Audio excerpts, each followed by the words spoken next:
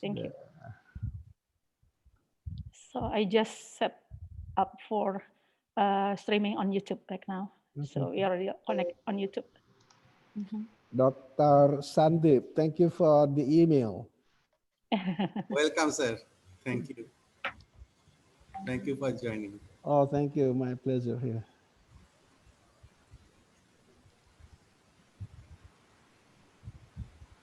So right now we're already online also on YouTube. Okay.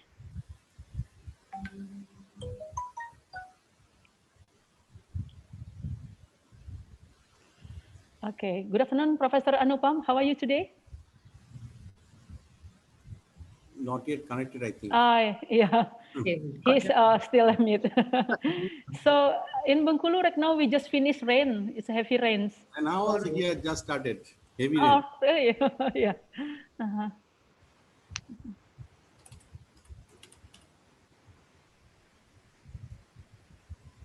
Excuse me for a while, Bu Guswarni. Okay. Yeah, this is prayer time in Bengkulu, so everyone also can live for a while to pray first. Okay.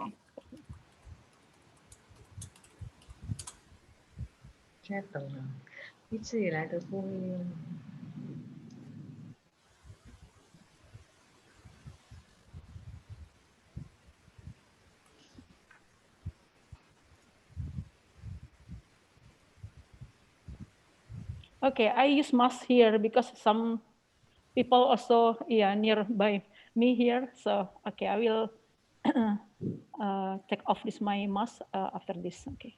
Oh. Yeah. We are in home, so no problem. I myself home. Oh, you're at home right now, Sandeep? You are at home? Oh, okay, nice.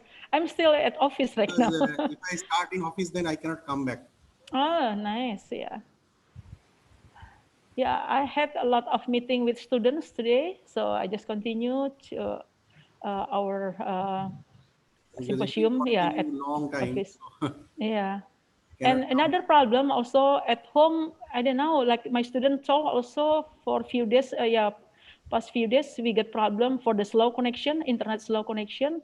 So that's why I like to stay at office because it's really good connection at office.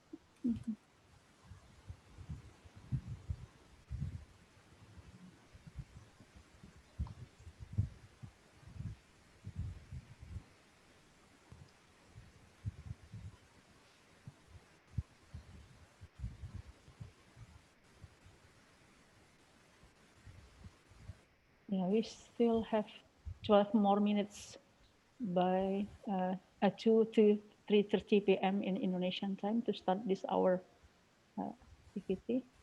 Okay.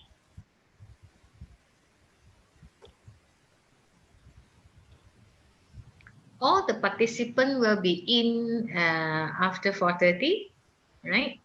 Yeah.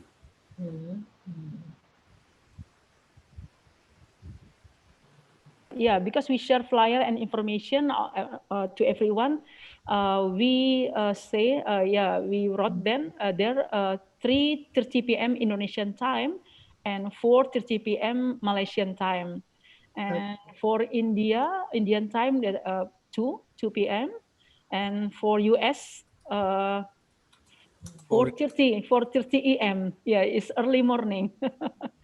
Yeah, because we have speaker from US, from Ohio State. Yeah. Oh. Yeah, Professor Rafiq Islam will join us later because his turn number, let's see, maybe 6. Yeah, before Dr. Sandip, right? Yeah. So it's not too early for him if he joins us. Yeah. Because we have 12 hours difference time. Yeah, for this the Asian or Southeast Asia, Asian countries and US. Yeah, like I studied in US, like it's really hard to communicate with my family because 12 hours. Yeah, yeah. So yeah, many times I just I stay late. In US because I have to adjust for time in Indonesian time. Yeah. It's nice. It's okay because easy. Yeah, before we know but Zoom, at the time we just communicate by Skype. By Skype, yeah. But right now everyone just use Zoom. Yeah. But the Skype is hanging more. Yeah, the problem, yes. But I don't know. I read one article. In some countries like US, they ban for Zoom using. Yeah, I don't know what's No, the problem. Zoom from US only. Yeah, because many article just say because I mean about this dangers for Zoom, like they can like what's it called steal our data. No, that one previously. The security not Previously, there. Now but like okay. now it's okay. But yeah, I read this, like for the information about few days ago. That's why I get confused. How come? Yeah, at the time, yeah, last time, yeah, Zoom like that. But they, improve their setting, the setup, and I don't know how they still problem. Yeah. Hello. Hello, Professor Anupam. Yeah. Yeah, madam. Yeah. Fine. Good It's afternoon, good. madam. Late, sir. Good afternoon. Yeah. Only we see your still picture, you're not talking, no dynamic action. Where? Here. Yes. Why? Video is not coming? Now coming. Oh, now it is coming? Okay, Uh, sound? Okay. yes, everything okay. I am just introducing Madam Peggy Chan is here. She is Acha. the director, founder of Gano Farm, the Yeah. biggest mushroom Madam, company of hello. Malaysia. Welcome, welcome, madam. Yeah, thank you. Welcome, welcome. Thanks for the invitation, Dr. Sandeep. And Dr. Faruji also here, the former dean of Indonesia Bengkulu University. Okay. Oh, sir. Sir, welcome, sir. Good afternoon. Good Hello. afternoon. Yeah, Dr. Farozi, yeah, just like the off for a while, yeah, because he's like now Oh, prayer. praying, yeah, because this the prayer time in Bengkulu, yeah, so maybe about 10 minutes, yeah, and he will join us again, yeah.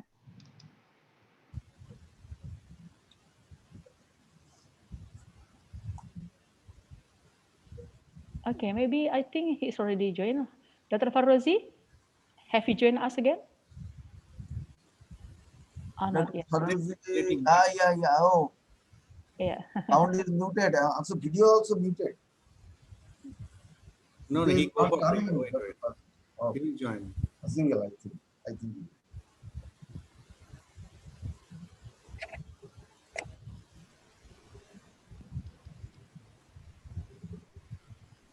We already live in Facebook. I would like to try on how to upload my video. Oh, just you play and share the computer sound. Pardon? From the video chatting, I need to do video chatting. No, you just play and share the screen and share the computer sound. Let me try. Yes.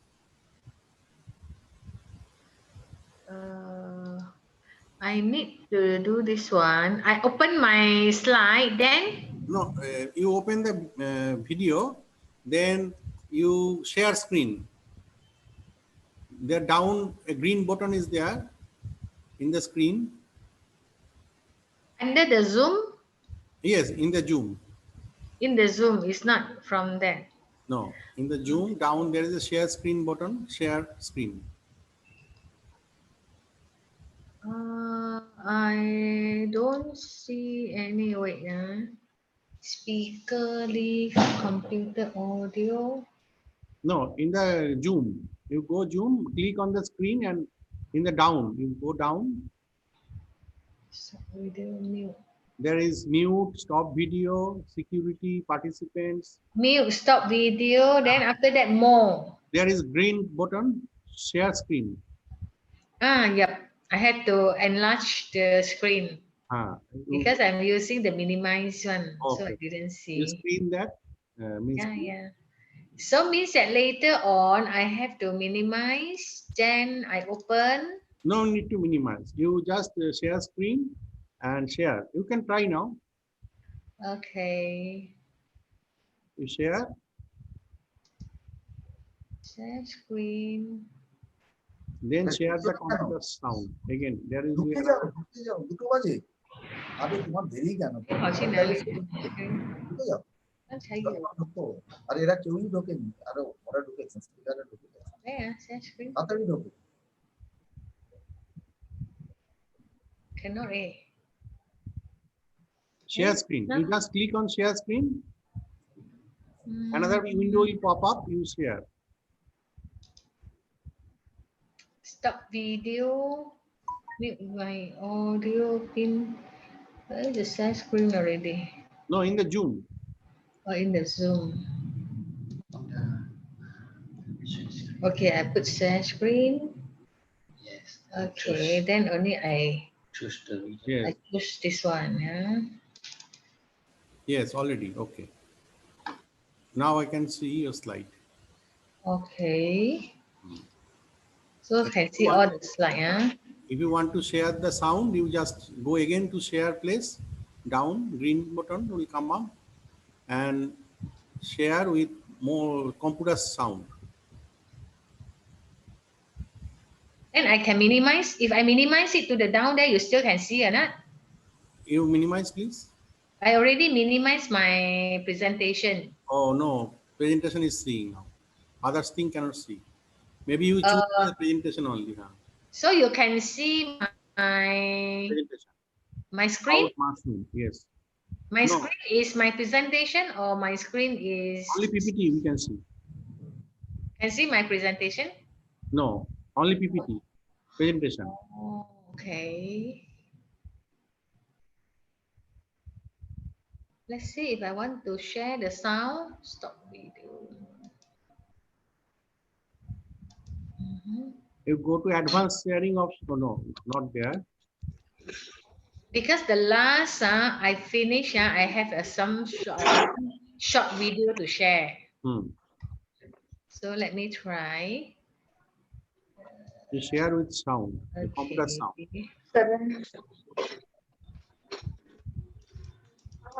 Oh, I cannot click at all. No, you go there only on the share screen. That button, that place, down. Not there. In the down, zoom. Share screen, and there you go.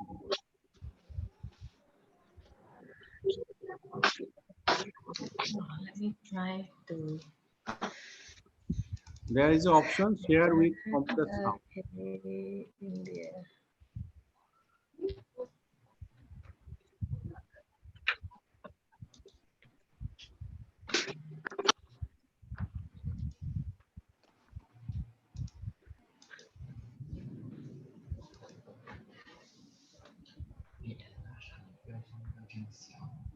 The destination already.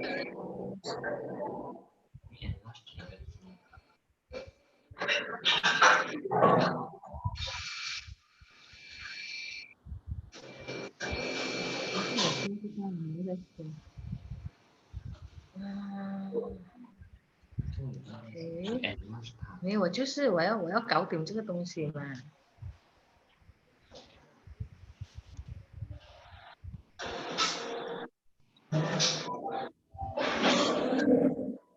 So can see or not? Yes, PPT can. Yes, sound coming. A sound. Yes, sound coming. Okay. But video cannot see. You have to share full desktop. Oh, the video you cannot see. No, only PPT you shared. You have to share full screen. You off. Share. Oh, how to off it? Okay, I off. Can you see? Now you share full screen. You can see the video? No. You share. You share the screen, then only you can see.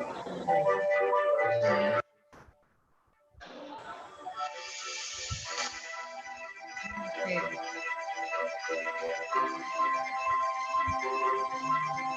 Yes, can see.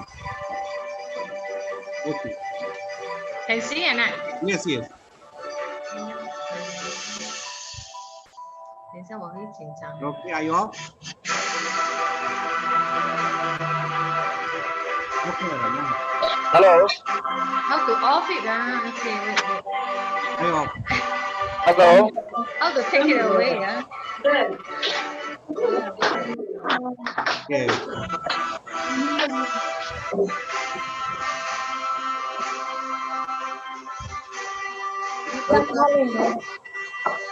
Welcome, Professor Acharya. Hello. Hello, so I can. Professor Acharya is there. Am I visible and audible? Yeah. Yeah. Okay, thank you. I need some couple of seconds only. Just let me.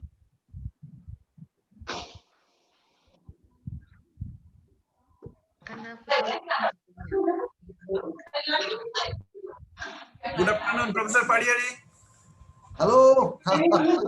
Hello, hi. I'm Souvik. Oh, yeah. Welcome. Dr. Sandeep, good afternoon. Yes, sir. Okay, I am audible, I think. Yes, okay. Okay, thanks.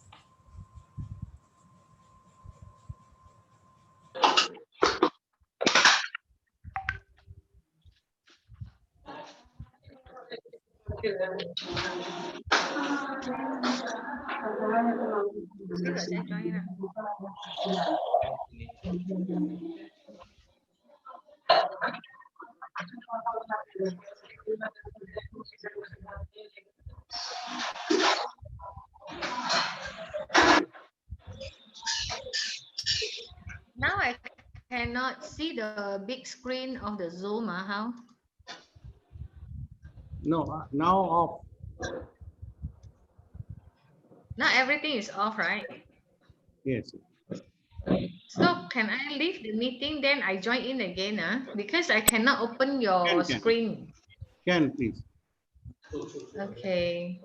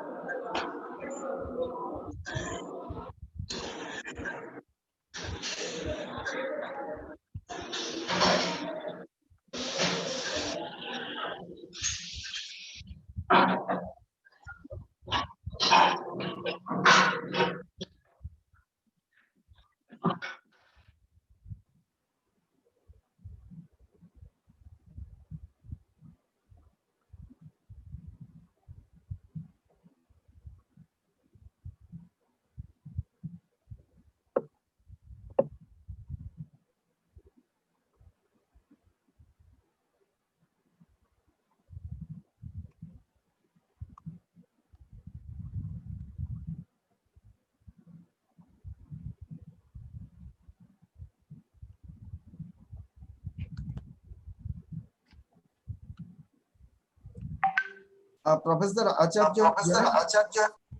Hi, yes. Yes, joined. Yes. Professor Acharya, Yes, sir. Yes. have you joined? Yes, I have joined. Okay, sir. Sandeep sir, can we start? Yes, just madam rejoined. I think Okay. madam computer has problem, so she is joining. Okay. Because time is on. Yes.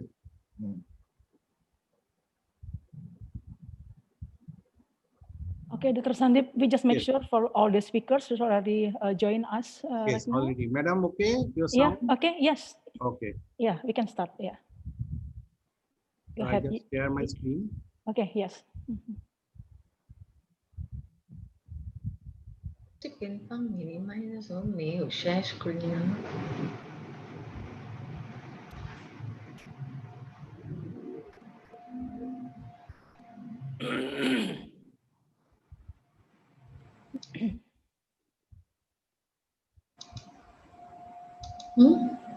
怎么这样子的？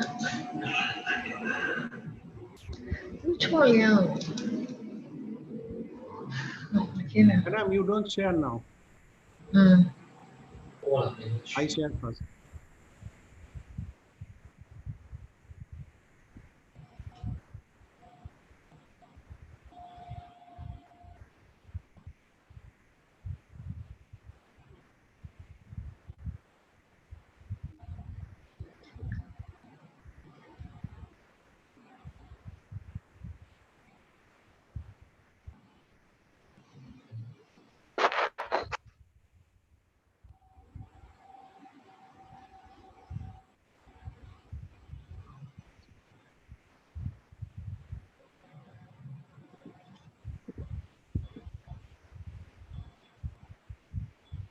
Okay. Yeah, okay, Dr. Sandip, go ahead. It's coming. Goswami Madam, it is okay. Good afternoon, everybody, and welcome to our second day International Symposium on Food Security and the Stand of Civilization, Agri-Horti Livestock Dynamics in Changing Global Ecology, in support of United Nations Sustainable Development Goal 2, Zero Hunger. As yesterday we have learned and listened to our reverend speakers, starting from Reverend Swami Bhaveshanandaji. He is also present now. Thank you, Maharaj, for joining.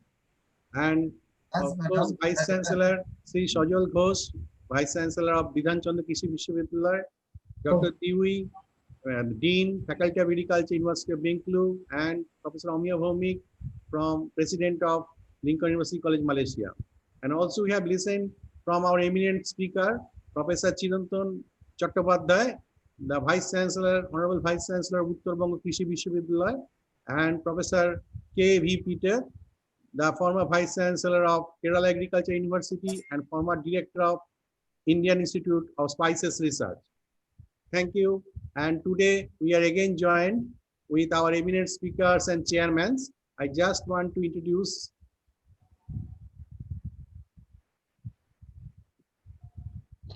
today our session chairman is Professor Shankar Acharya. He is the former head, Department of Agriculture Extension and Director of DE, Bidhan Chandra Krishi Vishwavidyalaya.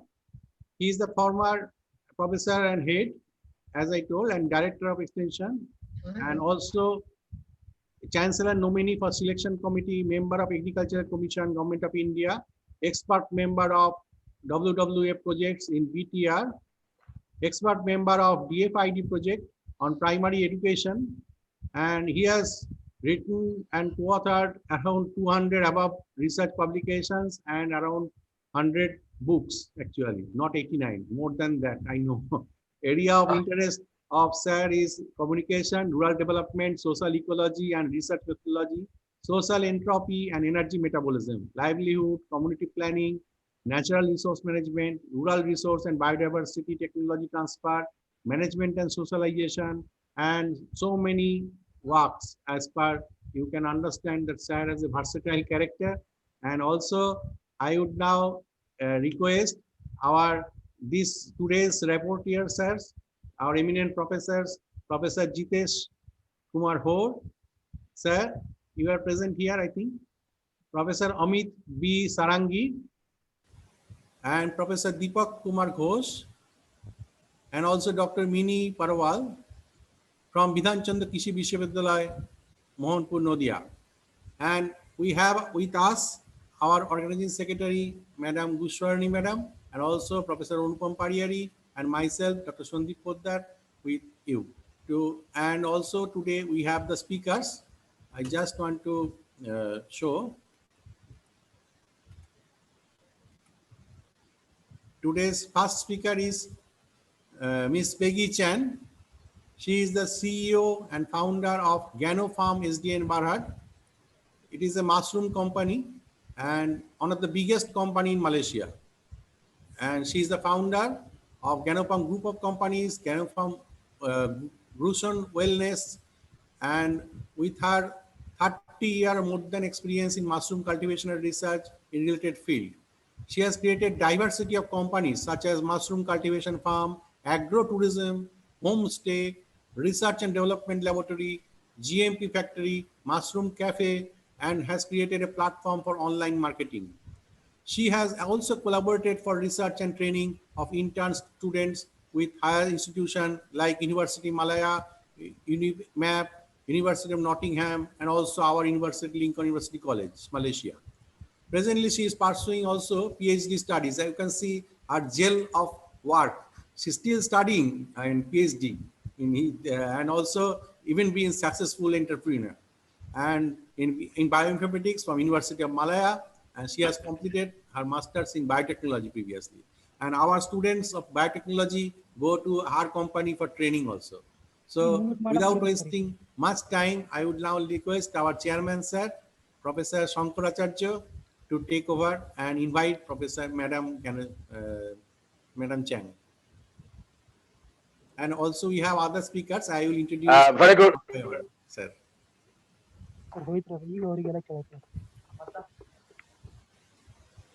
And all participants, kindly mute yourself and don't write anything on the board. Am I audible and visible? Yes, sir. Yes.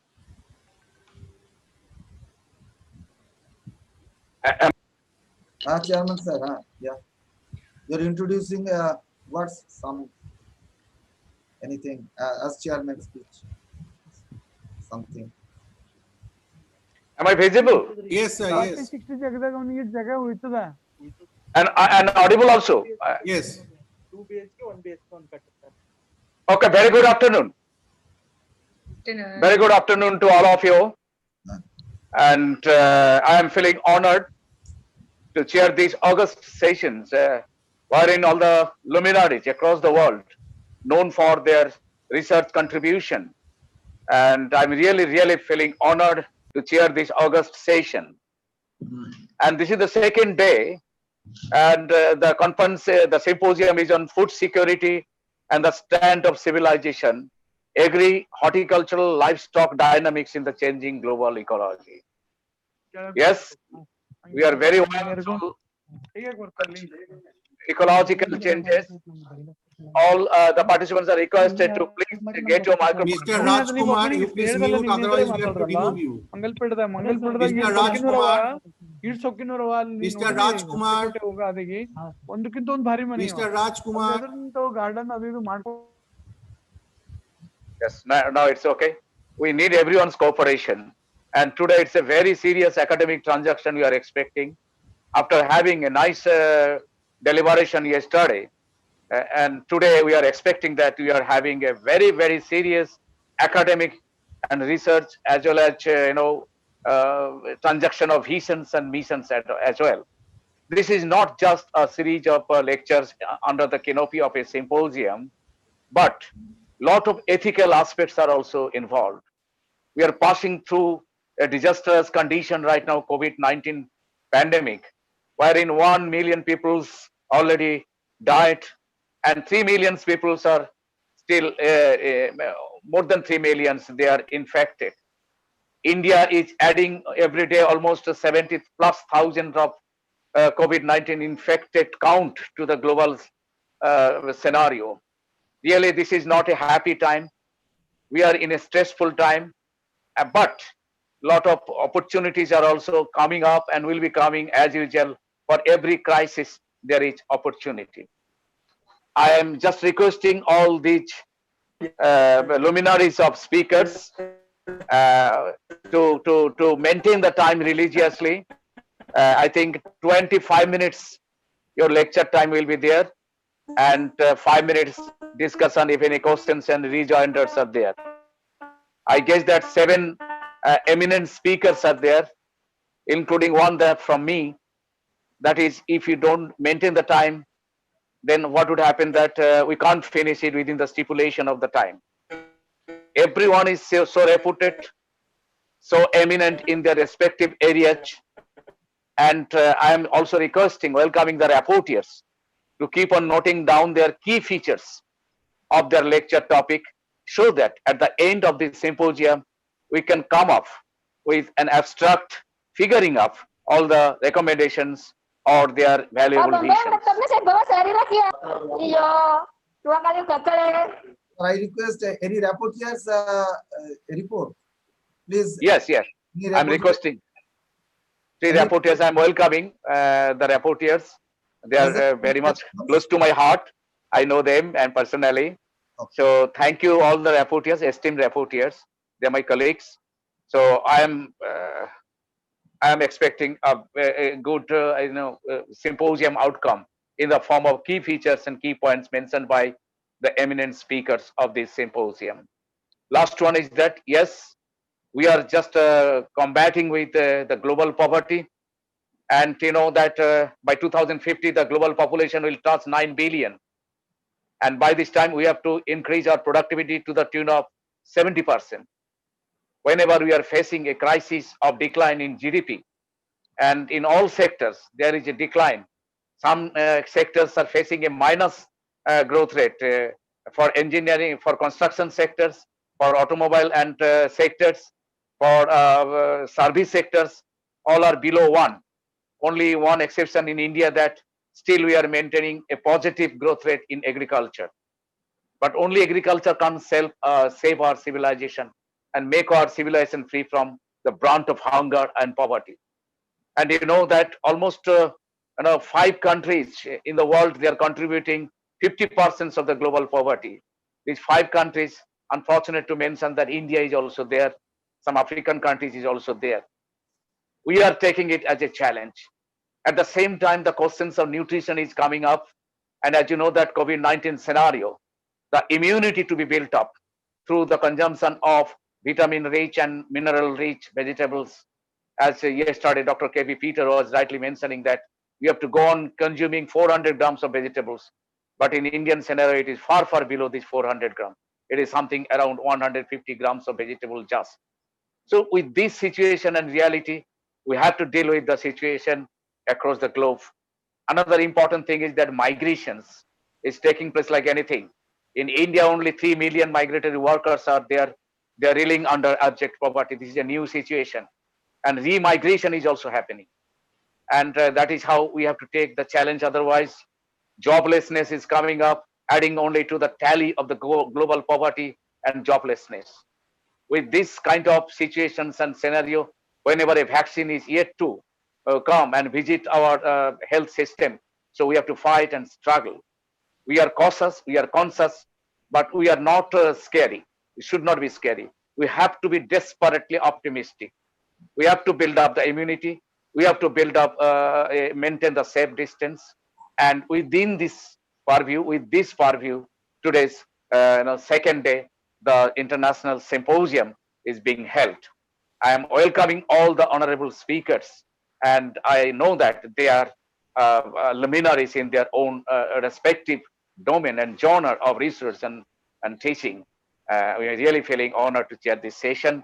May I request Professor Padiari, please invite the eminent speakers one after another, and I'll be requesting all the speakers due to this session, please keep on maintaining and keep on listening to the entire session, so that at the end of the day, we can come up with some tangible suggestions and recommendations for which this crucial, critical, but august symposium is meant for. With this welcome address to all these participants and resource persons for this session, it is up to you, Professor Padiari. Again, a gentle reminding of the fact that we have to maintain time, 25 minutes for deliberations. Please. Thank you. Thank you. Madam, please, Peggy Cheng. Dr. Poddar. Oh. Ms. Peggy Cheng.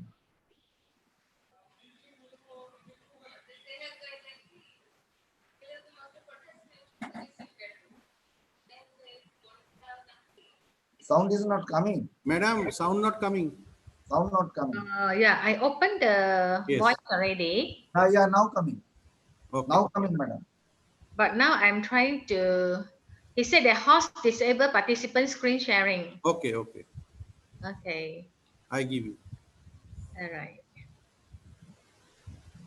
Okay. Now try, madam. Okay.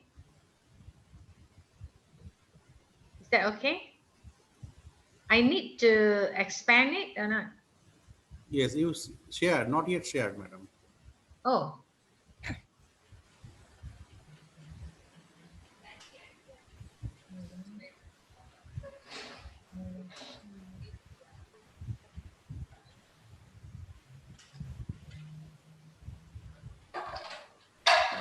Yes.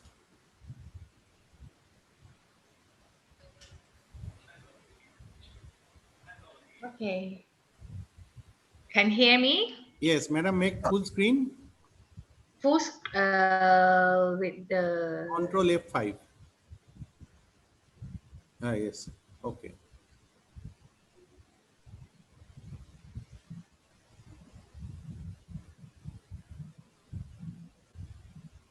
Yeah. Okay. yeah, it's full screen. Okay. Yep. Thank you so much for the invitations.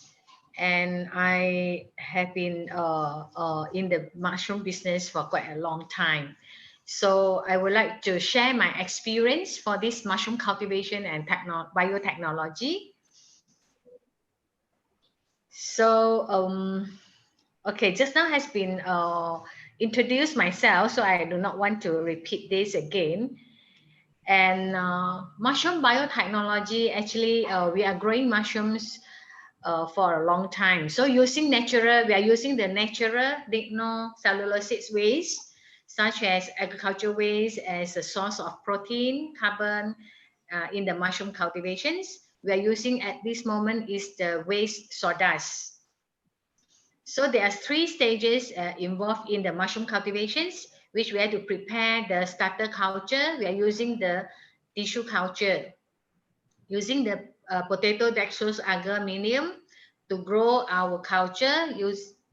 Then from that PDA culture, we will transfer into the spawn productions, which we use the wheat grains.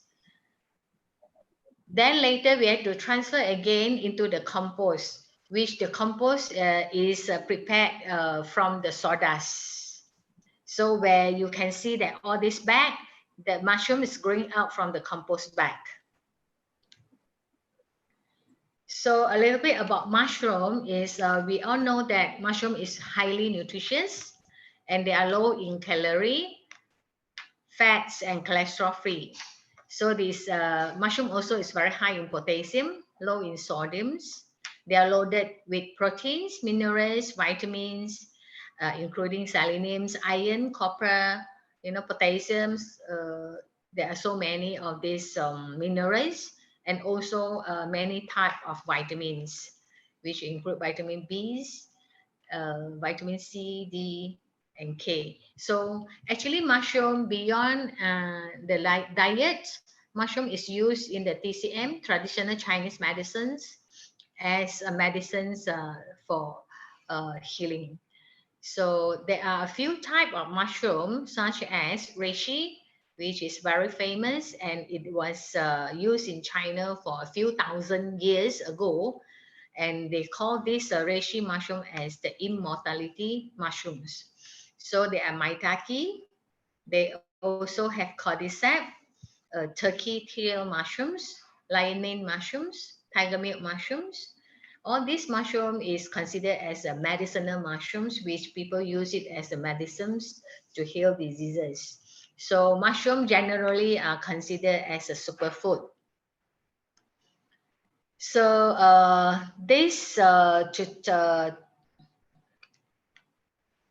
is to tell you about the company's journey that I have started the company in the year of 1987, which that time I was a fresh graduate.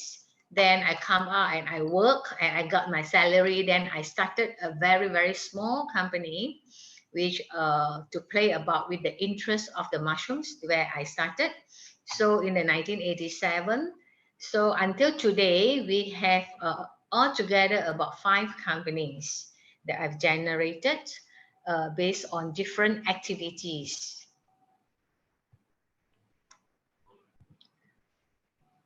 So up to today, we already have 33 years experience in the mushroom cultivations and on a total land area of 40 acres. And our place of this mushroom is very near to the KL, Kuala Lumpur International Airport, in fact. So it has been visited by a few countries, a researcher, and also students. We had trained also students from Indonesia before, which they came from Makassar. So, okay, so for the type of the mushroom that we are growing in our farm, that includes gray oyster mushrooms, we have yellow oyster, pink oysters, we have tiger milk mushrooms, black fungus, which is very common as the edible fungus. Then we have reishi, lion mane mushrooms, and Cordyceps militaris. Okay, so we also have a research laboratory which we work very closely with the university for publication, for training of the intern students. This is all the intern student who is working in the lab. And every year we have a few university who apply to be the intern for the internship program. So in the research lab, other than providing the services for the interns, we also do some commercial activity. Like we also help companies, for the biotechnology extractions, fish drying process. Then we have doing raw material analysis. We have compound identification and quantifications. We have cell culture lab to analyze the activities of the compound. And we have also do contract research for entrepreneurs. So for product formulations and development, our company also helping other companies to do the OEM and ODM services, which if they intended to develop a new products, they can share with us and we will help them to develop and also to do some research on the products.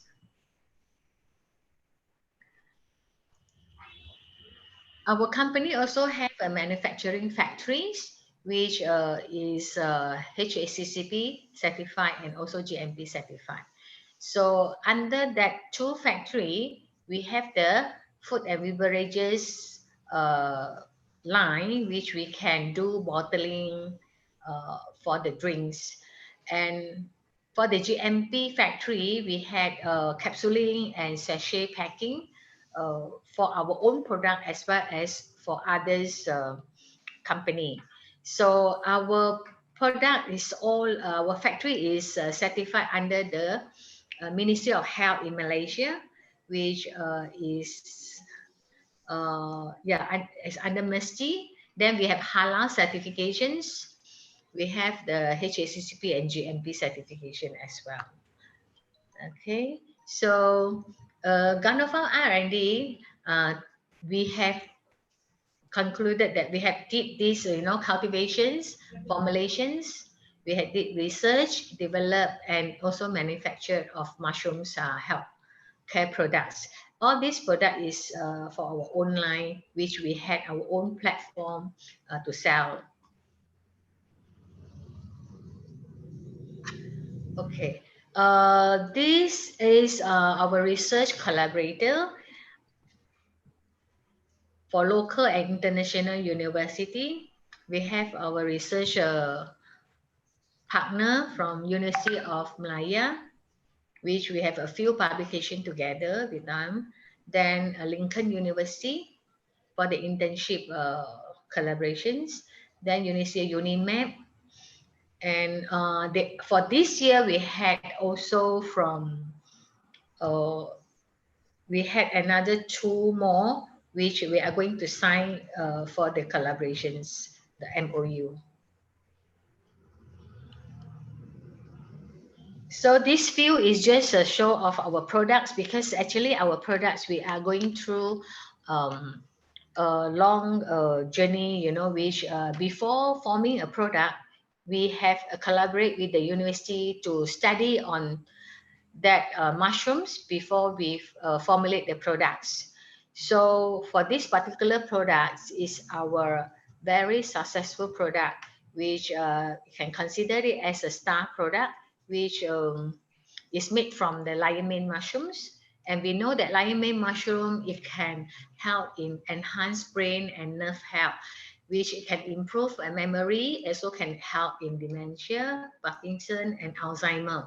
So the research is still going on, and we had just this year also, we have signed up another collaboration with the University of Hong Kong to further our research in the Alzheimer, using the Alzheimer rats. It's still undergoing the research. The paper is not yet publishing. So this is our Lingzi. Lingzi capsule actually is the mushroom is reishi. We call it reishi in Japanese lah. But in scientific we call it Ganoderma. Ganoderma is very famous for general health, and it also improves the liver and kidney functions. And we had this mushroom essence, also another one good product, which is good for energy booster. It will relieve the fatigue, improve sleep quality, nourishing our body cell.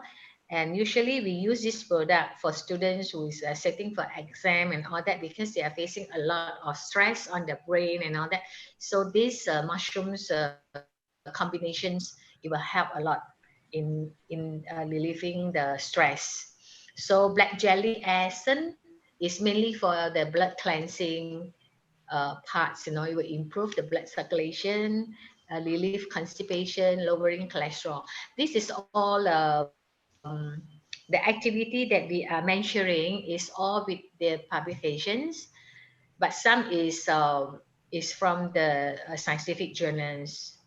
Our publication is more strong in the nerve growth. Okay, this is our product safety and quality assurance. We have the Mind Organic for our production of mushrooms. So all the mushroom that we are using in our farm is from our farm, and our farm is certified organic by a Malaysian's MOA, Ministry of Agriculture. So we have the COA that under the accreditations lab, that we have to do every product, you know, with the COA. Then we also must get approval from our MOH, the KKM Malaysia, to get the approval. And we also registered our trademark. So this is pictures to show that, you know, we also collaborate, you know, in the research, which with the students, the post-grad students, and we go together with the research and the products together. So we have quite a lot of attentions, you know, from the yeah, we have a lot of attention, and we won a lot of awards for the products also.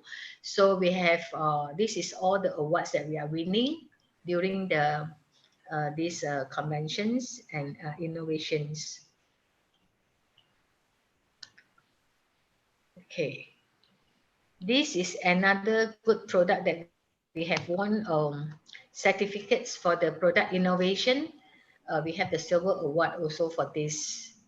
So actually food also can be a medicines, and which is very good for us to, like, you know, taking mushrooms as our daily food, which can enhance our immunity, and also it can heal quite a number of illnesses, which we have been trying to do more research to prove to the people that food can be a medicines as well, if we really, you know how to use the biotechnology, and also we do some scientific verifications, so it's able to turn the economy become a better one, instead of just producing the mushrooms as a basic food.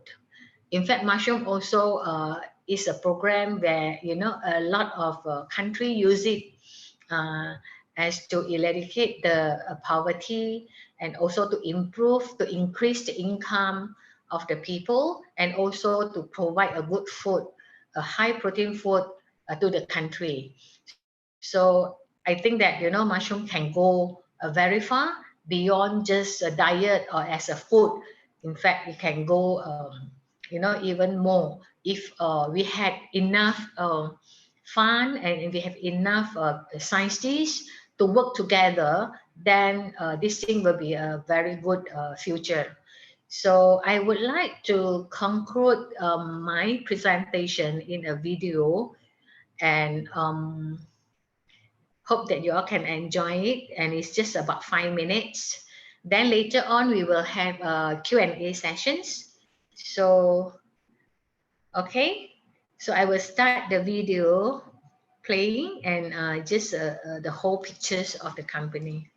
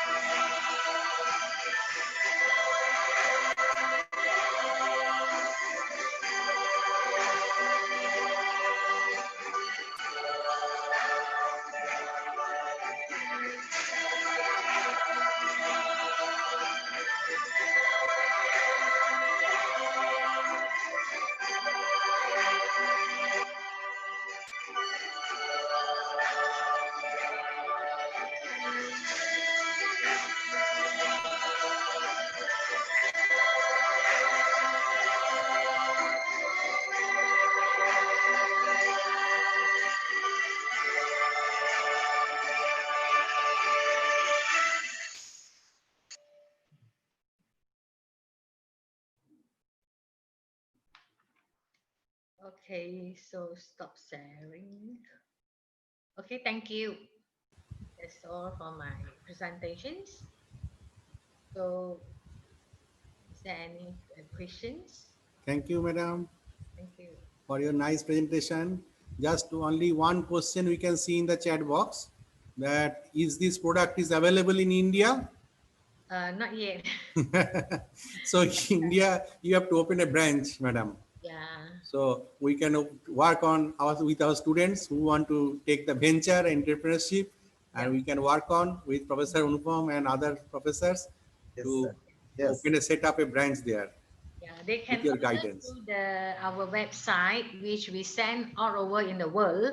And I have a customer from America, from Europe, from all over the world, even in Canada, in Hong Kong, but it's not so much, you know, because I'm not doing so much on the ads. Huh?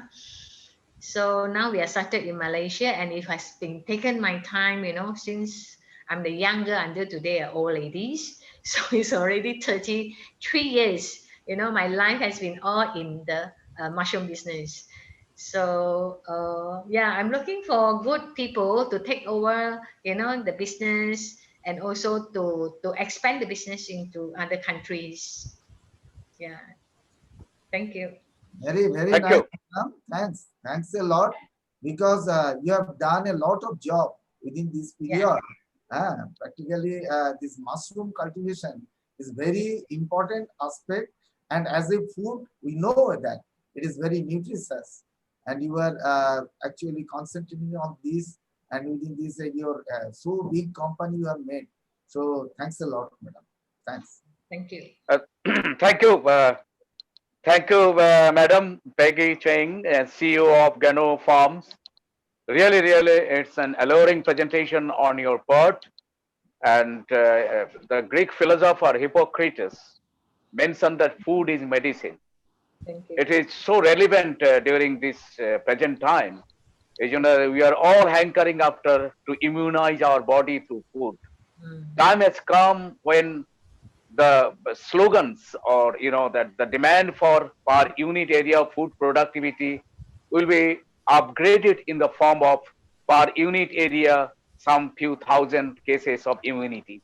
So food for immunity, this is the present day slogan. In this perspective, mushroom has got tremendous role to play. It is packed up with minerals, vitamins, and for the diabetic patients it's a really a safe food.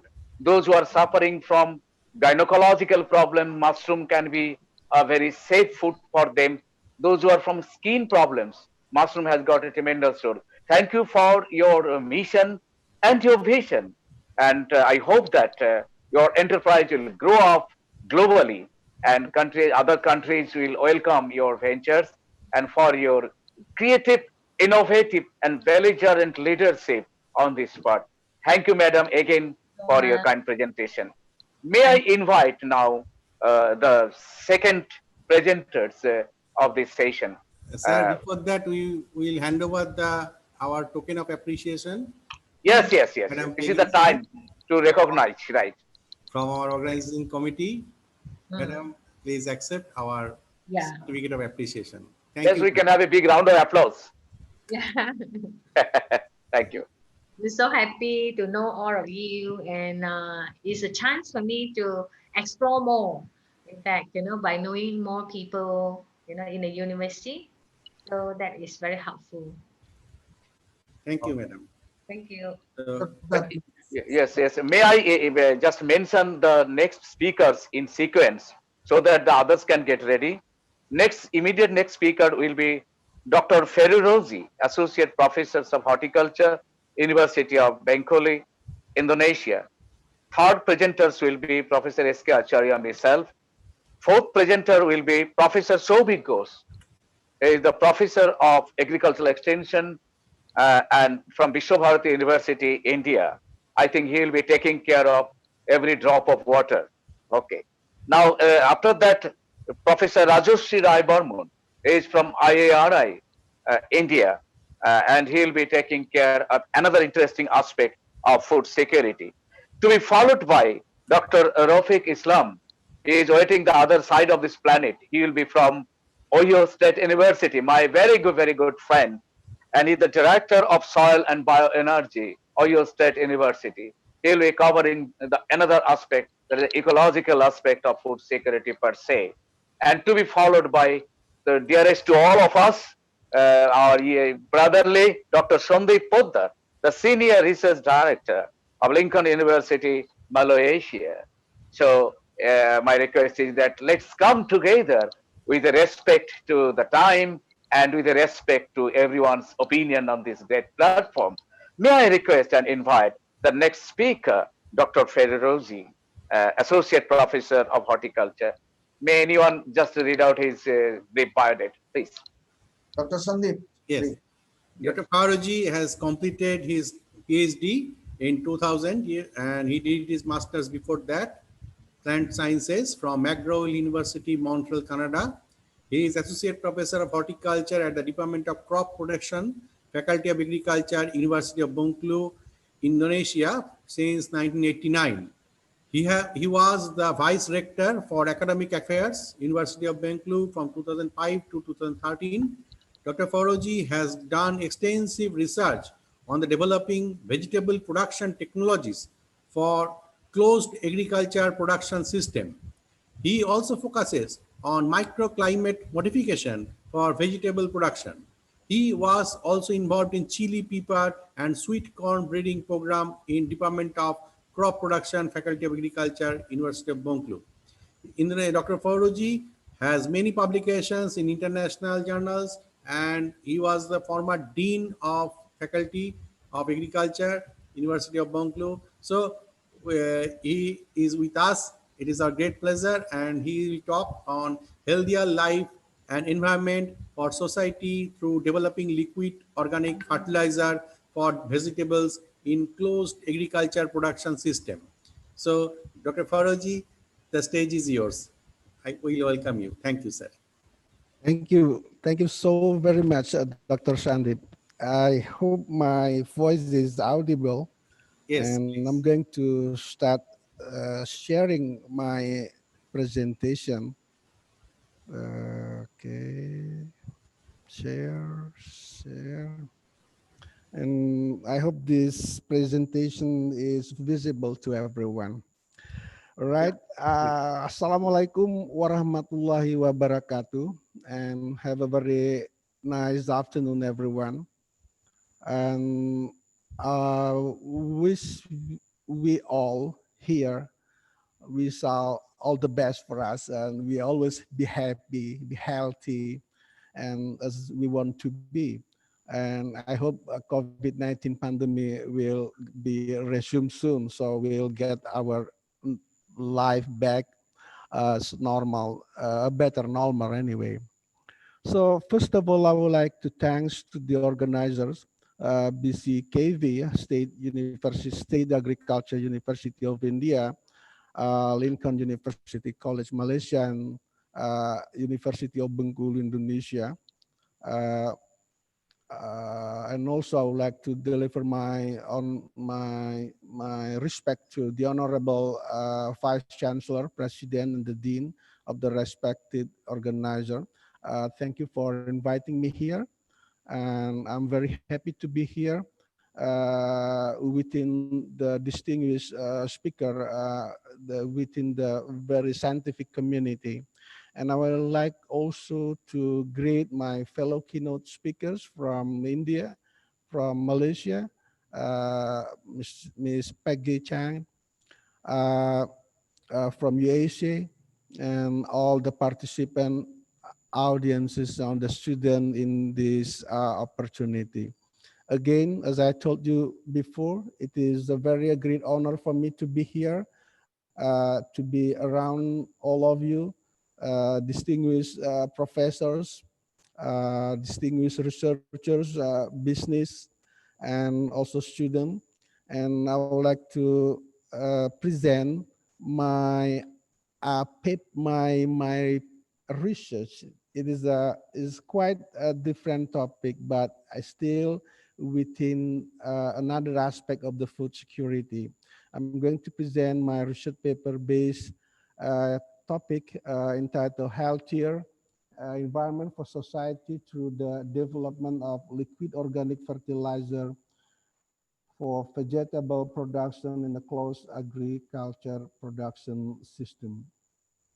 So in the next 15 minutes, or not, in the next given maximum of given time, I'm going to present. This is the outline of my presentation. Start short introduction, and then importance of organic vegetable. I'm going to talk about closed agriculture production system, production of organic liquid organic fertilizer, and I'm going to present some selected findings, and I'm going to resume my presentation with a conclusion. Okay, as we discussed yesterday, hunger is a multi-complex issue.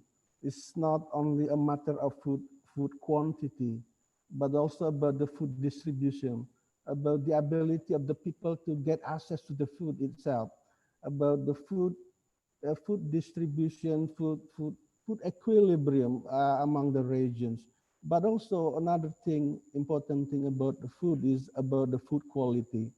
So when we talk about hidden hunger, we literally talk about the food quality.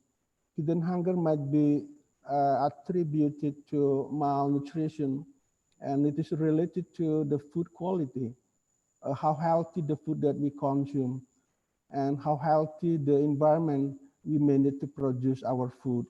So, uh, talking about food safety, food quality. Yesterday, we also we also listen that the keynote speakers mentioned about the importance of organic food, about the organic vegetables, about organic fruits in order to support the availability of the food quality and to maintain our production areas in a sustainable manner. So organic vegetable production practices are very relevant to be discussed in order to support SDGs goals number 2, zero hunger. Uh, Let me briefly present about the basic concept of the closed agriculture production system. Some of you might have known this concept, but at least I'm going to mention that closed agriculture production system is a model of integrated organic crop and animal production by minimizing the external input. So in the practice of closed, closed agriculture production system, uh, most of the input are derived from the internal agro-ecosystem, selected agro-ecosystem, and we try to minimize the external input to increase the efficiency, resource efficiency. The end goal of the CAPS closed agriculture production system is to maintain the sustainable agriculture resources. So basically, the practice of closed agriculture production system in order to produce organic food, both plants and animal, is the organic agriculture itself. But my presentation today, I will mainly discuss about the organic crop production. I'm not going to talk about the animal production, especially for the vegetable production. Uh, let's see the importance of the organic vegetables. In the globally speaking, recent report on organic fruits and vegetable market share uh, indicated that the organic fruit and vegetable is the largest and the fastest growing segment of the global organic food market, which is accounted almost 39%. And this is followed by the frozen and processed food, and then dairy product, and then meat, fish, and poultry.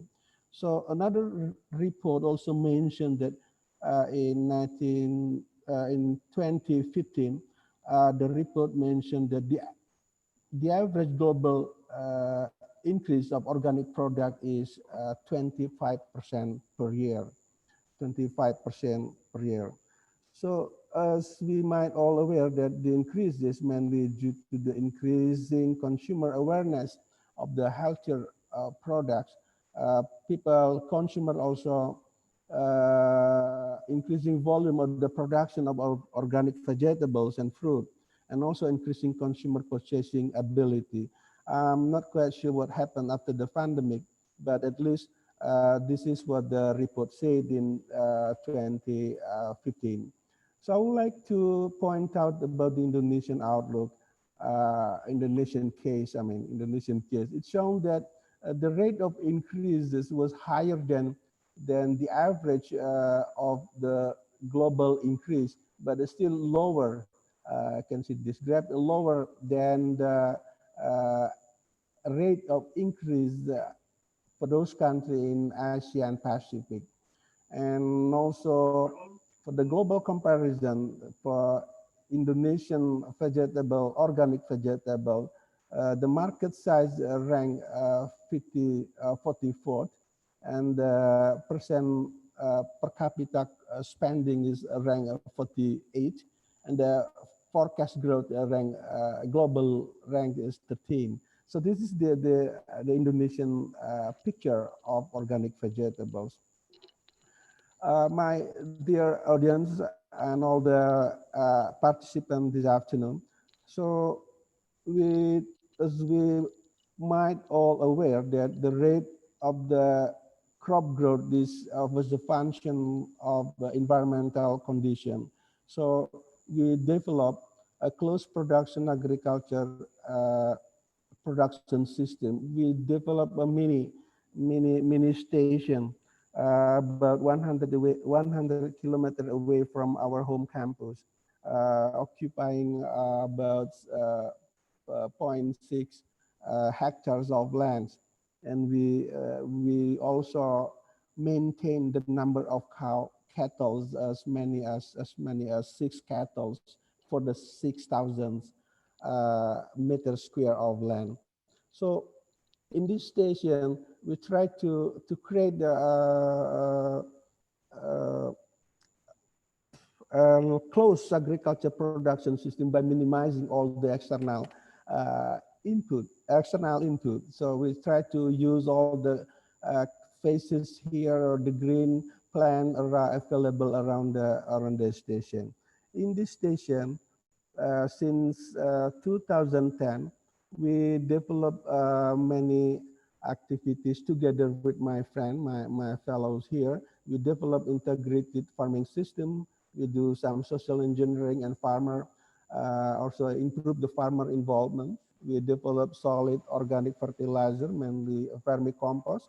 And we also develop liquid organic fertilizer, breeding program, and also we try to improve the sweet corn production practicing. We try to improve the cropping system of the closed agriculture production system. So we also do some other activities related to the food organics. Community involvement is one of the key for us to disseminate the principle of organic farming. So I myself focused on take responsible in developing the organic fertilizer in this station. My friend is responsible for the sweet corn breeding. Another fellow is responsible for the soil management. So I mainly by myself take responsible for the development of the organic vegetable, liquid organic vegetable, sorry. So the question is why we have to use liquid organic fertilizer. So this is a common practice in organic vegetable production is to use the solid organic fertilizer. However, the weakness is a slow release, is low availability. As we might know that most of the vegetable crop is a very short growing cash crop. And it's not available, the nutrient is not available during the early growth of the vegetable, and then it will delay the growth of the vegetable. So since the use of solid organic fertilizer is less effective as a nutrient sources for the early growth of the vegetable, we try to combine the use of a solid organic fertilizer with the liquid organic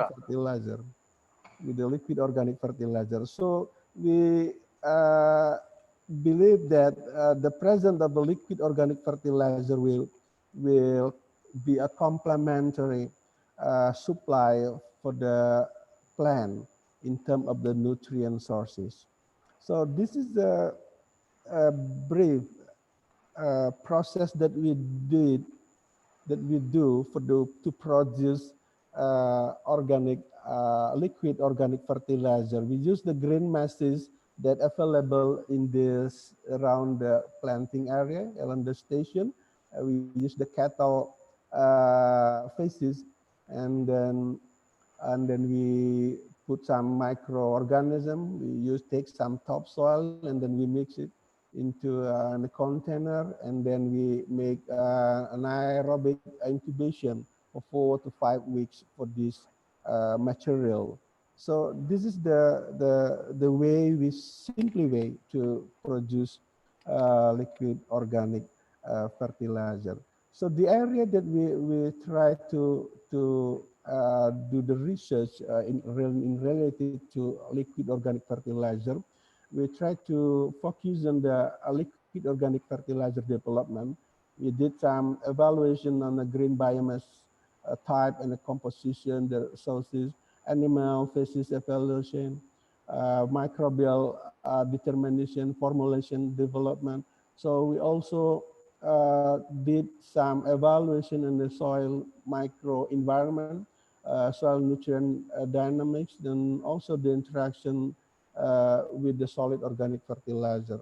In terms of the vegetable production, we try the use of liquid organic fertilizer in 3 to 4 different type of vegetables, and we try to manage the cropping system, and we try to improve the application technique, and also we try to see we also try to do some other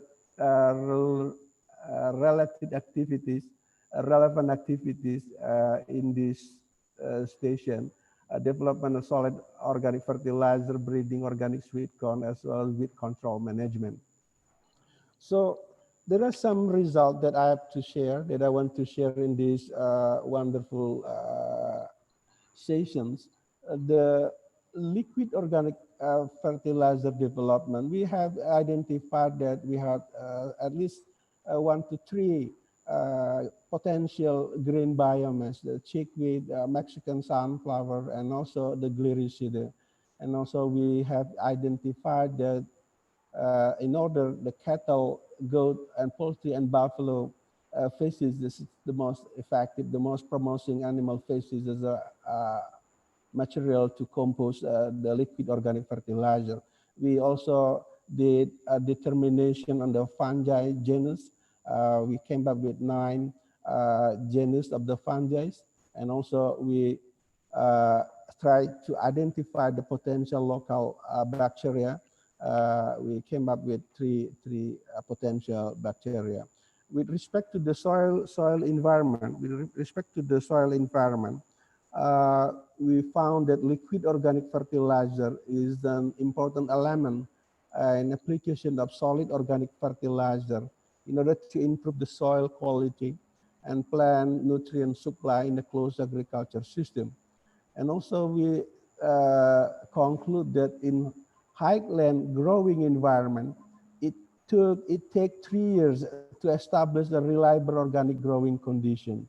And also crop rotation significantly contributed to the maintenance of the soil quality. And also after 8 years of organic land management, yields of organic grown sweet corn was comparable to non-organic sweet corn production. Another aspect that I want to share is related to the vegetable production aspect. So the use of liquid organic fertilizer for vegetable production could not serve as a single sources of the nutrient. So the increased vegetable yield was only achieved when the liquid organic fertilizer is applied in combination with the solid organic fertilizer. And then also we noticed that foliar application of liquid organic fertilizer is as effective as a soil application. We also did some research on nutrient uptake, nitrogen, potassium, and also phosphorus. Here I present that potassium uptake by sweet corn grown by using liquid organic fertilizer were significantly increased growth and yields of sweet corn, but not days to harvesting. So another relevant finding that I have to mention here that our research group also successfully generated 15 promising hybrids of organic sweet corn. And now last year we four of our inbreed had been registered to the Ministry of Agriculture Indonesia, Government of Indonesia. And also the application of a Wedilla wheat compost base could substitute NPK fertilizer for growth and yield of the mustard. So another aspect that I have to mention also the impacts of our station about the social economic impact. Farmers and villagers around the station start to practice producing solid and liquid organic fertilizer too. They come to our station, talk to us, work with us, and spend time with us and learn how to produce solid or a liquid organic fertilizer. So in this humble station, we also serve as an internship provider for high school student, college student, and farmer group from other region of the municipalities. But still, the problem is the marketing of organic organic vegetable is remain a major constraint. So what's next? I think we all know that what we as we know that organic crop production, food production is not a standing alone process. Green technology is not it's not a standing alone effort. It is indeed a collective and integrated effort and approach that we have to put together. It required a green environment, a green economic, a green attitude and values, and green policies in order to widen the the use of organic products, and which is I mean, which eventually that we expect to improve the health of the people. So interdisciplinary research must be conducted at many different regions. In each region, you know that they have their own culture, their own local resource, their own level of economic and education. That all aspect will determine the success rate of the developing of organic food community. And even within the region, all of those aspects were interconnected from one to another and affecting the way of its community to grow their crop. Their perception to organic crops also different, and also will determine the sustainable agriculture production system, the successful to create the organic vegetable community. So in conclusion, I would say that the use of the liquid organic fertilizer improve the effectiveness of solid organic fertilizer for vegetable production in closed agriculture production system.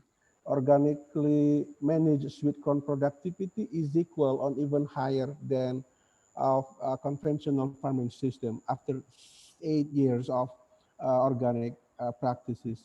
So local resource-based organic fertilizer has been sufficient to provide nutrient for crop production. The formulation of local-based organic fertilizers should be settled down. In the long term, closed agriculture production system is able to preserve and the soil quality for healthier vegetables and healthier environment, and eventually it will contribute to the successful of the sustainable development goal achievement. Thank you very much for your attention. I would be very happy to provide any necessary information if as long as I can provide it. Again, to the organizers of the symposiums, I would like to re-mention my appreciation, my decent appreciation for inviting me to be around here. It's a great pleasure and a great honor for me. to share my humble word. Thank you very much. Wassalamualaikum warahmatullahi wabarakatuh. Thank you, sir. There is one question, sir. I am Prof. Shankar, sir. I am asking on behalf of you. Yes, yes. In the chat box, there is a question from Shubhajit Dotto. He is asking that, keeping in mind the condition of India and world, to what extent organic farming can meet the level of production quantitatively to nullify the hunger problem? Are we still not dependent on chemical fertilizer for maximizing production level to meet global need? Wow, it's very dilemmatic questions. I know that sometimes we have to deal with that thing, but what I believe that organic vegetable production will provide healthy food, healthy product. So, but not in terms of the quality, the quantity of the food. In the quantity of the food, it will take a long time to I think to establish a real a comparable organic production system with non-organic production system. So I know when we talk of food quality and food quantity is sometimes we are not in feel very convenient to one another. Sometimes we have to make choice either quality or quantity we have to do. But still, I think I do realize that we have to eradicate the hunger itself problem. But still, in the other hand, we have to maintain our global, our planet, the ability of our growing environment to growing environment to support the production of the food. Larger, the silent spring has remind us what will happen if we continue with intensive agriculture production system. I might not answer your question very well, but at least sometimes decision we have to make. The situation is different from one region to another region. Thank you very much. Uh, may I take the opportunity to respond a bit to this question? Thank you so very much. Okay, thank you, Professor Farooqji, and nice deliberation into the issue and the certificate, please. Sandeep, announce Yes, the sir. certificate. Yes, here, right now. So we are proud that, sir, you are here with us, and thank you from joining from University of Bengkulu and for your nice presentation. Everybody is telling me in WhatsApp. Thank you, sir. From our organizing committee, this is a token of appreciation. Kindly accept. Thank you very much. Thank you, Dr. Farurozi, for this year sharing this your nice presentation and knowledge as well. Thank you so much. Thanks, Dr. Guswami. You're So very thank you, welcome. Professor Farooqji. Nice, well-structured presentations and well relevant. It is so relevant in this present perspective. You are driving the future of agricultural ecosystem to a new dimension, of course. And very good question from my Shubhodev, I think. Yes. And the answer can be, I can take this opportunity to respond. In India, we are close to 300 million tons of food grain productions. It's really a great achievement. We started with 55 million tons during 1965-66, and it's a quantum jump thanks to the Green Revolution. And we are proudly announcing that we can support and defend our 135 crores of population. So they are supported and contributed by our scientists, by our brave farmers. But the question is that, yes, whether this food is in qualitative terms good enough to support our health and nutrition, that is a big question. The difference between organic farming and the other is a conservation agriculture is that in organic farming, you can't maintain the level of production. Production may go decline in favor of what you call the quality, safe quality of the food. That's why conservation agriculture is coming up in a big way to land in between. We can't negotiate with the productions and productivity. You keep on increasing it. But is it possible through totally eliminating chemical fertilizer? No, it is not possible. And even though if you have a global comparisons, our per hectare fertilizer application in India is just close to 200 plus kilograms, wherein it is in Japan, it is 500 plus. In Europe, it is again 600 plus kilograms. We are almost the half or one third of the global averages. For pesticides in Indian soil, per hectare application of pesticide is just 350 grams to 450 grams, 400 grams. In comparison to European nation, they are using 1200 grams of pesticides. In Japan, it is around 700 grams of pesticide per hectare per year. But the question is, whatever amount is applied in Japan or Europe, 95+% are safe. But whatever little amount is applied in comparison to in India, almost 70% is not health friendly. It is not eco-friendly. So we have to take care of that. Yes, we have to go for safe and the eco-friendly applications of all these inputs. Yes, we have to go on rationalizing the application. That's why we are talking about nano fertilizer. The total quantity can be reduced. Nano pesticides, the total quantity can be reduced so that our ecology can be resilient. Ecological resilience is a big question. If we jeopardize the ecological resilience, nothing will be there. At the same time, we can show the luxury of our farm to go energy prodigal. So energy is another aspect where we are wasting a lot of energy. So we can't take an extreme decision, stop applying fertilizer tomorrow onwards. That will be suicidal. At the same time, we can show the luxury of carrying with these kind of indiscriminate use of chemical fertilizer and pesticides. We have to be ecologically literate, sensitive, and thank you, Dr. Faruzi, for your nice presentations. You have covered technical aspect, ecological aspect, economic aspect of your liquid green fertilizer for safer vegetables. And you know that the global standard is 400 gram vegetables per day per capita.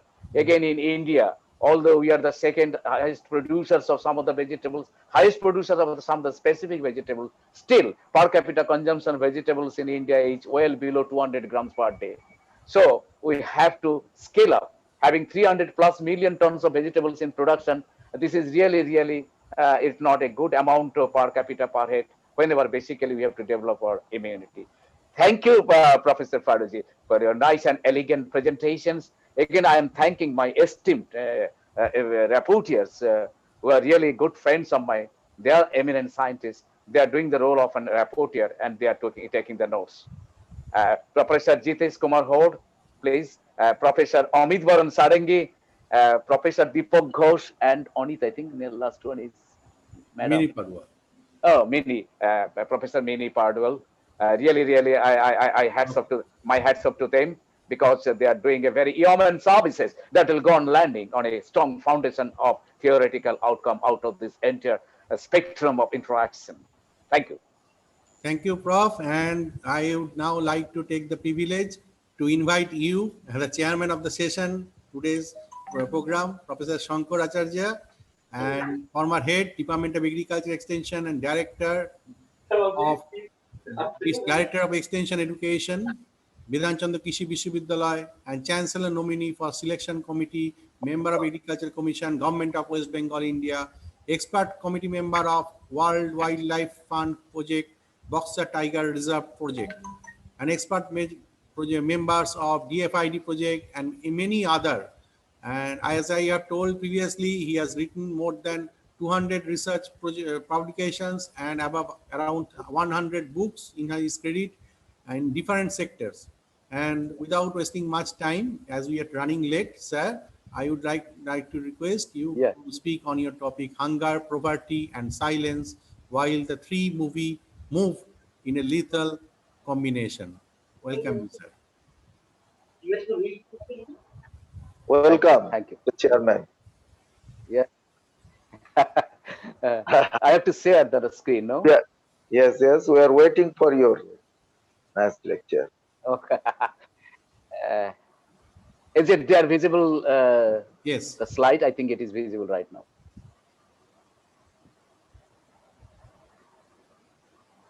Light's not coming. Yes, sir, coming. Coming, no? Okay. Yeah. It is coming. Is it coming? Yes, sir. Okay. Yes. And Misha also coming? Yes. Acharya is visible? Okay. Acharya and hunger both are visible. Yes. Really, it's by becoming a chairman, it's my additional responsibility to finish my talk within 25 minutes because I have declared the rule and I have to abide by. Okay, my dear friends, without wasting much of time, I'll take you to a journey. Basically, the crux of this international conference on hunger, poverty, and silence. Okay, unmute, no?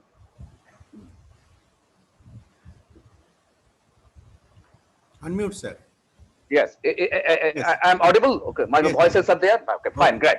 So while you're talking about that, it's not disturbing this line. Yes, hunger, poverty, silence, while the three move in a lethal combinations.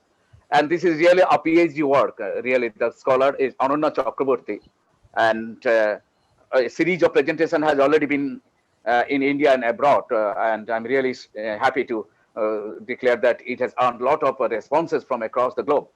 And this is my another opportunity to share this experience with the learned and very eminent experts, participants, resource persons, and scholars for this international symposium. Now, let us keep on focusing on why the hunger and poverty, well known to all of us, those who are dealing with the socio-ecological aspect.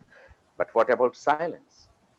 So this is a new factor really I've identified, and we have also already quantified both the silence in terms of all these silence, hunger, and poverty by using the dummy variables. And they have been thrown into a very complex statistical analysis, including that canonical covariate analysis and the neural network analysis. I'll come to this later part. But the theoretical part is that yes, hunger and poverty and silence, why silence is there? People are hungry because they are poor. People are both poor and hungry because they are silent. Is it that they are voiceless? That's why they are poor. And whenever they are remaining voiceless, they are both hungry and poor. Really, I have to take a journey to all of you there. Let's see. What is the next one?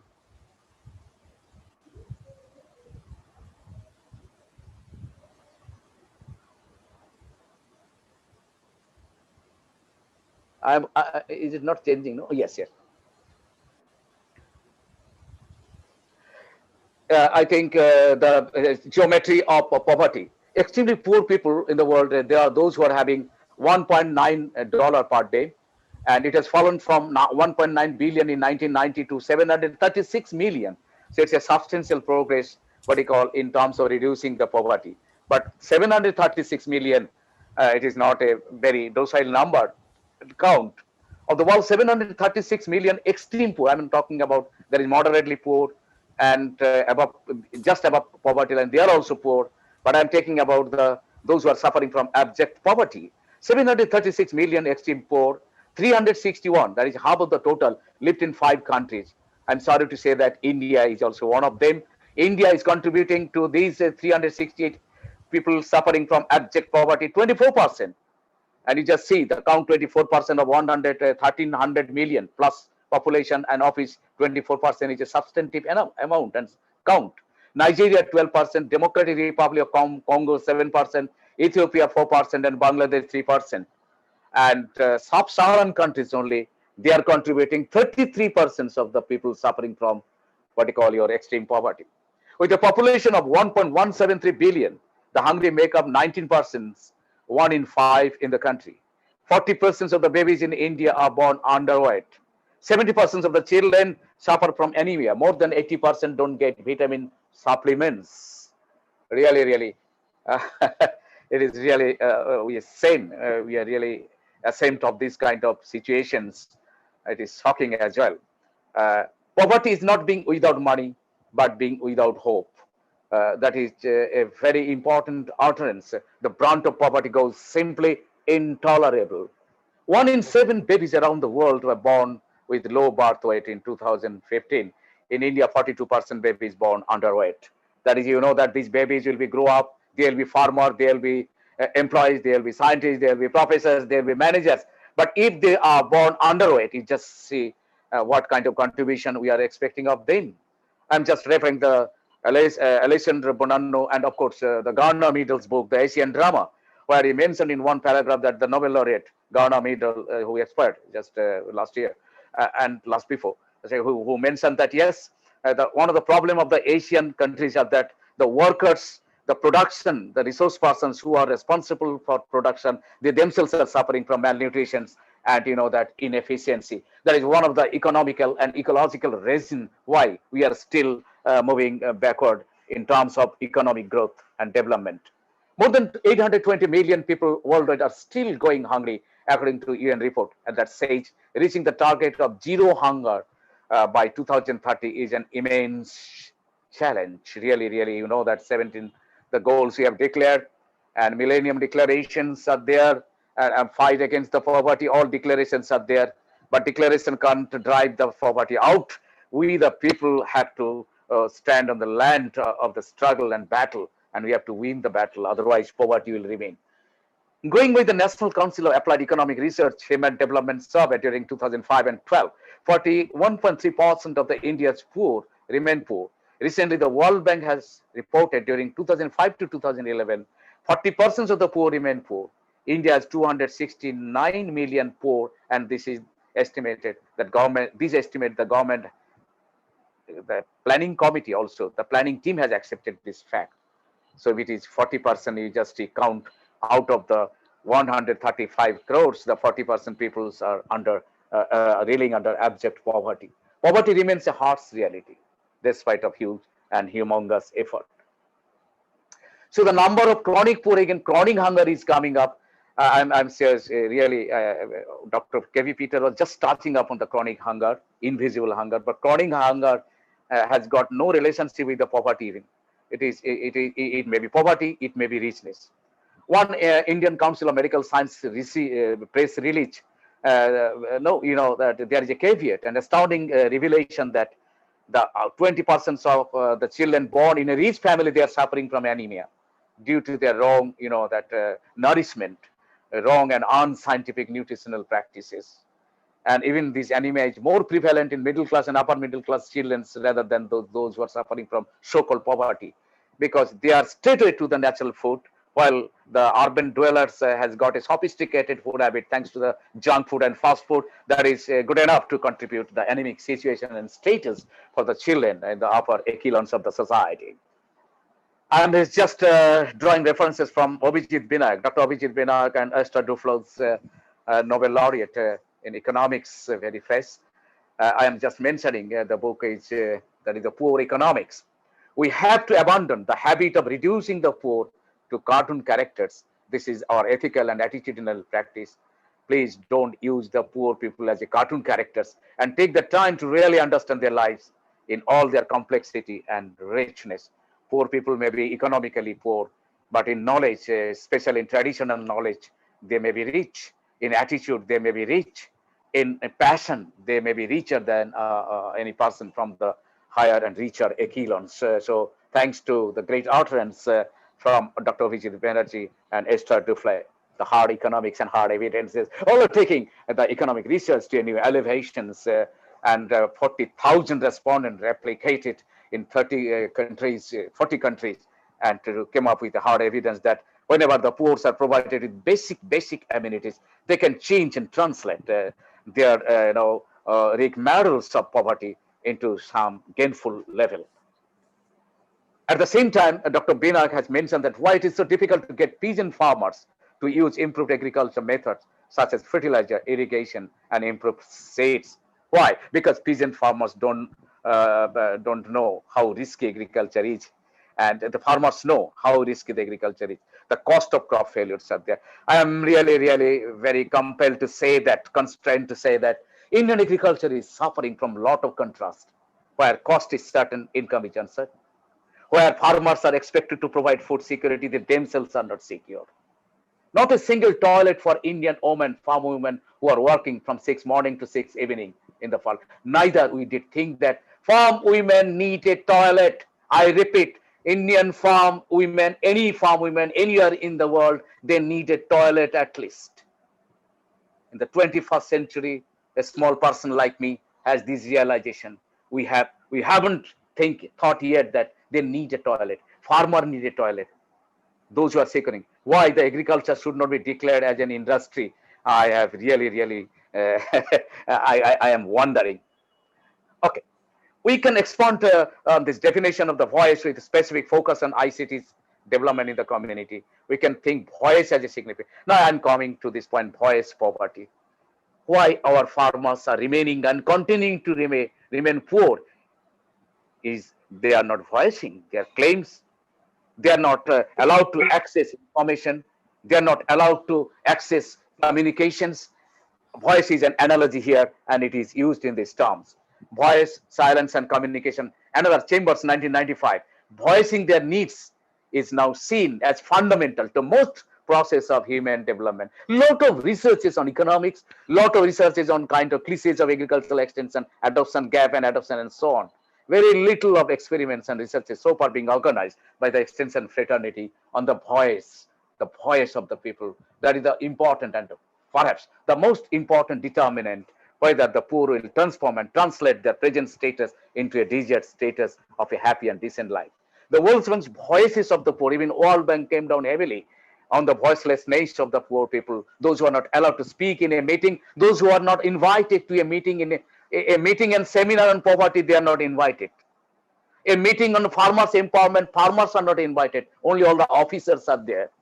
And this is the kind of crux of the contradiction that is driving us to a domain of dismal plight of the farming community across the world. To quote Will Sparks, social change can be defined as a positive change in people's lives as they themselves define such change. Sparks 2005. It is income and consumption that has largely been studied and measured to date, missing examinations of underlying processes. That 2005, that is Hume and McKay to researches, the ways in which poverty is understood. We need to develop the way it is the poverty for the poor people. Poverty should be understood, conceived, perceived, interpreted, intuitioned in the form of the economic poverty, the poverty of voice, the educational poverty, the cultural poverty, the social poverty, and of course the technological poverty. So we have to redefine whether and how to define the poverty. The future is yet to be shaped. Federico Mayor Zaragoza, President, Foundation Culture of Peace, he mentioned that yes, extreme poverty is violence and the silence must be broken. So these are the people are coming up of sensible minds across the world and social scientists. I'm mentioning just a few of them. There is pedagogy of the oppressed, Paulo Freire, and as you know that not many people are there. They're talking about the poor people should break their silence. If whenever they are silent, what is the resultant? They are confused. It is very difficult for them to access. It is very difficult for them motivate, difficult to conclude, not qualified either. When a student is silent, we think that he is not able to answer. Otherwise, we don't think that he is thinking otherwise. Because to my questions, he or she remains silent. As a teacher, most teachers are thinking that, okay, he's not capable of answering. But seldom we think that he's capable of answering the most innovative way. But it is my failure to have a journey into the mind of the student. And so also is happening to the farmer. It is astounding that the hunger, poverty, and silence, the lethal combinations. Why they are hungry? Because they are poor. Why they are both poor and hungry? Because they are silent. I can give an example that one programs government of India and government of West Bengal also executing this program for the pregnant women and basically the rural women. There is the poverty for the support of rupees 5,000 and some health drinks and some kind of amenity. The pregnant women, rural, they don't know what it is about, but the dalals or the middlemen, they know everything. So informations are there, privileges are there, opportunities are there, but they are not allowed to access it either because we prefer them, yes, remain silent and we will be happy, or they are put to a silence. And this is a very, I am going faster. It is what you call the statistical analysis, a bit complex. We just say hunger, poverty, voice, and development cognitive. Hunger is measured in terms of calorie intake, food intake. Poverty in terms of World Bank. Voices has been measured in terms of communication shared. communication receive, communication generate, time of the frequency, how many times he or she is speaking into a meeting, how many times he is just sharing and speaking out it to his to her husband or to the neighbors, etc.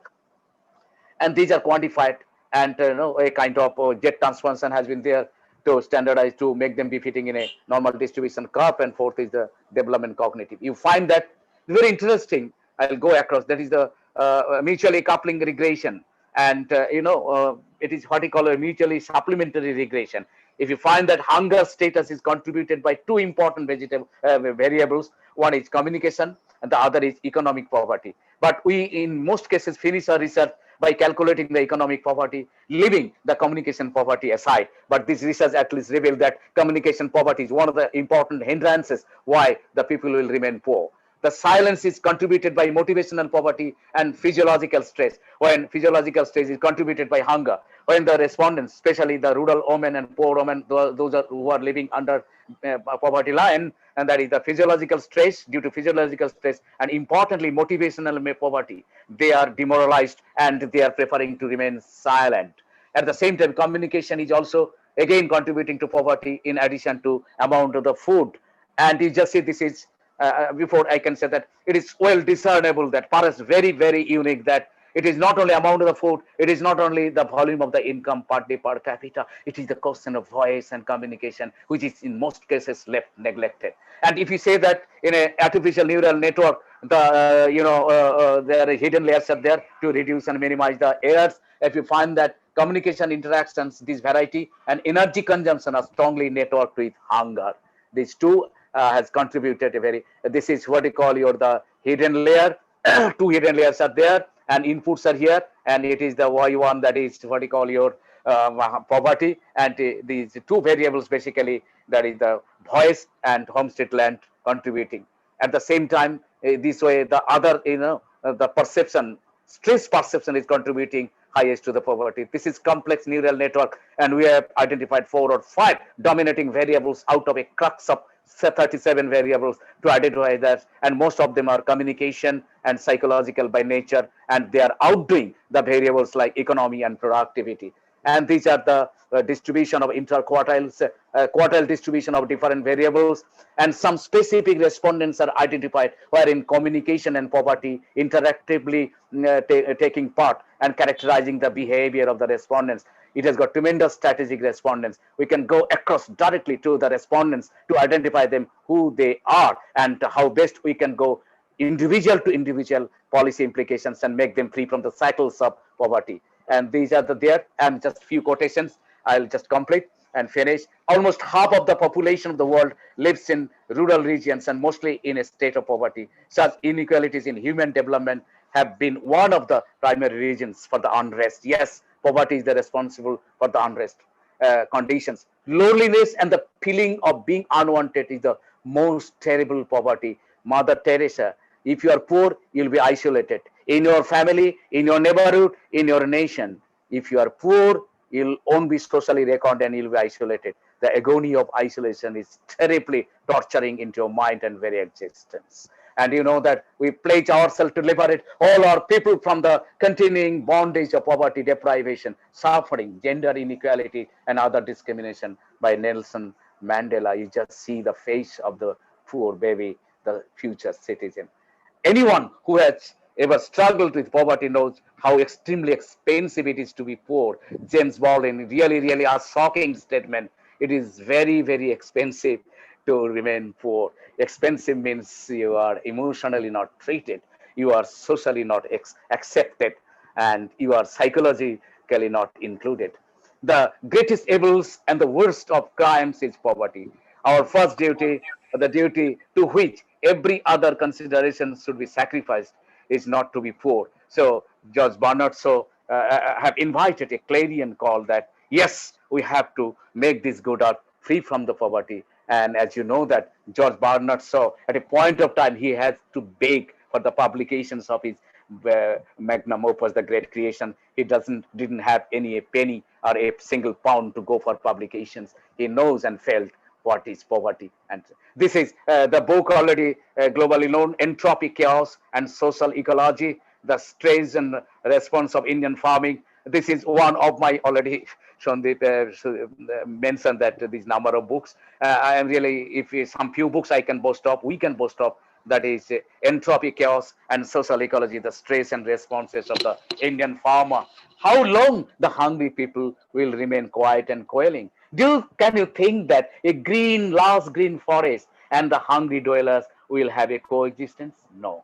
Can you think that all the luxury of the high tech cities and the darkness of the poor poverty in the remote villages will go on coexisting while everyone is existing, that they are what you call your proud citizens of a nation? And these are the some of the references, and these are the list of the books. I don't want to show it, it will take a lot of time. So my dear friends, many thanks for your patient hearing. Just number one, the quick fire round rather. One, hunger is not moving in isolation. Poverty is not moving in isolation either. Silence is not a discrete character either. It is a combination, a lethal combination of hunger, poverty, and silence that is throwing a lot of challenges. And it's the 21st century social scientist has to take the buck of revealing and raveling the untrudged and untraveled valley of social science researches. Till then, see you. Goodbye. Thank you, sir, for your nice deliberation. I am audible, sir. Yes, I have seen one comment in YouTube also. Dr. Prem Others Lekhi from Malaysia. He is written that a great voice for the voiceless. Salute to you, sir. And the world needs this today. Thank you, Dr. Prem from Malaysia. And also another question in chat box, Dr. Narendra Kumar. Already lastly, you explained already. So Narendra Sharma is this is the book product of Narendra Sharma under my guidance. Dr. N.K. Sharma, he is assistant professor at BR Agriculture University. I'm really proud of my brilliant scholar. Okay, thank you, sir, for and we are running short of time, so later on we will again contact any question we will take. So I would now like to call upon our next speaker, sir. Professor Shovik Ghosh, I think. Yes. Professor Shovik Ghosh, I think. Yes, Professor Shovik. Yes. So Professor Shovik Ghosh is professor and former head, Department of Agriculture Extension, Vishwabharat in India. Oh, sorry, sir. Before that, I must, Madam was telling that. Certificate, yeah. Yes. Certificate, oh, great. I just wanted to remind, but I just forget. You don't prepare yet. Okay. Yeah, thank you so much. Madam. Thank you very much, Professor Sankar. Yeah, we should thank a lot to you. It's a nice presentation. Also, to encourage us to be care to everyone, especially for this hour poorest. Yeah, thank you so much. Thank you, sir. Thank you, madam, for reminding. Otherwise, I forget. Okay. Please keep on moving. Okay, Thank you, madam. You're welcome. So, Professor Shovik Ghosh. Yes. He is an excellent speaker and very good friend of mine, my younger brother. Yes. Most welcome, Professor Shovik Ghosh is the professor and former head, Department of Agriculture Extension, Vishwabharat University, India. It is one of the central university in West Bengal.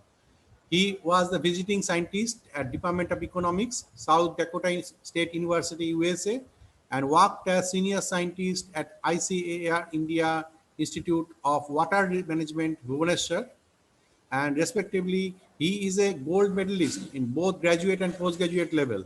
His outstanding work done in the field of agriculture extension research has brought many laurels, including Lal Bahadur Shastri Outstanding Scientist Award in 2011 of ICAR, ICAR Outstanding Team Research Award in 2006, BKJF INC-SW, Shuk Shama Sinchai Puraskar in 2018 of INC-SW, Central Water Commission, Government of India, etc. A total of 137 papers in national and international journals has been published. Notable contribution of Dr. Ghosh include development of methodologies for integrated assessment of recommended agricultural water management technologies from multi-layer, multi-stakeholder perspectives, etc. So, sir will discuss on more crop per drop. the spatio-temporal variations of participatory irrigation management in India, on more on water resource management. So the stage is yours, sir. Prof, we welcome you.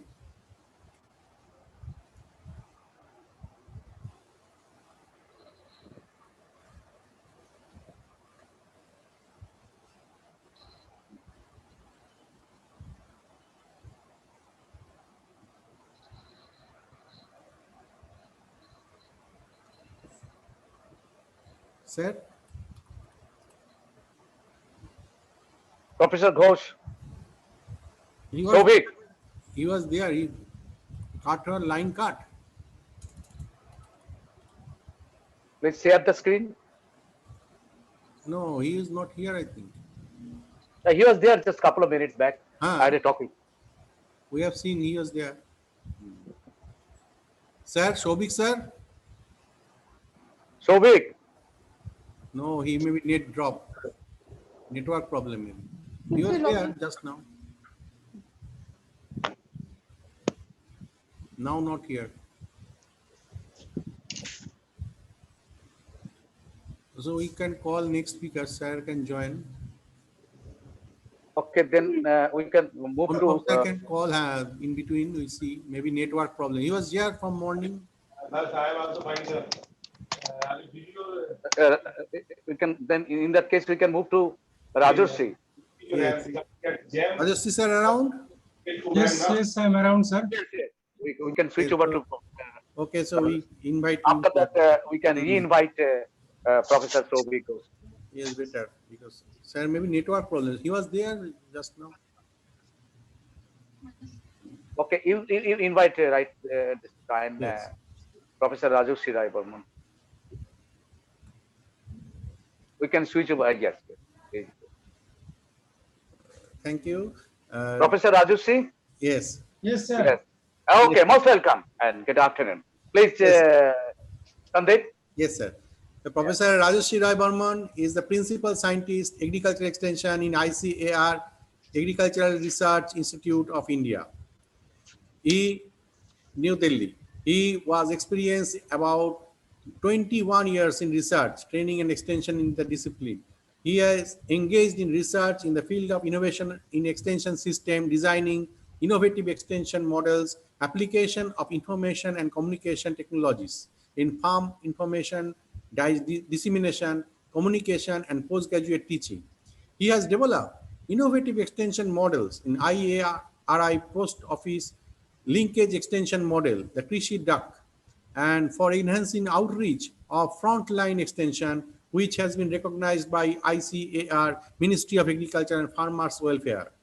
He has, in his credit, several research papers published in reputed journals of the country, book chapters, popular articles, technical bulletins, and other extension publication, a recipient of several awards, including prestigious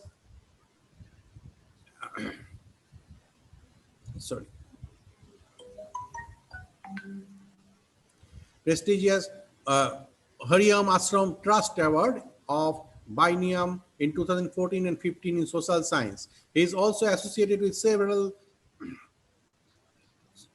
referred journals as member of editorial board, and today he will speak on his topic, innovation in agricultural marketing for enhancing farmers' income.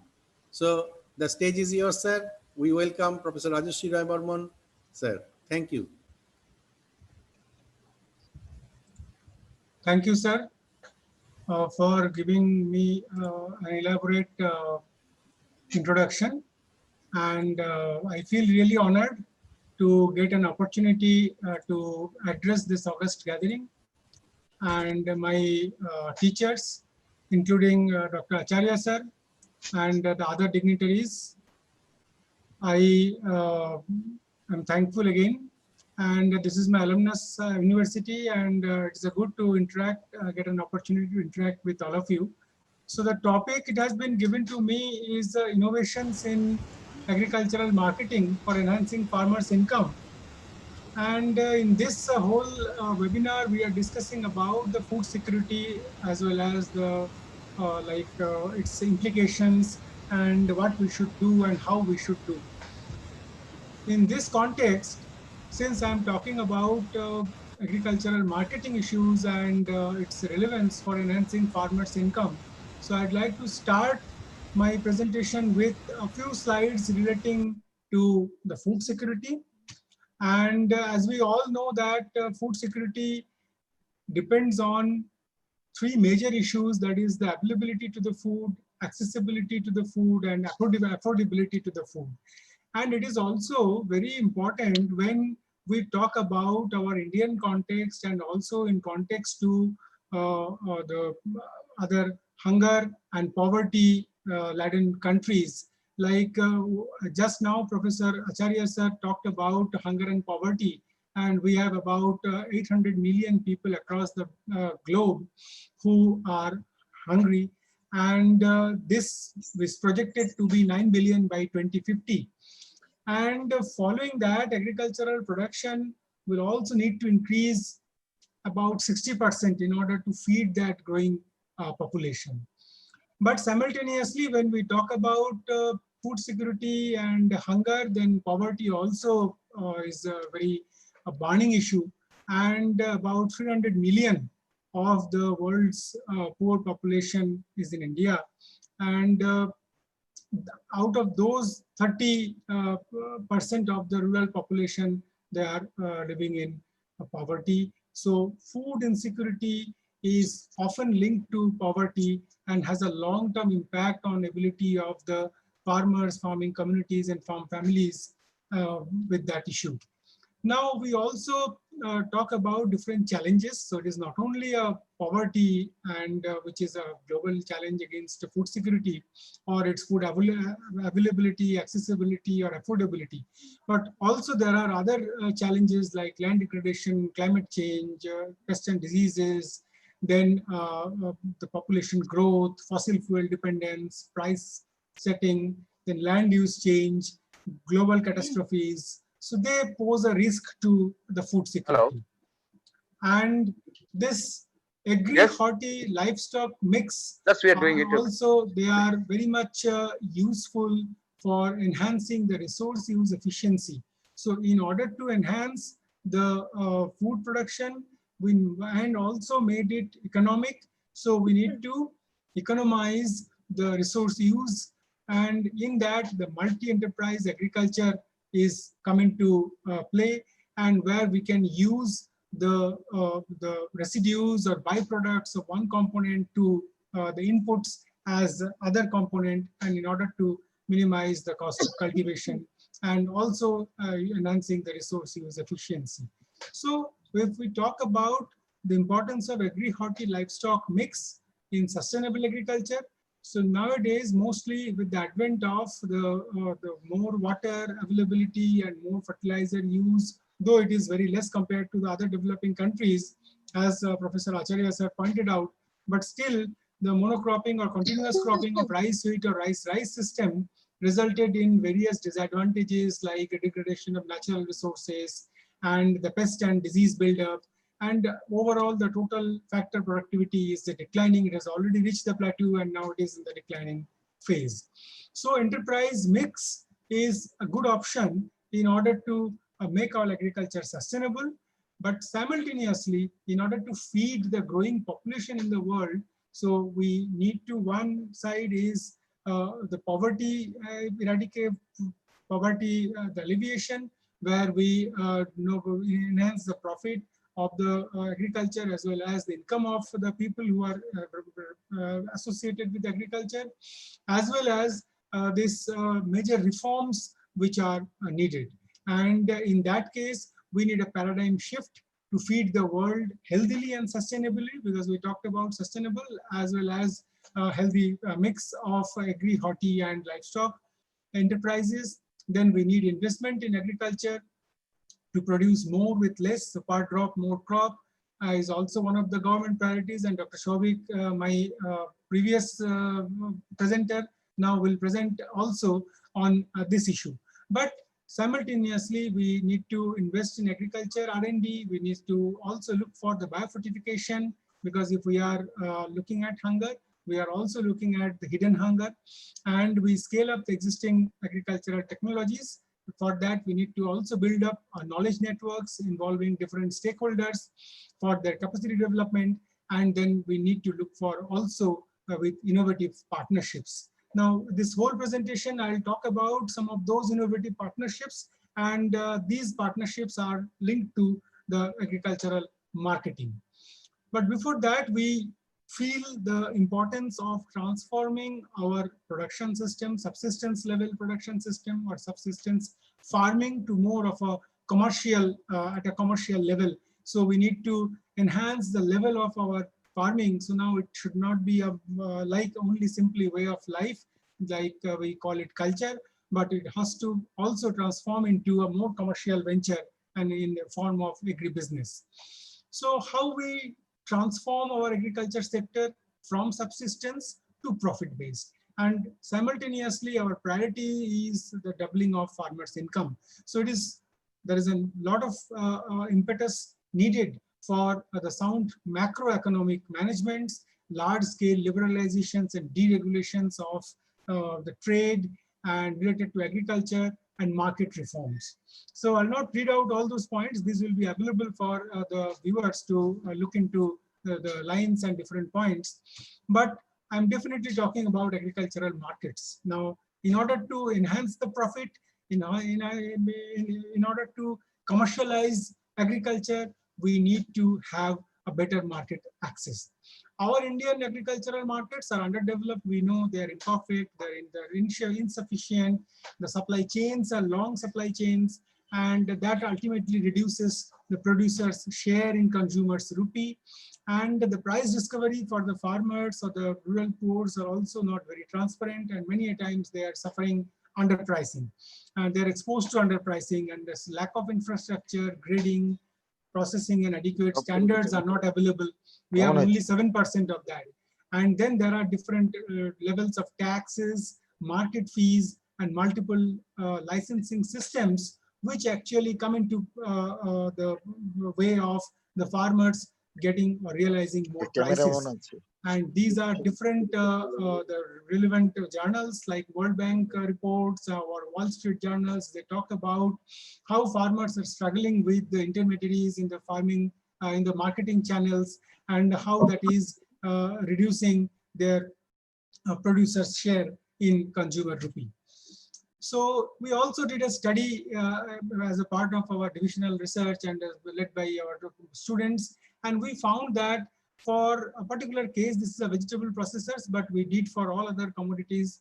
It is the less the number of intermediaries, the marketing efficiency is higher, as well as the producer's share in consumer rupee is also higher. That we all know. But again, empirically we have studied, and it's a finding of a particular study. And then these days we are talking about agricultural markets, and it is very relevant also when I proposed and now the time I deliver.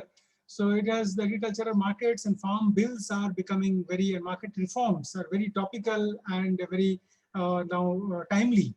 And we say that if we make the comparisons of the states in the Times of India also today, there are these reports, and it has found that the performance of the states on the market reforms, and most of the states, they are below the average.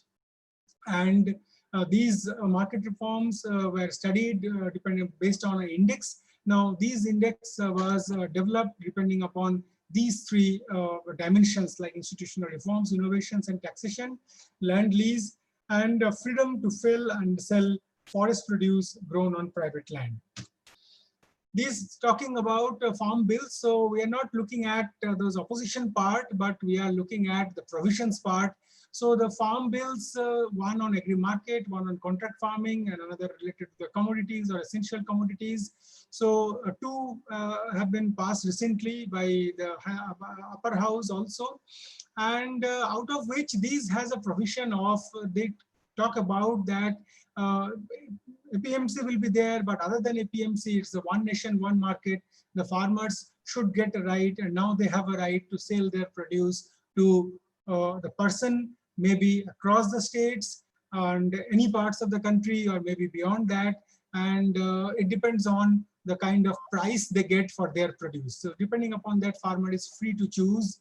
And though there are confusion of the MSPs, but MSP will be there, but farmers now the contract farming, earlier there was no clear-cut guidelines of contract farming, and many a times the industry or the private enterprises who used to like enter a deal with the farmer on a contract farming, so they used to sometimes get an upper hand.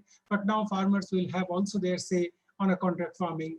And the essential commodities, it is proposed that there will be no stock limit, but at the time of emergency, it can be also enforced. So now these bills, they call for reforms, because last few slides back, we talked about our inefficient and long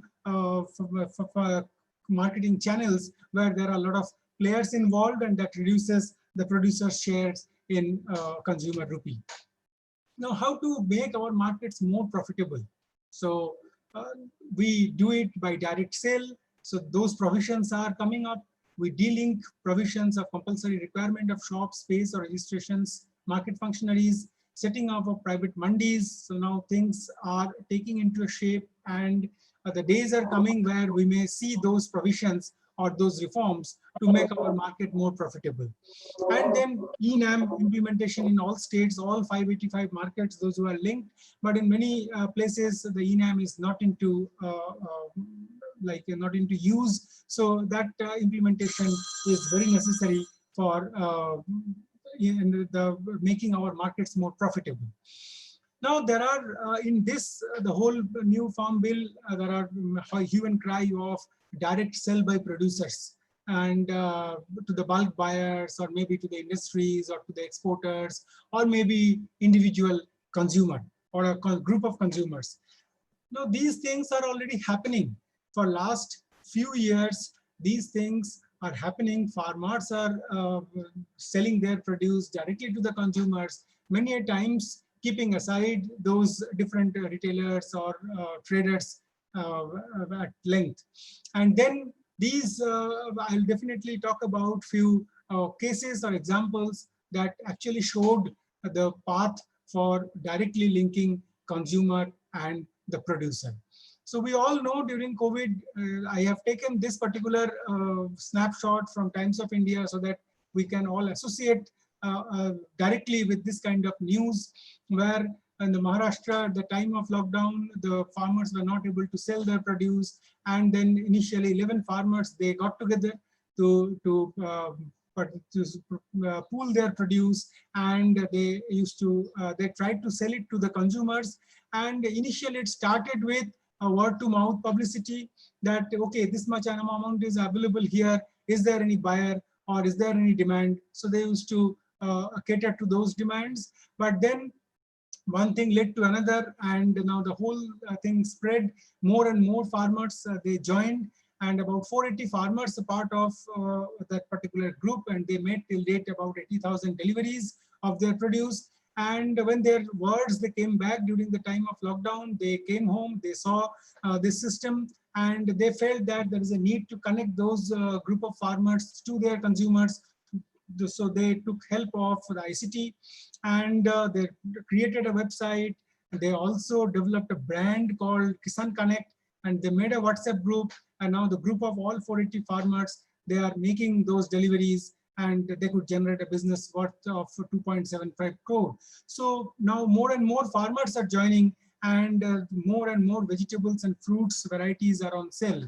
So now this shows a way how to proceed and go for direct marketing. Similarly, there are people and there are aggregators who they take help of social media, and they connect the farmers to the group of consumers. Like entrepreneur Ruchit Garg, he has a company of Harvesting India Private Limited, and he created a network of harvesting farmer network. About 10 lakh farmers across 22 states are linked through WhatsApp group and SMS and toll-free number.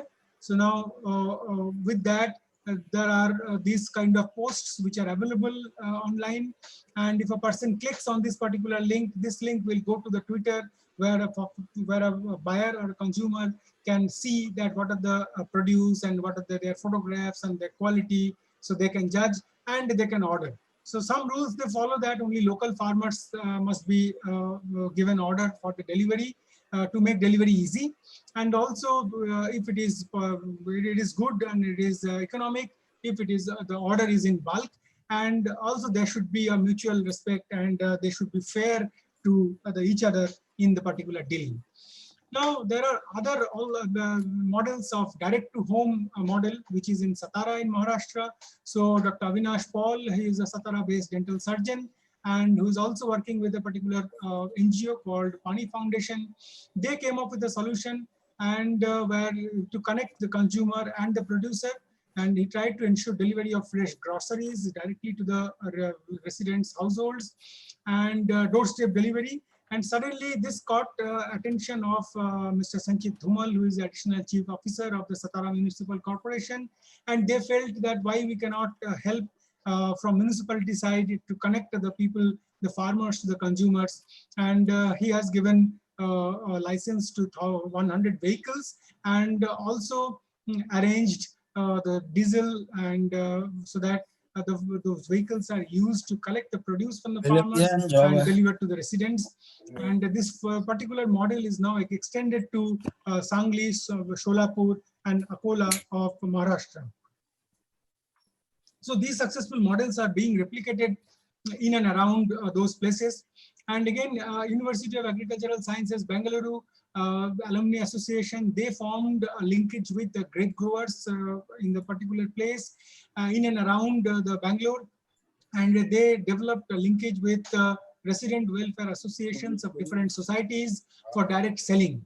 They found that the Karnataka-based cooperatives, Hubcoms, they used to procure the grapes from the growers at 45 rupees per kg, but they used to sell from their outlet at 115 rupees per kg. So now what they are doing is they are selling at 55 rupees a kg from the farmers. So their farmers are getting 10 rupees more, and they are selling at the rate 55 to 60 rupees to the consumers. So the consumers are paying less, consumers are getting good quality produce, farmers are also getting more price for their produce. So it's a win-win situation for all.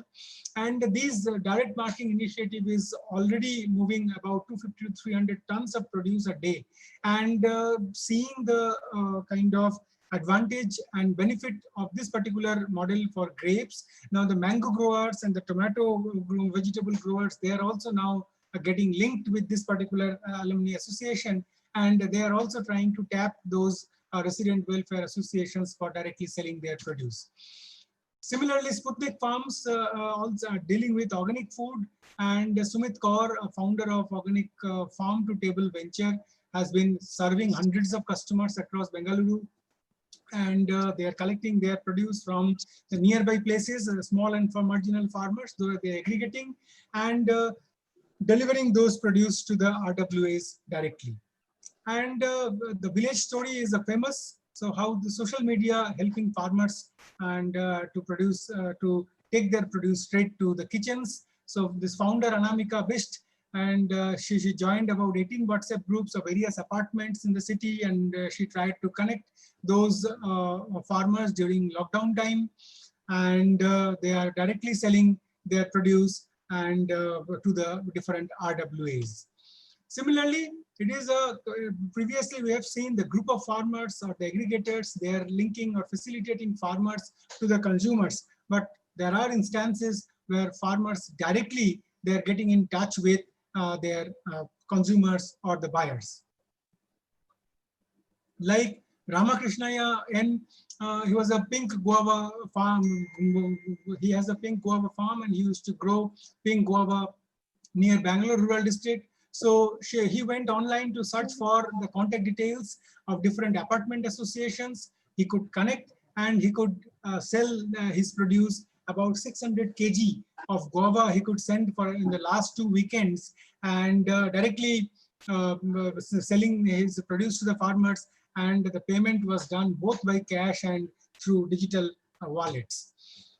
Now we also know that agri startups are coming up in a big way, and these are the bunch of agripreneurs. They are trying to solve multiple emerging problems, and whole these agribusiness ecosystem is also thriving with the entry of different agri startups. And these days, it is estimated that there are about 5,000 startups which are related to agriculture and creating about employment opportunities for 100,000 people.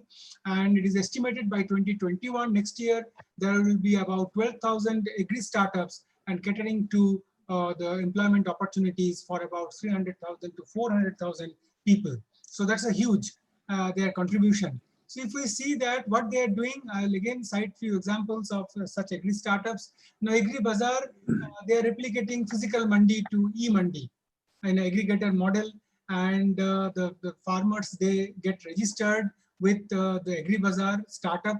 They upload their produce on the app or e-mandi application so that buyers can place order directly. And this Agri Bazaar startups, they're facilitating the logistics of the picking up and delivery of the produce, even store it for a particular point of time at a warehouse. So all those things are there.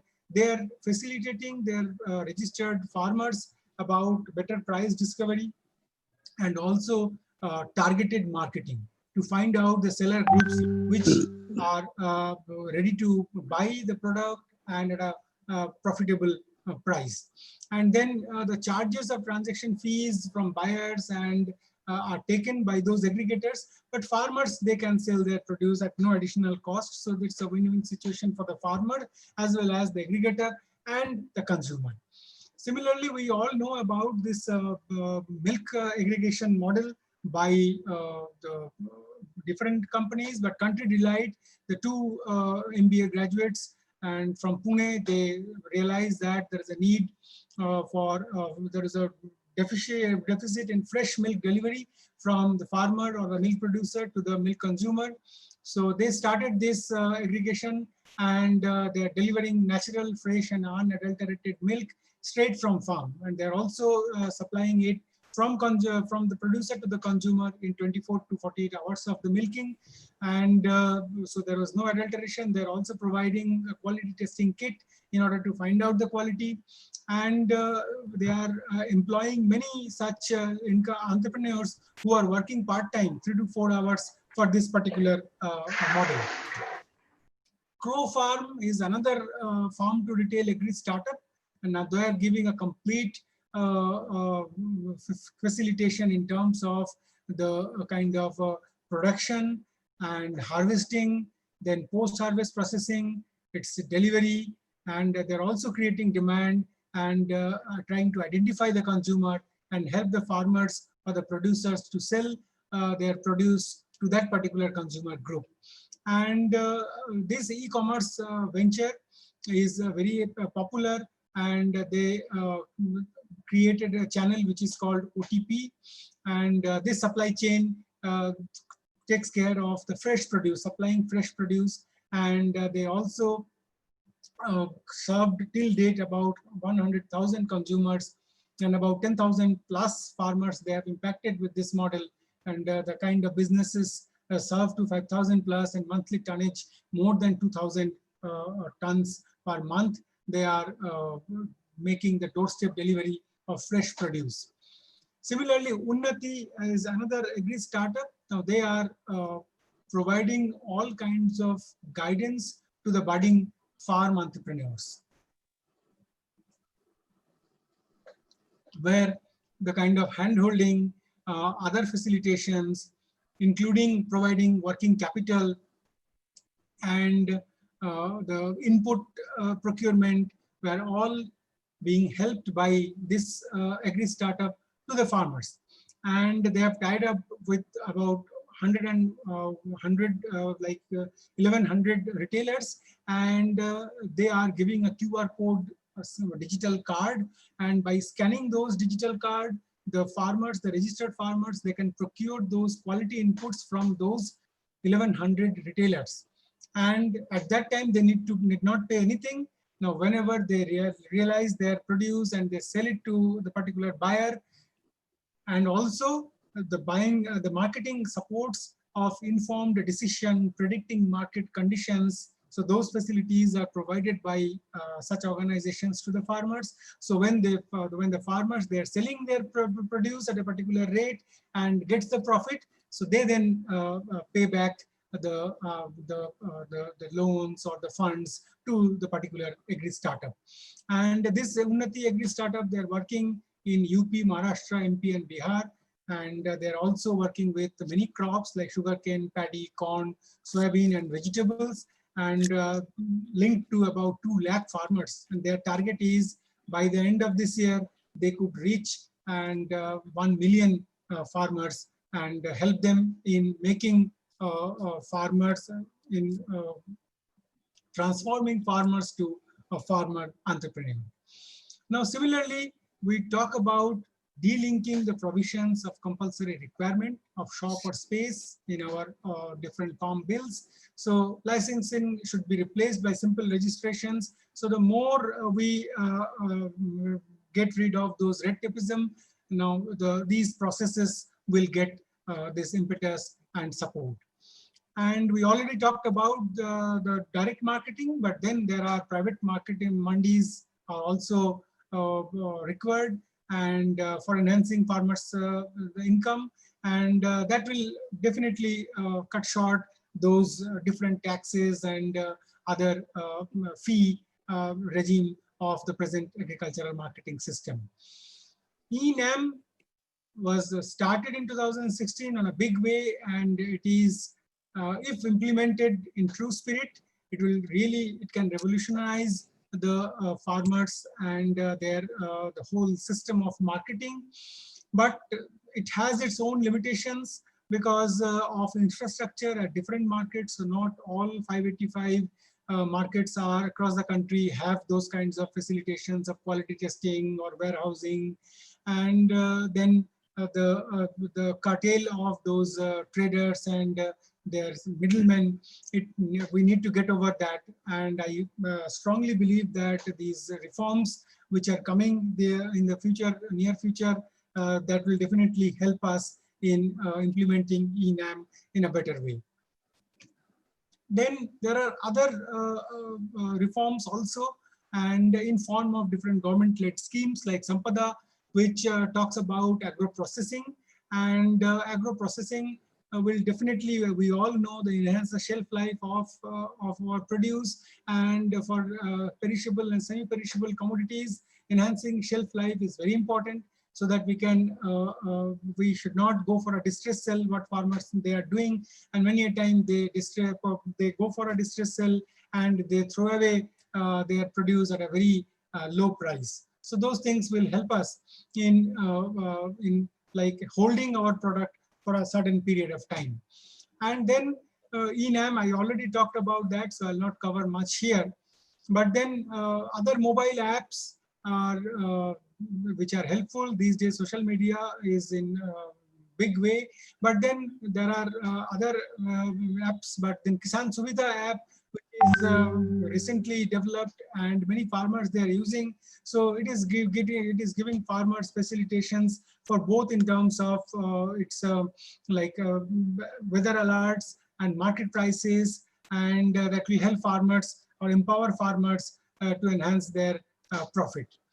And then, and then this Pradhan Mantri Annadata Aay Sanrakshan Abhiyan, PM Asha. So that is also a very ambitious project, and at least 50% return should be ensured, more than the cost of cultivation. So hope these reforms will really come into the benefit of the farmers. And then we have that rail, the first ever Kisan rail for seamless connectivity among the farm and the market and the consumer.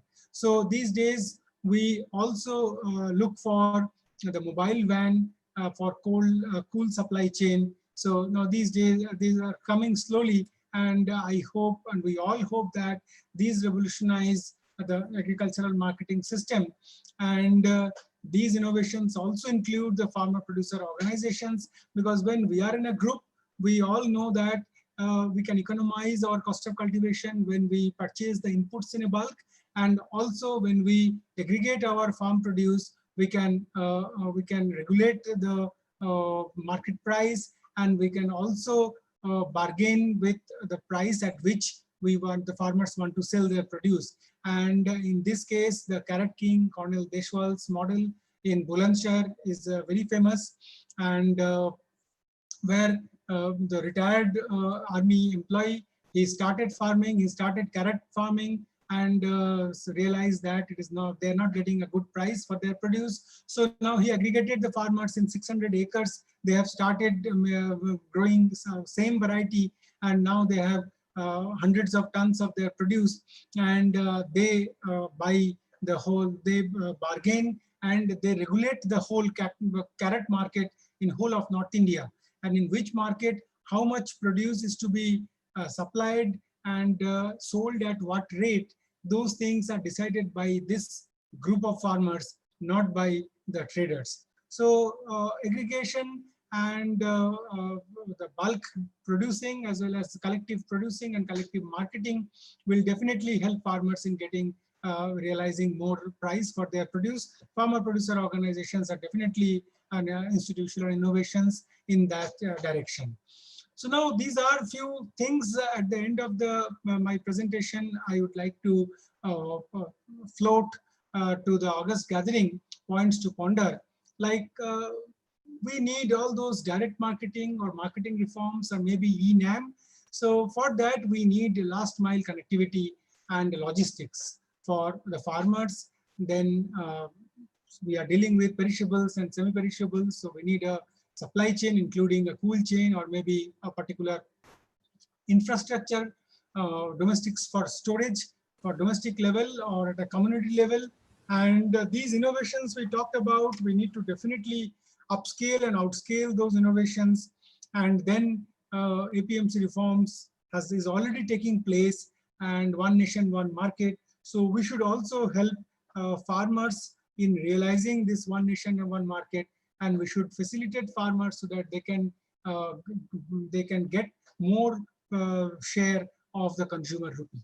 So with this, I'd like to thank the organizers for giving me an opportunity, and especially my regards to Professor Acharya sir, my teacher, and for nominating me for this August gathering, and then giving me a chance. So I thank you, sir. I thank you, the organizers, and I thank you all.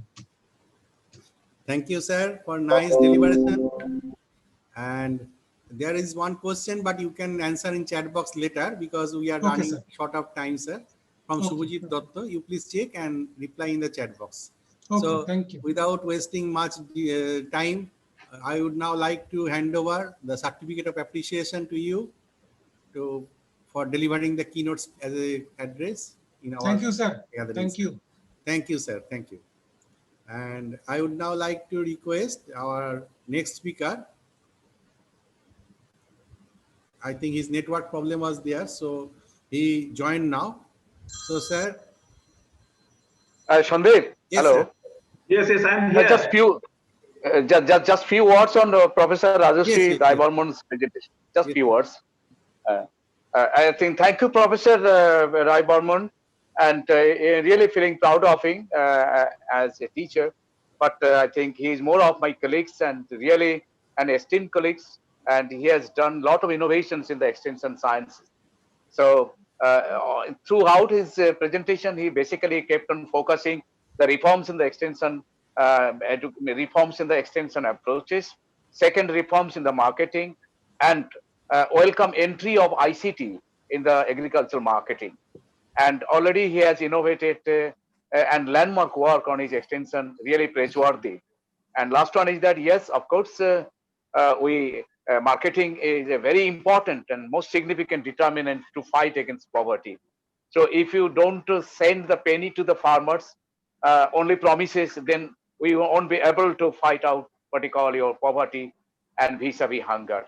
So thank you, Rajashree, again for your nice, quiet, cajoling presentations, and hope for the next time you'll be again involved here. Thank you, Professor Raibo.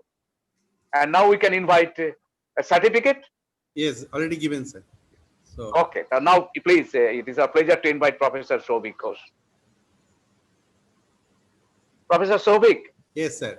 So Professor Shobhik Ghosh is the professor and former head, Department of Agriculture Extension, Vishwabharati University, Central University of West Bengal, India. And he was a visiting scientist at Department of Economics, South Dakota State University, US, and worked as senior scientist at ICAR Institute, Indian Institute of Water Management, Bhubaneswar, respectively. And he is the gold medalist from both graduate and postgraduate level. His outstanding work in field of agriculture extension research has brought many laurels, including the Lal Bahadur Shastri Outstanding Scientist Award 2011, ICAR, and ICAR Outstanding Team Research Award 2006, BKJ INC SW, Shuk Sharma Sinchai Puraskar 2018 of INC SW, Central Water Commission, Government of India, etc. And a total number of around 150 papers in national and international journals has been published. Notable contribution to Dr. Ghosh include development of methodologies for integrated assessment of recommended agricultural water management technologies from multi-layer, multi-stakeholders perspective, etc. So he will speak on more crop per drop, the spatio-temporal variations of participatory irrigation management in India. Sir, we welcome you, sir. The stage is yours. Thank you very much. Hello, everyone. And at the outset, I express my apology because of the network problem. I couldn't be there on my time. I'm sorry for that. I hope that this delegation will be a kind of a experience sharing rather than the presentation on particular aspects, that is that participatory irrigation management. At the outset, I am really grateful to Professor Shankaracharya, Professor Padiari, and Dr. Sandeep for considering me to be participating in this particular important international symposium and presenting some of my experiences and works, especially in the context of participatory irrigation management, and we are in the need of more crop per drop. So if I am allowed to share my screen, so I'll start my presentation. And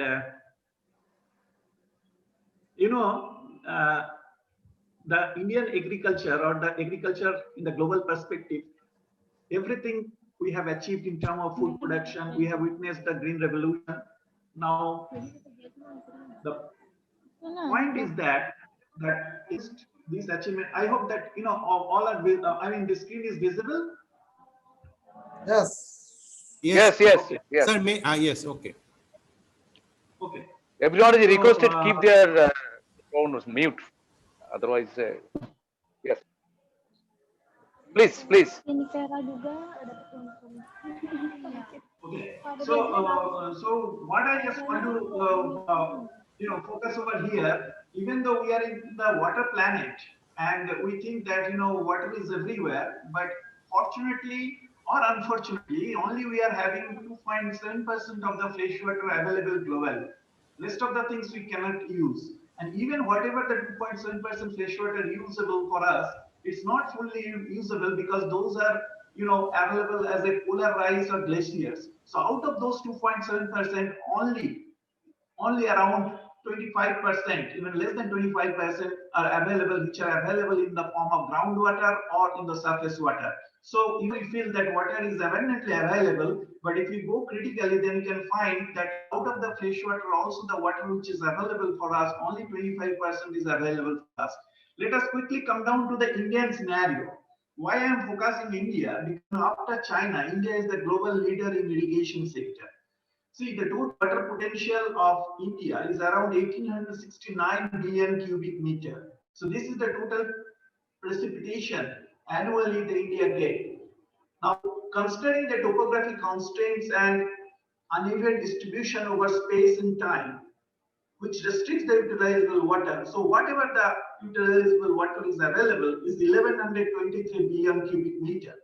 Out of 1123 billion cubic meter, 690 in the form of surface water and 433 billion cubic meter is available as the groundwater. So this is what the water is available for us. And with this given water availability, taking into consideration of the Indian population, which is ever growing. So we are in a kind of a scenario where we are facing water stress condition. That is the per capita water availability is around 1700 million meter cube per person. So from 1700, we are fast, proceeding towards a kind of a scarce condition. The countries where the per capita water availability is less than 1000 cube, those are to be declared as water scarce. And India is not in comfortable condition. In fact, in the South, Asian countries are not in a comfortable condition.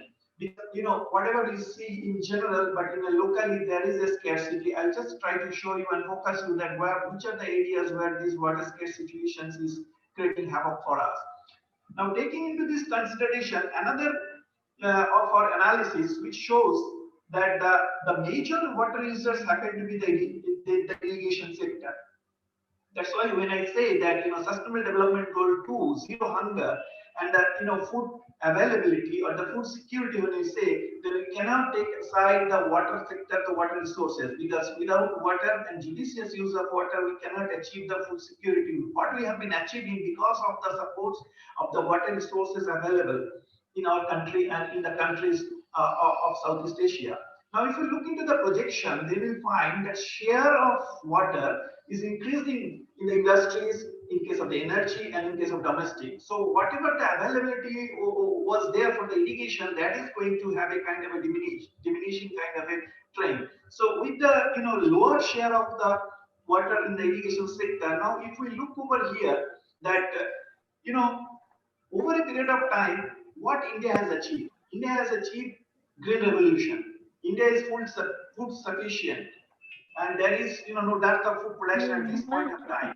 But if you look into the the genesis of the irrigation sector, right from the pre-planned period to over period of this all these years up to the 2017, then we are having around 123.33 million hectare irrigation potential, and this potential is not being fully utilized, and that is the botheration for us, the policymakers, the researchers, and the light department persons, because 74% of the water which is available is being utilized wherever possible, but then 26% is not being utilized. And the development of this individual sector, if you look into that 50s to 70s, it is era of capital intensive expansion. Then there was a time when we talked about irrigation improvement, and then from 1990s onwards, it is more of a kind of a scenario when we are talking about the participatory irrigation management with the focus of more crop per drop. Now, the scenario of the Southeast Asian country, I will be focusing over here, that out of the 70% fresh water which is available globally, in Asia, around 90% of the fresh water is used in agriculture. And out of those 90%, 50% are used for the rice crop. So rice is the staple for all of us, and the rice consumes a maximum amount of water, 2 to 3 times more water it consumes as compared to other crops.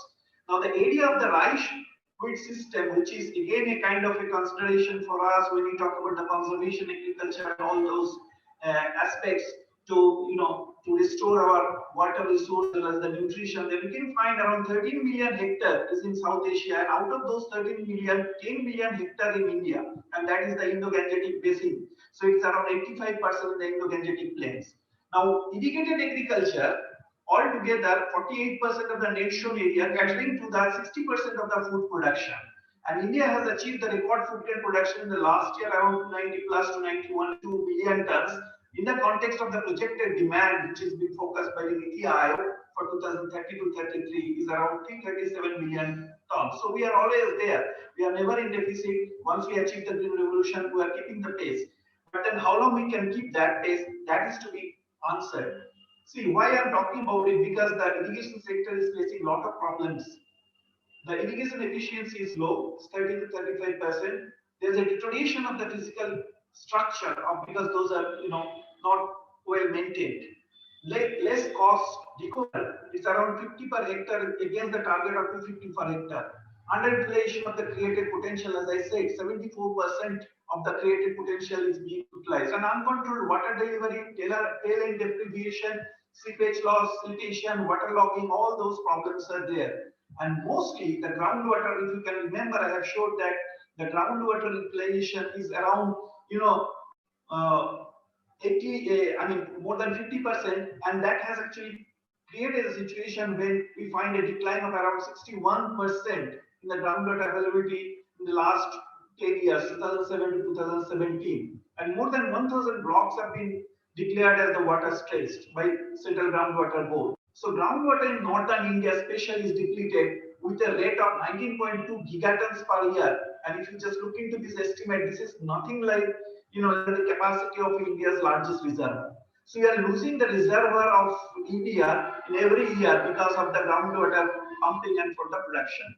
Now, what is happening for this reason? Because there is a vicious cycle, poor maintenance of the infrastructure, irrigation infrastructure leading to the poor service, which is resulting into the low yield and low farmers' income. So naturally, they are dissatisfied. So low cost recovery and inadequate budget. So this is a kind of thing which happened to be part of Indian scenario, especially in the beginning of the 21st century, and that's how the prescription came in terms of this solution of the problem is the participatory irrigation management. And then PIM is not the concept only being followed in India. It's around 60 countries have been following. I'm sure that it is being followed in Indonesia, Philippines, and other part of country, other part of southeastern region as well. So National Water Policy India has advocated in 1997 and 2002 that the farmers' participation is must if we want to use the irrigation efficiently. And however, lot of programs are going on and a lot of areas have been covered, but then there is no empirical evidence that whether the PIM is the only solution for addressing this irrigation food production nexus. So with this in the background, we have carried out a study in a different time frame to understand the real situation by going to the field for last 10 years or so, and I will be sharing some of those results. Before I do that, I'll just highlight over here that at present in India, around 17.84 million hectare is being under participatory irrigation management, where around 85,000 water associations have been functional, and of late under the Pradhan Mantri Krishi Sinchai Yojana, another 7,700 odd water associations are also being come up. So they are being supported initially at the rate of 1,200 per hectare, and which is again having a ratio between the center, state, and farmers in the term of 45-45-10, an initial amount of 3 lakh rupee even for each UA for the one-time infrastructure grant. So these are the modalities, the financial arrangements that we made to make it functional, and taking into that consideration, we did a study to understand that whether the farmer satisfaction regarding irrigation service even after the PIM is there or not. Because when you say the irrigation, then we must understand that irrigation can be both surface and ground, and it can having a kind of different magnitude in terms of that what we say that there is a major irrigation more than 10,000 hectare, medium irrigation 2,000 to 10,000, and minor irrigation less than 2,000. So generally groundwater irrigation and the river lift and other small minor irrigation projects are coming under less than 2,000. So we wanted to have a study that how the farmers are feeling about the irrigation service even this PIM era. So we took a help of a methodology which is called as fuzzy logic. I am not getting into the methodology. If anyone is interested, then he or she can refer the publication, or can very well contact me to give you the detail. What I just want to highlight over here, we have taken the farmer's linguistic expression as such, and we have programmed it with the help of fuzzy math. And then we have found out here that there is I said that there is a tail end deprivation, and how we have reached that conclusion. Here it is very much evident over here. If you look into the 3 variables, that is tractability, convenience, and predictability, which is nothing but that different factors have been considered. I'm not getting into the detail of it because time is also a factor over here, because I think that there may be some more presentation to come. But what I just want to highlight over here, you see that the tail reach, if you look into that the convenience and tractability value is average, but predictability water supply is very bad in case of middle reach and in case of tail reach. And the bad, predictable, unpredictable water supply actually creates a problem, which creates the problem for the farmers for use of inputs and timely inputs, and that actually having a bearing on the food production, which I will be coming into the next presentation. Before I do so, I just also want to catch your attention, this the August participants of this symposia, that the participatory irrigation management of the farmers group, which is happening to be a kind of a solution to getting rid of ill-maintained or ill-operated irrigation system and having a judicious use of the irrigation and enhance irrigation water efficiency, we try to measure that how different groups have been functional in different types of irrigation system. So here, I just want to highlight over here, if you look into this diagram, there's a radar, there you find the more the spread, better it is. So you can find the lift irrigation, the PP means Pani Panchayat, that is what is the association, are much more effective as compared to the major and medium irrigation association or irrigators association. So smaller the system, better it is performing, not only in terms of irrigation efficiency, but also in terms of the farmers' participation. So this is a kind of a aspect for us to remember, that the lower capacity or the smaller the size, the better it is performing. So that's how the groundwater irrigation or the lift irrigation is far better performer than the major and medium irrigation. With this in the background, we thought of to do a detailed analysis of this PIM and food production nexus, food grain production nexus, and that's how we considered in India 6 states, and we have considered 20 years of data. 20 years of data, 10 years before the reforms and 10 years after the reforms, and we applied certain indices in arriving out of the results. As of now, we will be trying to see that how those have been unraveled, that how this scheme has affected the food grain production in India. Now, after that analysis, we have tried to make a kind of a relationship whether there is a kind of effect of the PIM reform on food grain productivity or not. For that, we have gone for a regression which is known as the feasible regression, FGLS. We say the feasible generalized least square. I think many of you are aware about it, in which we have taken into considerations a few parameters like fertilizer utilization, hybrid variety, and year as a dummy, and then irrigation coverage and interaction with the PIM and dummy. So we have considered this one to see that food grain productivity, whether it is being influenced and how much it's being influenced because of the input. Input is the fertilizer, the technology, that is the high yielding variety, and then year we have taken as a dummy, that is before PIM 10 years and before after PIM 10 years. So after reform 10 years. So that's how the methodology was. Now, before I get into the result, please look into this particular table. Now, this is very interesting here. So you see the blue color data is the before the form, and the red color or the maroon color is after the date. So here it is the kind of different states are having different crops, and basically the food grain crops are dominating as in Southeast Asian region. And we have taken in Andhra Pradesh, it is the paddy, groundnut, cotton, in Karnataka paddy, millet, sorghum, and so on and so forth. So why I am focusing this one, you please see that the crop one, that is basically mostly the paddy. 4 out of 6 states is paddy, and then for Madhya Pradesh is wheat, and then for Rajasthan, there is not much change in the area. Whereas in the second crop also the scenario same. Come to the third crop, there is a change. It has increased from 5.84 to 9.8 occupy the area here. And in Karnataka also, you'll find that there is a decrease in the sorghum, whereas in Tamil Nadu, you see there is an increase. So the farmers, when they got the assurance of the water, then they have tried to shift from the food grains to the non-food grains. Now, we have to understand that we have a twin challenge to make. One side, we have to have a kind of zero hunger, On other side, we have to have a kind of enhancing farmers' income or doubling farmers' income as it is being targeted. Okay, so now with the scheme reform, how it has changed the productivity. The productivity has enormously increased.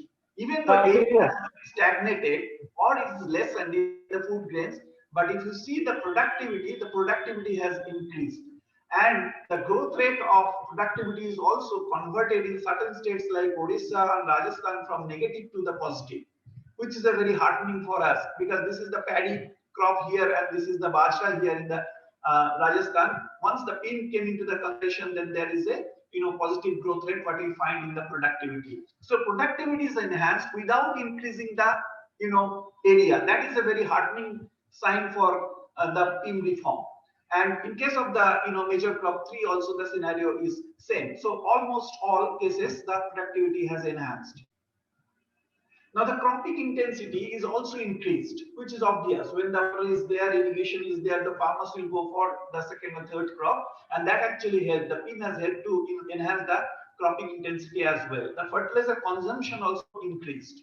So that is also important for us because the use is always crucial. And as I said, the predictable water supply, predictable irrigation has a bearing on the use of inputs, and it is visible over here. You see that the fertilizer consumption has increased tremendously once the PIM reform came into the operation because the farmers are operating the irrigation scheduling. They are scheduling and they are providing the water. So naturally, they know that when the fertilizer is to be applied, they're assured about the irrigation supply, which was not there before the PIM reform. So that's the reason we can see here the increase in the fertilizer consumption. Now look into the irrigation scenario as such the irrigated area. Now there you find that the groundwater irrigated area has increased from 14.65% of Andhra Pradesh to 22.17%, in Karnataka from 7.88% to 13.11%. And please mind it, this is a decadal data I am showing. It's a decadal average. And Tamil Nadu, it is 21.33 to 27.78%. From Madhya Pradesh, 18% to 26%, Odisha 13% to 19%, and 23% to 31% in Rajasthan. So as far as the groundwater irrigated area or groundwater irrigation is concerned, it has responded tremendously in the PIM reform. Whereas in contrast, when you talk about the canal irrigation, then you will not find much increase. Rather, you will find decrease in the canal irrigated area because the canal irrigation maintenance, the major and medium canal system, the farmers association is having nothing to do until and unless the water comes to their command area. So there you find that rather a decrease in the state like Andhra Pradesh. If you look into the decadal data, for Karnataka there is minor increase and again there is a decrease in Tamil Nadu. For Madhya Pradesh it is again increased but lesser extent as compared to the groundwater irrigation. In Odisha, which is predominantly surface irrigated, there also you can find a increase which is more as compared to other states. In Rajasthan, it is almost a kind of less than 1% increase. So that's how the scenario differentiates. The PIM is having a different, kind of impact as far as the canal irrigation and groundwater irrigation is concerned. Now, taking into consideration both, what is the scenario for us? We can see the percentage of net irrigated area to net sown area has increased. And this increase is basically because of the increase in the groundnut. Because if you remember in Andhra Pradesh, it is the decrease, decadal data shows a decrease in canal, but increase in the groundwater ultimately has made an increase from 43% to 40%. Similarly, for Karnataka also 6% increase, and Tamil Nadu also 4%, and Madhya Pradesh is 10% increase, and then most increase are in Odisha, which is around 33 to 45%. In Rajasthan, it is 36 to 44%. So the net irrigated area has been increased. Now, this is the data, the result after doing those, FGLS irrigation modeling, and this is important for us. Now, the PIM has actually not having any kind of significant impact as far as food grain production is concerned in the states like Andhra Pradesh and Tamil Nadu. Whereas it has a significant, effect on the food grain production in the states like Karnataka, Odisha, and Rajasthan. So 3 out of 6 states where we can found that this reform has actually helped in enhancing or having a kind of positive impact in the food grain production. Now the immediate question comes for us, then why this kind of differences. The differences may be that, as I said, that the farmers group or the association and group dynamics that works better in adversity. So the states which are having a better scenario, already the Andhra Pradesh and Tamil Nadu was having a better scenario, better irrigation regime. So there, the farmers association has having not much impact as far as the food grain, production increase is concerned. And mostly, if you remember, in Tamil Nadu and Andhra Pradesh, that there is a shift towards the cotton and sugarcane crop, not to the food grains. Rather, there is a decrease in the water, decreasing area of the food grains and increase in the area in the cash crops. So, what is the take-home point for us at this juncture?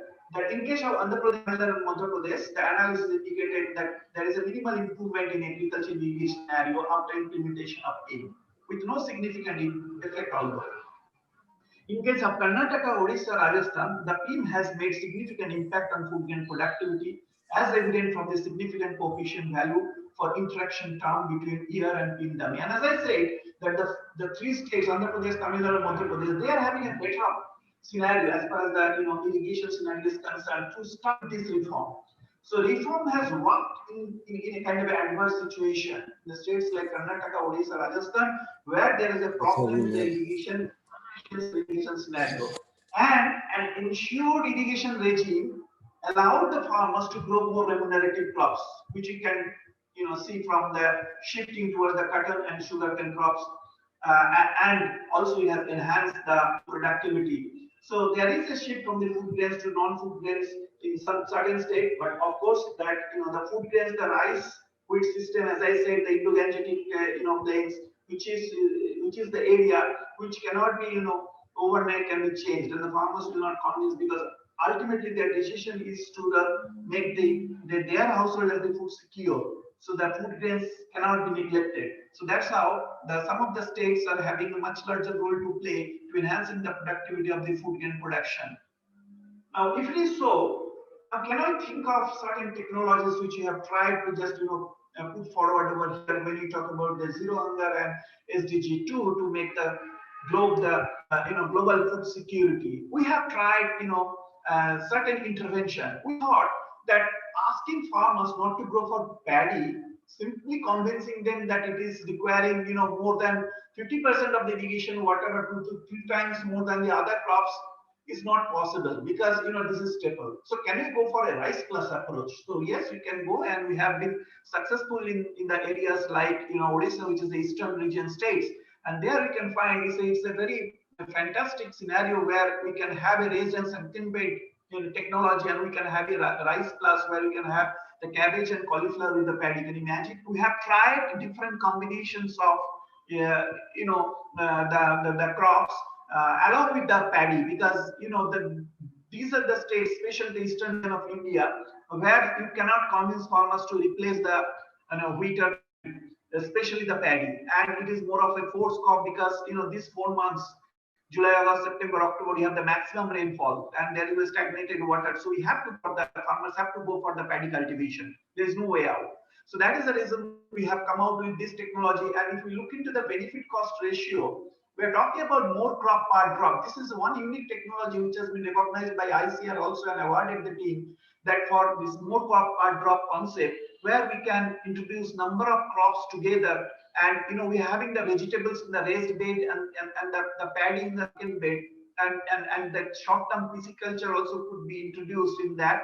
So again, it's another project findings. I just wanted to give you a kind of an experience what we have achieved from this particular technology. And if you look into the result, you can find that water productivity has jumped. This system has not only increased the farm production and income, but also enhanced irrigation water efficiency from 34 38 kg per hectare centimeter in case of the existing rice cropping pattern to 165 kg per hectare centimeter in case of the rice brinjal okra, as I said, 147 kg per hectare centimeter in case of rice, cabbage, neckpot, and these are the crop combinations have been tried. And as I said, that inclusion of the pisciculture, short-term pisciculture has increased further the water efficiency to 175 kg per hectare centimeter. So this is a unique case when you can have a kind of a more crop, a more income per drop of water. Another technology I just want to give you the exposure over here. We talk about the rainwater in the rain-fed area, but we thought of that there has to be a kind of a rainwater harvesting even in the irrigated area, because the tail end rich farmers suffer from the water scarcity, from the irrigation scarcity, even in the dry season. So this is a example of a project which is being funded by Central Water Commission and again awarded for our work. And here we have tried to capture the rainwater even and the excess irrigation supply during the monsoon period into the form of tank and well, small tank and the well, so that it will recharge the groundwater and it will help us for that second and third crop. And that is how we have tried in a kind of a irrigation system. Again, it's a medium irrigation system in Kumaria in Nayagarh district of Odisha, another eastern region of Indian states. And here again the result, I just try to catch your attention that each tank and well system were having a kind of a command area around 3 to 4, as I say, in the small area, and multiple use management has been ensured through the short term pisciculture there in the tank and growing of on-dike horticultural crops, papaya, nut, etc., dry and interseason vegetables. And this has actually augmented the water's efficiency and agricultural productivity. And this tank and well system, even in the irrigated scenario, otherwise this technology is very much advocable in the watershed areas or rain-fed areas. But we have tried it successfully in the irrigated areas, because there is a time now we have to think of the conjunctive use of surface and groundwater. Gone are those days when we say that this is the irrigated area, we need not to harvest the rainwater.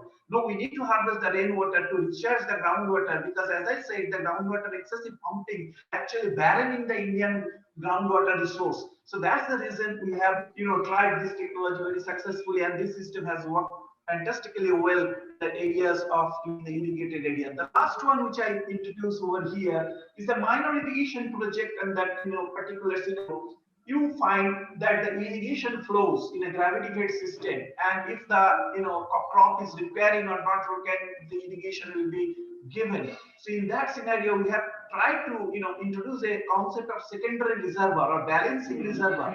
Again, the concept says that when the irrigation flows, don't give it directly to the crop field, put it into the small reservoir, and at the time of need, it is to be given to the crop field. So keeping around 10% of the command area is basically required for a secondary reservoir. So this is the technology again we have tried, and again you can see here that utilization of the harvested water in the secondary reservoir actually helped us in enhancing the yield around 15% to 20% in case of different vegetable crops, and even in the crop like sunflower. And among the cropping pattern, the rice tomato cropping pattern has given the net return. I mean, this is a study which is little older, in 2010-11 data which I am showing over here. And the low input based scientific culture in the small secondary reservoir has actually enhanced the fish yield threefold over the traditional practice. So secondary reservoir based micro level water reserve groups actually mobilized. And please mind it, because this we have tried the systems which are being organized, being maintained or being operated by the farmers association. So we have worked with them. We have given them the technology by which they can fetch more crop per drop of water. So with this, let me conclude with this. I started with a negative cycle, which is known as a vicious cycle. Now that vicious cycle can be very well converted into the virtuous cycle in making the zero hunger world, and making it food secure world. And how can we do that? We need to do that through a judicious management of the irrigation water, and that's how we put into the nucleus, that is the participatory irrigation management is the focus of attention. Then we need to have a kind of a scenario where there will be an accountability, there will be training, and capacity building of those water association through the institutional restructuring, and there is a role of Department of Water Resource. And if it is so, then what will happen that if we are having a good irrigation infrastructure, irrigation institutional environment, it will provide good irrigation service. And if good irrigation service is there, then there can be irrigation intensification. When I say the irrigation intensification, because many a time we claim that the irrigated area of 123 million hectare in India, but in reality it is around 90 million hectare gross, because there is a gap. So that gap can be bridged, intensified, and there, if this can be done, then agriculture intensification can be the motto for the extension persons, and then through the new technology, as I introduced over this presentation, 3 technologies which have been recognized in the national level as well as in international recognition in terms of the publications happen.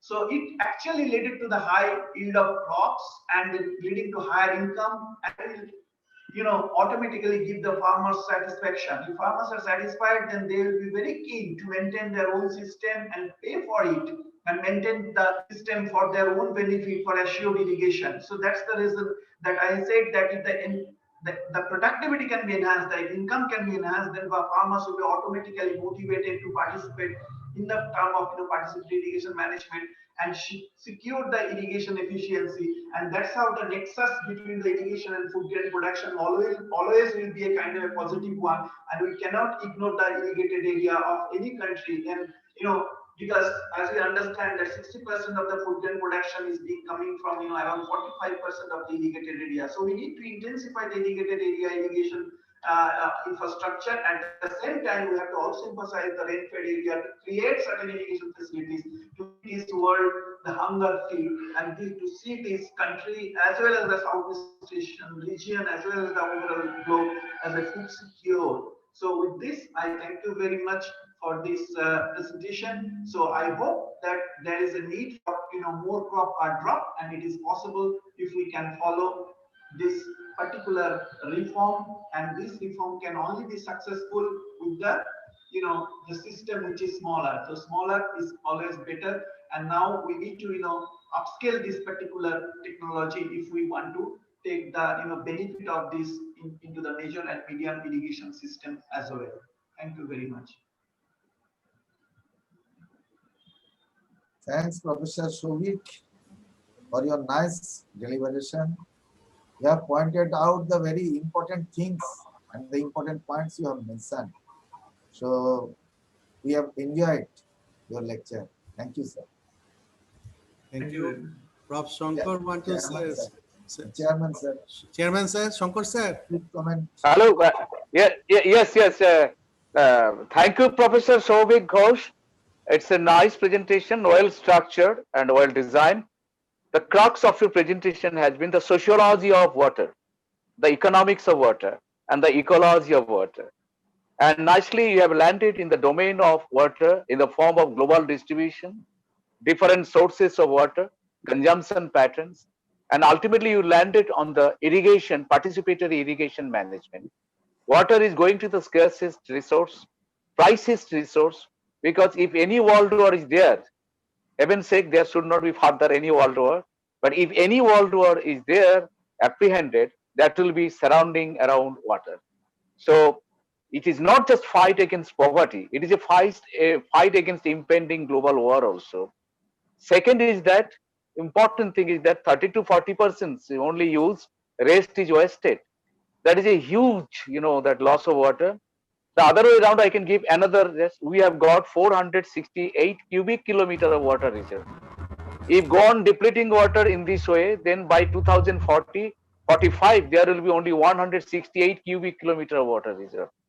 So your strategy and your approach is very much important. It is best way to define that it is a socialization of water, because water is the lifeline and water is our existence and water is our future. If we lost our water, then we lost everything. If you export to say vegetables 1 ton, we are exporting at the same time 30,000 tons of water. To produce 1 kilogram of rice, we have to invest 4,000 liters of water. So it is not just 1 kilogram of the rice, it is 4,000 equivalent water consumptions are there. Mind that you are right, absolutely. Per drop of water and productivity will be there. And before that, we need to have a proper socialization of water use. Thank you, Professor Shovik Ghosh. Really, it's an excellent presentation. Thank you. Professor Shovik, from our organizing committee, we are thankful to you as you have accepted our invitation and presented this your speech. Thank you. It's a privilege, sir, for getting this opportunity. Thank you so much. And can you show the certificate of Professor Shovik Ghosh? Yes. It is the certificate. It is a humble recognition to your elegant presentation. Thank you, sir. And I will keep contact with you because water resource management is one of my area of interest. And Okay, I my have pleasure. worked Okay, with, I sure. have talked with Dariel Messer, sir, Professor Dariel Messer, about of UNESCO about water resource, and Right. so we will future will just join in detail with talk discussion with you, sir. Thank you, sir, Surely, for your I'll be nice looking forward. deliberation. Thank you, Professor Padiyari, Professor Acharya, and Dr. Shandip. Thank you very much, Thank and you, sir. all the participants for nice, gathering here, Oh, virtual gathering. Thank you. thank you. Can, Thank you. can you switch over to USA right now? Professor Rafik is waiting, I think. Okay. Yes. Ohio State University. Yes. So Great. we would like to invite Professor Rafiqul Islam, Director, Soil, Water and Bioenergy Resource Program, Ohio State University School of Environment and Natural Resources, Food, Agriculture and Biological Engineering Department, Institute of the Ohio State University, Columbus, USA. He is the Director, Soil, Water Resource Bioenergy Resource Program, and also South Centers at Peak Keaton, and academically affiliated with the School of Environment and Natural Resources, Food, Agriculture and Biological Engineering Department, and Sustainability Institute of the Ohio State University, Columbus, USA. He has vast experience globally with a focus on climate smart agriculture, soil health, no-till and cover crop, water stress and chemical inducing marginal land, biofeed stock and bioproducts and organic farming. He is a Fulbright teaching scholar and received several national international awards and recognitions. He has published more than 100 peer-reviewed articles in high-impact journals and several books. Dr. Islam has active collaboration with Bangladesh, Brazil, Burkina Faso, China, France, Ghana, India, Kazakhstan, Mali, Nepal, Niger, Russia, Tajikistan, Ukraine, and Uzbekistan, and many other countries. So without wasting much time, I will invite Professor Rafiqul Islam, and he will speak on climate smart agricultural Renaissance. renaissance, Renaissance. renaissance and global food security. Sir, we welcome you, sir.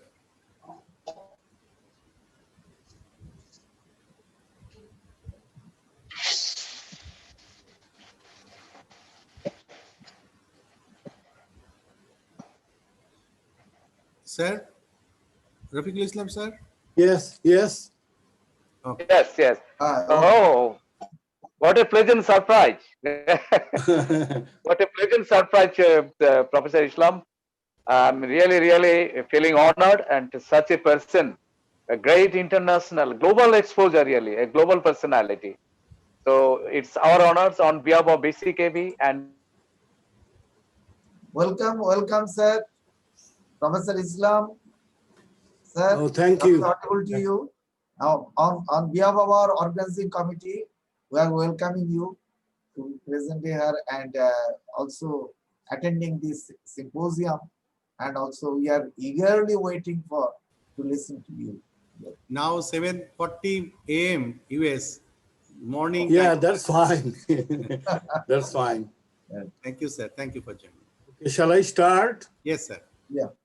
Thank you very much to all of you, especially to Professor Acharya and some other people who invited me to join this excellent workshop. And I have been listening to all these talks.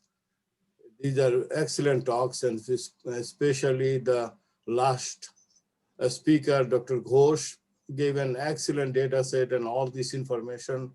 Thank you, sir.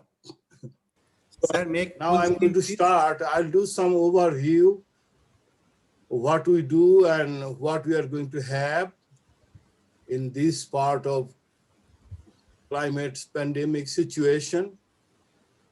So, sir, please I'll make start. full So screen. let's look at the first slide, where we want to show you the ecosystem services and all these ecosystem components. What we have is the base foundation soil, and then sunlight, air, and water. And naturally, we have nutrients, and we put some nutrients when you Sir, combine. Sir. With all this, it produces carbon-based compound. And Prof. carbon, Sir, yes. kindly make full screen. Hello? Full screen, full screen. Make it full screen. I couldn't understand. Full screen, sir. Oh, full screen? I have full screen. No, it is showing next slide also. Oh, how can I close it?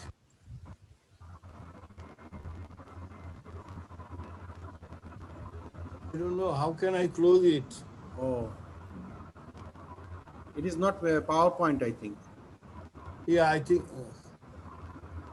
Let me see. Okay, no problem. You can go to display settings at top and check. Is it okay now? No, you go up, top display setting and make full screen. Yeah, just make slideshow, please, Professor. Yeah, here, this one, slideshow. Is it okay to go ahead? Not yet. You click slideshow, this, yeah, in the bottom, this the tool. Yeah. Up. In the top, yeah, here. Up. The second one from the right one. Yeah, second yeah. Yeah. The second one. No, not second. Here. Yeah, yes, yeah. This is the slideshow. Right. Now it's okay? Yeah, I think it's slideshow, right?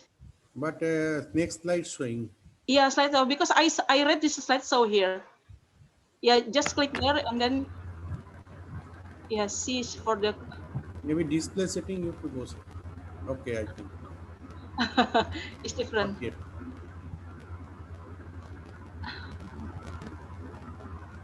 No, display settings are go. Can you see now? Yes. Now okay. Now you make slideshow, sir. That's so here in the top. Yeah. Okay. Yes, now I can go ahead. Here you click, sir. The slideshow. Okay. So yes, what we have, yes, all these the system components, and we are getting carbon-based compound to support our life because. Not yet, sir. You press Control F5. Control F5. Okay. পাঠিয়ে দিচ্ছি আমি কি করব বললাম দাদা রাখো কি বলো তো কিছুদিন কথা বলছে না Now it's okay? No, just please click slideshow on the top. On the top here. পাল্টি কিভাবে দিল দেখো দাদা তুমি রাখতে চাও তোমার ঠিক হয়ে গেছে তুই আসার আগেই তো ঠিক হয়ে গেছে Shall I go ahead? Okay, sir. I think you, sir, make slideshow, sir. Here up. You just click here. I can show you, sir. Here. Point. You make point. Here, sir. Oh. Here is slideshow. Okay. All right. Now it's okay. No. You press there. You click there, sir.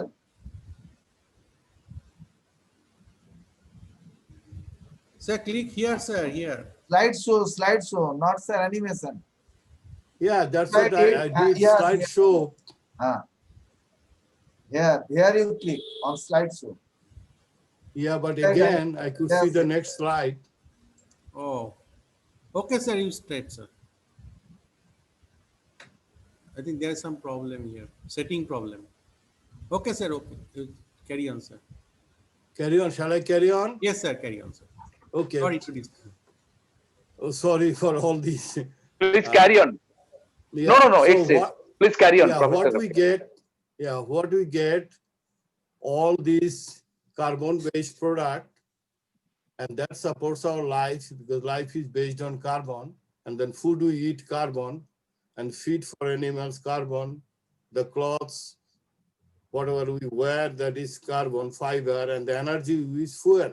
So all these are carbon-based, and that's why we call these carbon as the Lord of the Rings, because it regulates the whole world.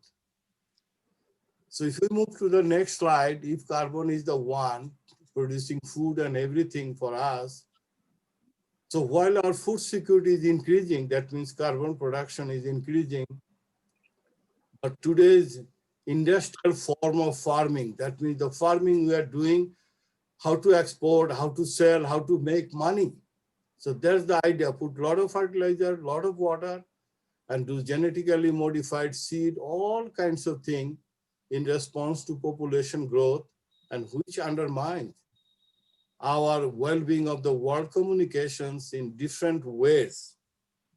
Those are destroying vast areas and diversity of natural habitats.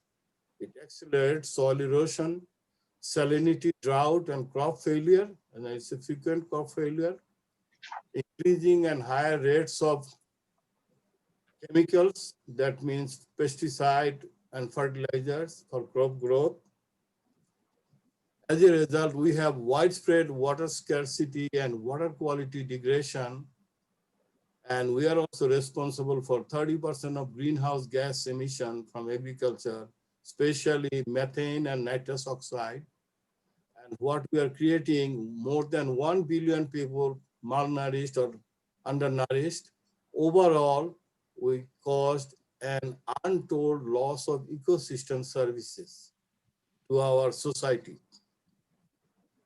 So these are some of the examples I'll show you. The high-tech agriculture or the conventional agriculture or what we call industrial agriculture. Look at that, everything mechanized, big machines, and plowing and spraying and all these kind of things. It's creating a situation on soil, on water, on crops, and ecosystem. Look at that, how many machines we use to plant, to grow, and to harvest, which creates a havoc on the ecosystem. And this slide shows you the state of Washington, northwest of United States. Look at the land, 10% slope where we are growing wheat. And look how this harvester are harvesting the wheat, at what level and all this. Now, if we go to China, look at China, what they are doing. They are growing rice on the top of the hilltop rice growing in China. And if we go to Mexico, look at the plowing, direction to the slope, and as a result, exposing the soil, a lot of birds are coming, eating all the earthworms and some of the insects in the soil, which maintains biodiversity. So we are losing all these kind of things because of our conventional way of farming or the approaches we are using. So if we look at this slide, that how we degrade ecosystem, we plow, and we create dust, we produce carbon dioxide, we destroy the soil with all these carbon, nitrogen, phosphorus-based input. That means fertilizer, pesticide, herbicide, all this goes into the soil and soil transform, some of them as greenhouse gases going to the air, and some of the dissolved carbon, nitrogen, and phosphorus goes to the groundwater as leaching with percolation water, and other part as a surface runoff with sediment goes to the surface water. So overall, what we are getting, we are degrading our soil quality and degrading or decreasing our nutrient and water use efficiency, but we are increasing our crop yield at the expense of all these problems. So that's the only green we have. We are continuously increasing crop yield, but at the same time, degrading all the ecosystem. So for what? For whom? Because we have a lot of people and we need resources. We need to eat, we need water, we need shelter, we need transport. As if we are squeezing the whole world for our resources to survive. And that makes one of the things is the greenhouse gases emission, although overall emission from agriculture, especially carbon dioxide, is not that much, 9%, but methane and nitrous oxide is quite high. And that causes our footprint, who is producing how much. If you look on the top, that is India, top to the left, the right side to the left. India is still a little less, but compared to China, which is #1 in the world right now in terms of greenhouse gas emission, and USA, we went down to the second position. So all these gases and the activities we are doing, it will create climate change, and that will affect public health, all these components, especially agriculture, because our talk is agriculture and water resources. Let's focus on agriculture. Look at this slide, because this talk is mostly in the Asian countries. So China, through Tibet, controlling all the water in the Asian part. If you look at all this origin of the river, it's coming from Tibet, directly or indirectly. And if you look at the Himalayan glacier, I got the picture 2001. I could not get the recent one. They didn't allow me. Look at that Gangotri glacier. The Ganges is originated, how they are retreating. And the next slide below that, the ice on the top of the Himalayan mountain, how much thinning they are getting over time. So we are having 7% ice melting in Himalaya. And by 2030, most of the ice will be gone unless anything coming different. So what will happen to China, Indian subcontinent, and Central Asia? And who is going to control? Of course, it would be China. If you look at all these rivers in Pakistan, India, Burma, Vietnam, Laos, Thailand, all will be controlled by China. So that's one of the things we have to think about, how to go, what to do, and when to do. And this is the present situation, what Dr. Acharya mentioned a few minutes back about the war. Future war would be the water war. Look at the disputed.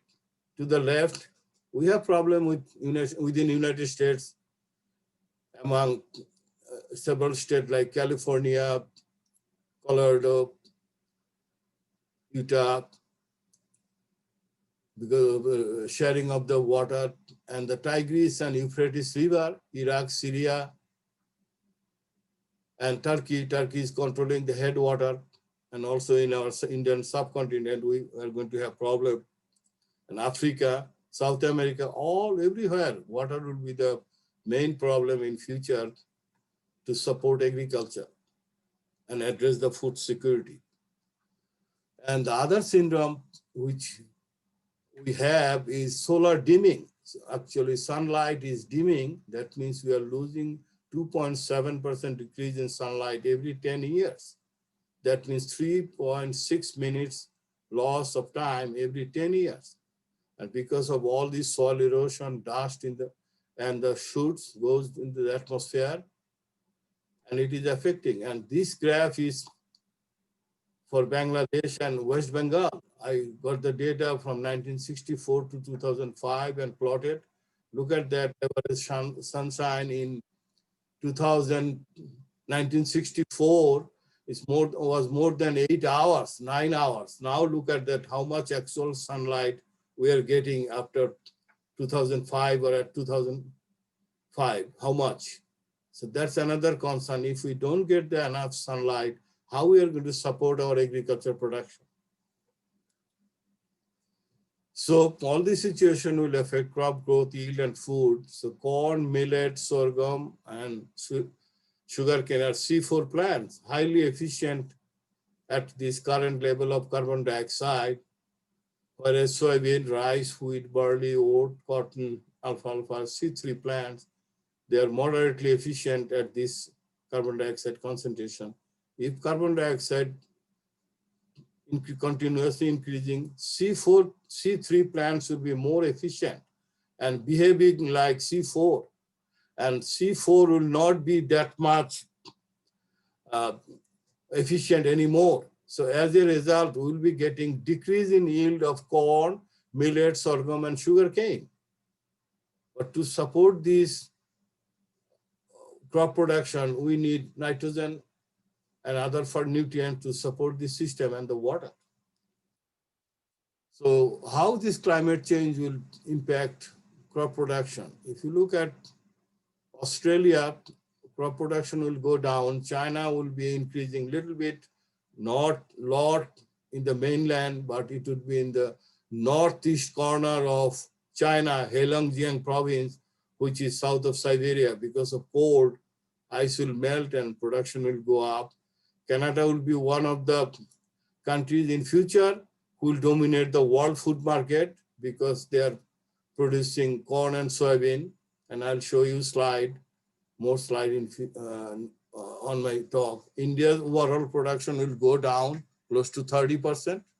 Mexico, 26%. US total production will increase 8%. In the south, we are going to lose, but in the north, we are going to increase. So climate change is good for Canada and Russia. Look at these yellow dots. These are all corn and soybean, mostly corn. 20 years back or 25 years back, there was no corn in Canadian border. All these were wheat. Now they are going corn and soybean, and wheat is going inside, deeper, more cold areas. Because of climate change, these areas are getting improved with water availability and soil condition. They're going corn and soybean. Look at Russia. The southern part of Russia, even Siberia, they have a lot of water availability from melting of permafrost. And as a result, they are going more crops, and in future, these two countries will maintain the world food market. So this the left slide, if you look at the West Siberian plain, these are all permafrost. Now you can see in the summer, they have lakes, hundreds of lakes formed in Siberia. And the vegetation is coming up, more green. And people are going for this high organic matter soil to grow organic crops. So Siberia will be one of the hub for growing organic produce in future.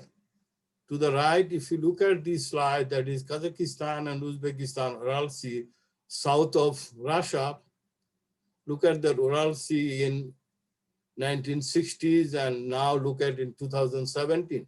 They are under severe water stress and salinity problem. So look at all these contrasting situations, what is going on in the world. So in future, what we are going to have, we are going to have warmer world, degraded soil, and shortage of water. And this map will tell you where the food production will go up or go down. So this is the criteria: warmer world, degraded soil, land, and shortage of water. So by 2050, our world food security needs to be double, which will make our existing land or the forested existing land to be used more and more with a lot of chemicals, that means fertilizer, water, and energy. Or at the same time, we need to convert forest to produce crops to support all this population growth. So such intensity of farming or changing of land use will have long-term consequences on ecosystem, especially air, soil, water ecosystem, and that would be detrimental on ecology, economics, and social sustainability, migration. So agriculture needs to be transformed, and that transform, we thought that climate smart agriculture, that means it's sustainable agriculture, but it has a component of taking the challenge of climate change. And what is that? That means we have to adapt, we have to mitigate, and we have to produce. And what we thought that the component should be continuous no-till or conservation tillage, diversity of crops, and soil and plant amendments, different types, integrated form, and precision chemigation. That means what chemicals we have used, fertilizer and all these. Without fertilizer, we cannot grow crops or pesticide. We need them. But how much we can use and how efficiently we can use, that combination will give us the direction to conservation agriculture compatible to climate change. So first approach, we are thinking conservation tillage is no flow, that means control soil erosion by wind or water, no blow, same way, and no glow, that means burning of organic matter, that means loss of soil quality. We don't want any more. And diversify the system. Look at this one of our experiment, what we do, that is, we started with corn, and then after corn, we plant rye as a cover crop. And then in the spring, we grow soybean on the residues of cover crop to control the weed. So we can suppress the weed, minimize the use of herbicide.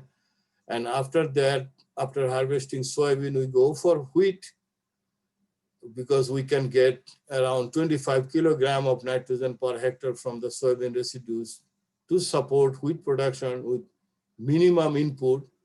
And after wheat, we are growing cover crops, radish and legume, cowpea, to provide nitrogen and remove soil compaction. So the whole cycle takes 2.5 years, and we are growing crops with minimum input of fertilizer, because we are producing nitrogen from the air through cowpea to support corn, suppress wheat by rye for soybean, and soybean nitrogen to grow wheat. So that's the way we are utilizing. So if you look at this slide, look at the radish, what we eat in India or Bangladesh, India, Asian continent, we use for compaction. The picture with the big guy, David Brand, he's one of the pioneer in conservation agriculture, the invited speaker at the 2016 Paris Climate Change conference. So he has been doing all kinds of no-till cover crops and different management practices since 1973. And below that, you will see the soil with the two track mark, that is the hard compacted soil, and that track used by tractor. So we planted to the right, we planted cover crops, and look at these cover crops, radish, how they grow in the compacted soil and crack the soil to reduce soil compaction. And when this radish decompose, they release natural pesticide, isoglucosinates, and fumigate the soil to control the disease, nematodes and rhizoctonia and other form of disease, fusarium.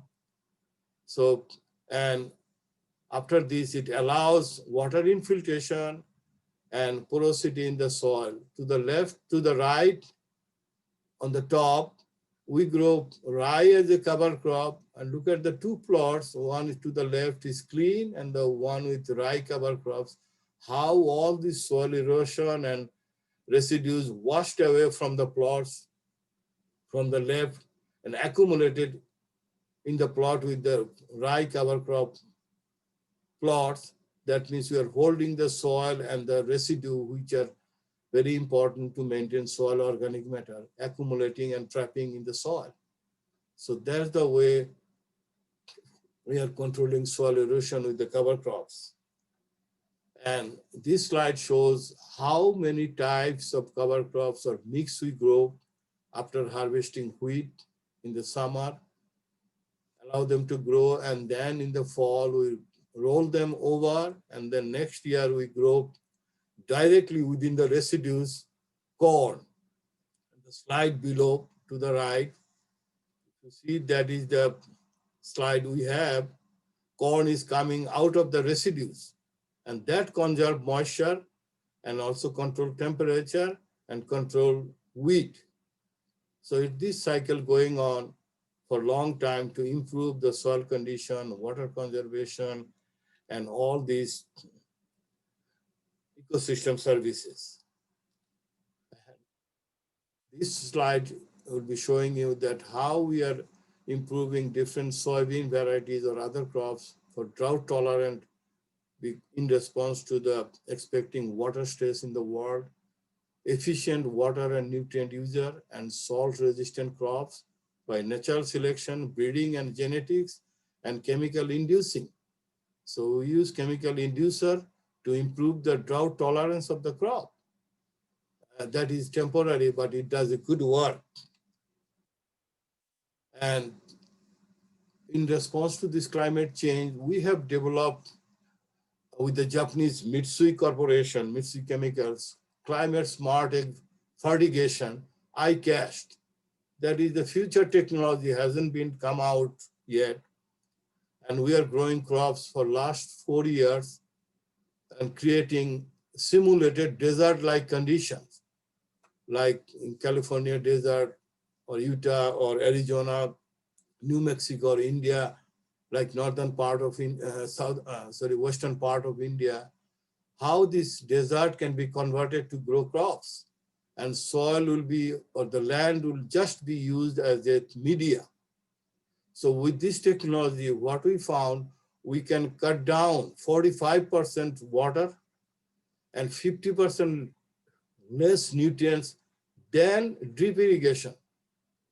Just imagine, drip irrigation is the most efficient irrigation right now, but our system with the funded by Japanese, that reduce the water 45% less and 50% less nutrient than drip irrigation.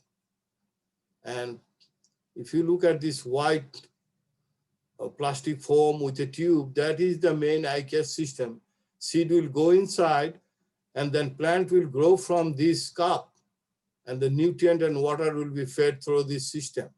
And to the picture in the right, it looks the corn, how corn is growing under this condition. And we didn't see any yield loss or any problem so far. So it's possible that we can grow crops with minimum water and minimum nutrients. That means we are controlling evaporation and seepage loss. As I mentioned about earlier,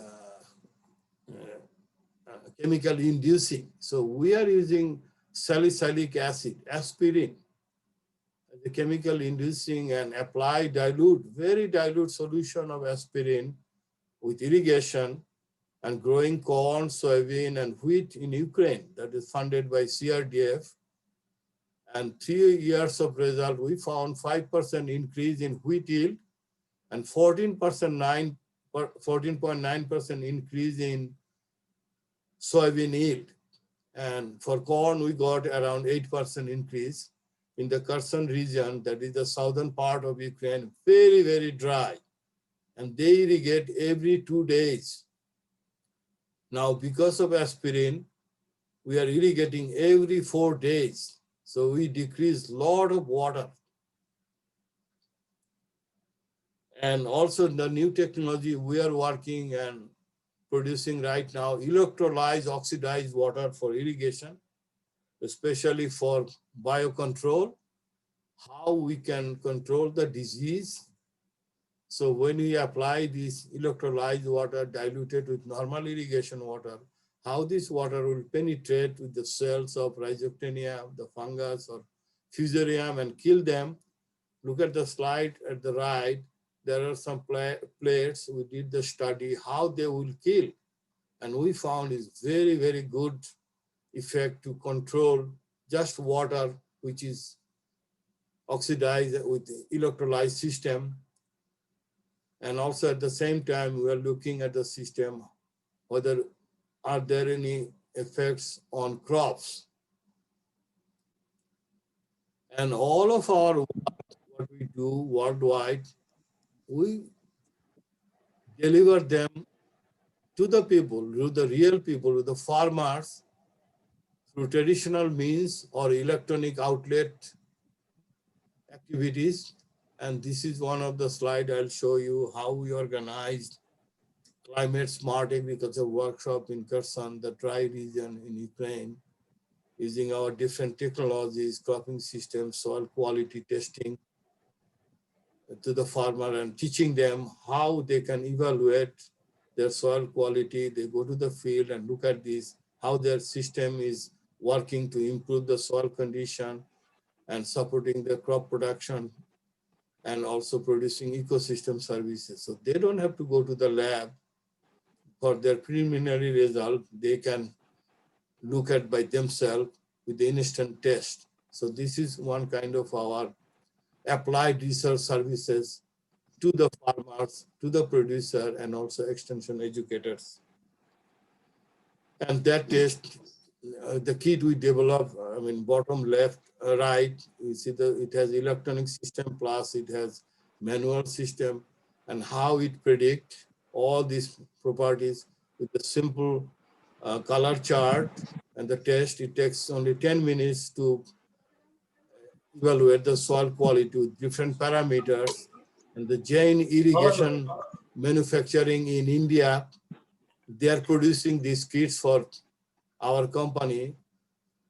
So we give them the power, empower the farmer to decide by themselves what to test, how to test, and how they can make their interpretation and management practices to combat climate change situation. Another tool I will be talking about is soil organic matter calculator, which we have developed. One of my students from Maharashtra, Vinayak, he did a lot of work on this. So this is also for farmers. All our research focusing towards climate smart agriculture or sustainable agriculture for farmers, how they can use by themselves. They don't have to go to the expert. They can decide using this kind of tool and design their farming system. It's a very simple calculator and free for everybody. It's based on Visual Basic and Excel, and it considers tillage system, cropping diversity, cover crops, manuring, liming, irrigation, and other natural factors. You can enter. It's a menu-driven system, and it predicts how much organic matter you can accumulate or carbon sequestration for 50 years. And then it will tell you how this organic matter partition into active and passive pools. That means good quality and good quality for nutrient recycling, and passive for to improve the soil structural stability and other functions. It also calculates how much nitrogen will be released from organic matter, and based on that, how much fertilizer a farmer has to apply for a particular crop. If it is soybean, if it is corn, how much, if it is wheat, it will how much, and also it estimate greenhouse gas emission and how much it takes this greenhouse gas as carbon sequestration in soil to get the carbon credit. So overall, it also helps irrigation, that how to schedule irrigation and when to do the irrigation and how much to apply based on soil and texture and other properties. So overall, these services we provide based on our research to tackle climate situation, to support farmers, to give improved food security for their livelihood and maintain the global atmospheric situation, to maintain the human harmonious life and the society's function. So in conclusion, I would say, based on our research, climate change will influence crop yield and food quality. No doubt about that. Conservation agriculture, by doing research and by reaching farmers, educators, and other people to mitigate climate change effect and support economic production. We cannot just produce. We have to think about how much we apply and how much we get. It has to be profitable for farmers. And no-till cropping diversity, we found it increases crop yield and food quality by increasing protein content, amino acid profiling, and nutrient density in the grain. So high quality grain. And chemical inducing like aspirin, salicylic acid, and other component, oxalic acid. These are really good to improve crops' tolerance against biotic, that means salinity and drought stress, and also biotic stresses like weeds, disease, and pest. So overall, we think this approach of sustainable agriculture with special focus to climate change effect to improve the condition of agriculture worldwide. So thank you very much. If you have any questions, I'll be glad to answer.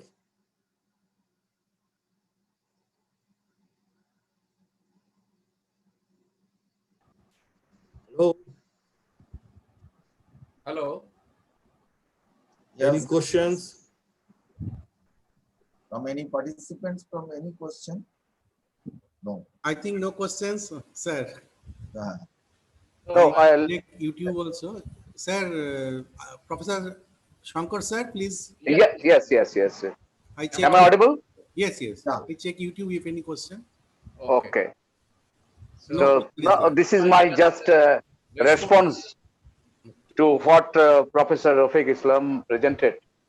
And I was so happy, and I think the participants are also of the same opinion.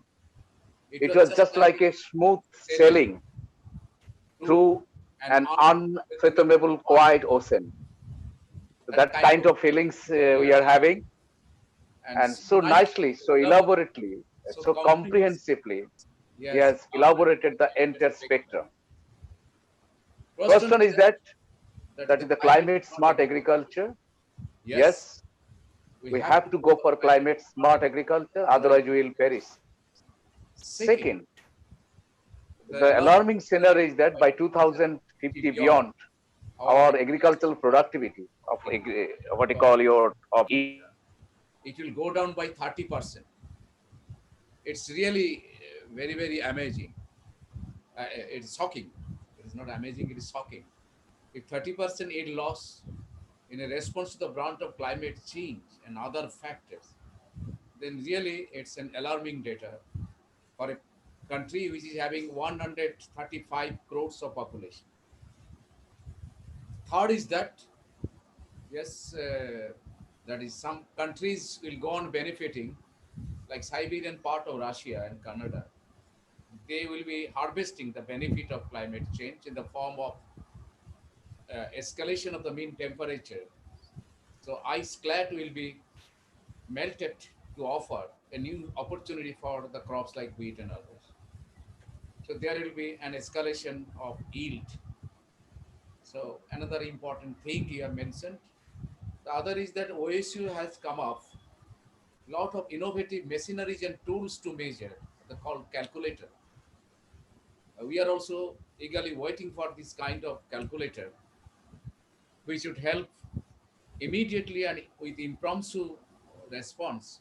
What is the organic carbon status, soil carbon status, NPK status, and we can go on responding to it. He also mentioned nicely the ecological services. 4 ecological services are basically there: the production services, the mentoring services, the controlling services, and the cultural services. These are interlinked with each other. Thank you for the concern for your ecological services. Another important aspect is that the farm energy metabolism is a very important aspect. If you go on with a prodigal energy farm practices, the time will come when the soil regime will go on suffering a negative energy balance. That will a time when soil will look like soil, but critical chemical functions, biochemical function will stop. So we have to be again concerned and conscious about the farm energy metabolism. Thank you, sir. All these are really so amazing and so alluring to us. And your communication is so quite rewarding. We have learned a lot of things. And again, thank you for providing some time to share with us. Sir, some kind of feedback from your end. Cool. Professor Rafiq, for sir, some kind of response from Sir, one Yes. question, one means feedback actually, not question, is there. Okay. It's my first instance that I got to know about sun dimming in relation to sustainable agriculture. It will be better if we know the reasons behind sun dimming and way out from this in a dilemma of global warming. This is one comment from Galaxy M31. He don't mention his name. So Okay. you replace and then. Can I have a No, I very mean, short question? Yes. Yes, Prof. Is there a question? Yes, Dr. Faroji, please. Okay, thank you. Thank you very much. I have a very short question. Thank you for the presentation. You mentioned that the benefit of the global warming. So new agricultural land was get water, but do you have any figure in the other hand, how many agricultural land disappear due to the rising of the water level, sea water level? Thank you very much. I don't have the statistics not right in my hand, but I know 1/3 of Bangladesh and part of West Bengal and South India will go down. Okay. Asia, Malaysia, part will go Philippines, Vietnam, Laos, Thailand, even in United States. New York City will be gone. And Florida already have problem. We have seen that. And if you look at Nauru in the Pacific Ocean, Indian Ocean, they are worried about that island will stay or not. Look at Maldives, look at Tuvalu. All these places, I mean, they're worried how long they can survive.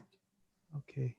So that's a good question, that how much land are degrading or waterlogged or underwater.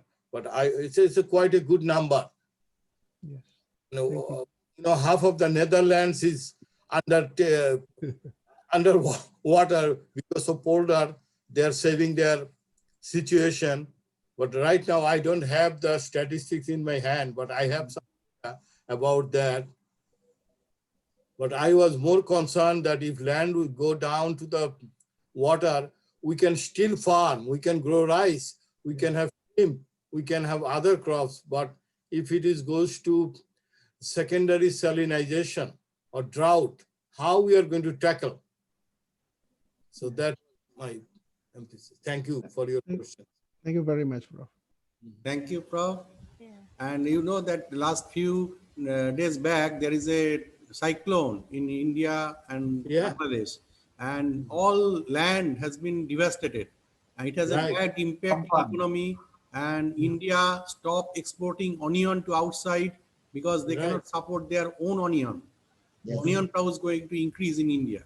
So onion, they stopped exporting. So very bad condition, and that land, they cannot grow any paddy within last 1 year. That means next 1 year, because it is saline. Because of the infrastructure to go there and all these. So thank you, Prof, for your Professor Rafiq, I can share one data. That is, in India, we are having 7,665 kilometers of the coastal line. Sea level rising is happening to the tune of 2 to 4 millimeter some 10 years back. Now it is 5 to 10 millimeter. If this keeps on happening by 2050, 30% of the coastal area of India will be inundated. And 450 million people need to be migrated elsewhere. So that is one of the important data I want to share with you. No, excellent. I have the slide, but because of time constraint, I didn't put for that part. I have a beautiful slide on water. I think we will invite you for another talk alone. Thank you. Thank you. Better. Thank you. And your scholar Riti Chatterjee is there. I think she is a participant. Riti was under the mentoring of Professor Islam sometimes back. She is, I think, now it is. Okay, please. Yeah. Yes. Professor Rafiq, I think also Dr. Sandip, another question from one participant here. Yeah, I know she or he asking about, is there any reference regarding this phenomenon? I mean, phenomenon about this, the sun dimming. And already explained. No, I mean, already he responded. Asking about the reference. Oh, reference. Yes, reference, later on. Regarding this. That's why I put my email address on my presentation. If you have any question, you are most welcome. And OSU is such a big university in the world, largest university in the United States. We provide all this information free. So you're most welcome to communicate with us. We'll provide you all the information. Okay, thank you, Professor Rafiq. Yeah, so we would like to give you the certificate of appreciation on behalf of the Oh, committee. thank you. Okay, yeah. Thank Thank you. you a lot for this year. Your nice presentation, for sharing this a lot of ideas and also the facts about this our concern about this the what condition right now related to the water yeah Mhm. Now, condition. Yeah. I would like to collaborate uh, with all of you, if possible. We'll be glad to join with collaboration with different universities and different countries. Right now, I have a lot of collaboration, but I'd like to pursue more in future. If you think about that, let's make a proactive move to further collaboration. Yes, sir. Thank you. Yesterday, our Thank you. president sir also told about collaboration, and our other vice chancellors also tell about the collaboration, and also our Reverend Swamiji also told to make collaboration with all other countries. So we will definitely, sir, proceed for collaboration and do more work on. But we have to take permission from COVID. COVID is the problem. I was supposed to be in India last February, last March, not March, sorry, last Right. with Riti, but we could not go. Okay. Yeah, thank you very much. Thank you, Professor Rafiq. Yeah, we will follow up for this in the next collaboration with you and also everyone Yeah, here. thank you you, so much. sir. Thank Riti you. is there, Yeah, yes. actually, I have joined lately because of my improper network connection. Thank you, sir, Okay. for such a Thank nice you. presentation, and thank You're you welcome. all of you. You're welcome. Okay. Thank you, Mr. Professor. for joining. Yeah. Thank you. Professor Rafiq, again, tons of thanks and gratitudes expressed by us. And this is the certificate. I am requesting the organizer to send it across to Professor Islam. And Yes, this yes. is a token of honor. Thank you. So, Thank you. amazing presentation. Thank you again. Can you move to the last presenters for today?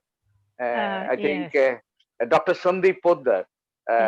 He will be the last presenter. And Professor Padiari, could you please do the honor of announcing or reading aloud his biodata so that we can share? Yeah, sir. Dr. Sandeep Poddar is one of the organizing secretary of this organizing committee and a key person behind that is collaboration program, and also the organizing this symposium. Dr. Sandeep Poddar is the senior research director, Lincoln University College, Malaysia. He is the member of Board of Studies, Lincoln University College, Malaysia, and has been graduated from University of Calcutta with honors in geology. He has obtained postgraduate diploma in dietetics from All India Institute of Hygiene and Public Health. He is the Master of Science in Geology with specialization in biochemical genetics from Doyalbach Educational Institute with distinction. He has completed his PhD in urology from Vivekananda Institute of Medical Sciences.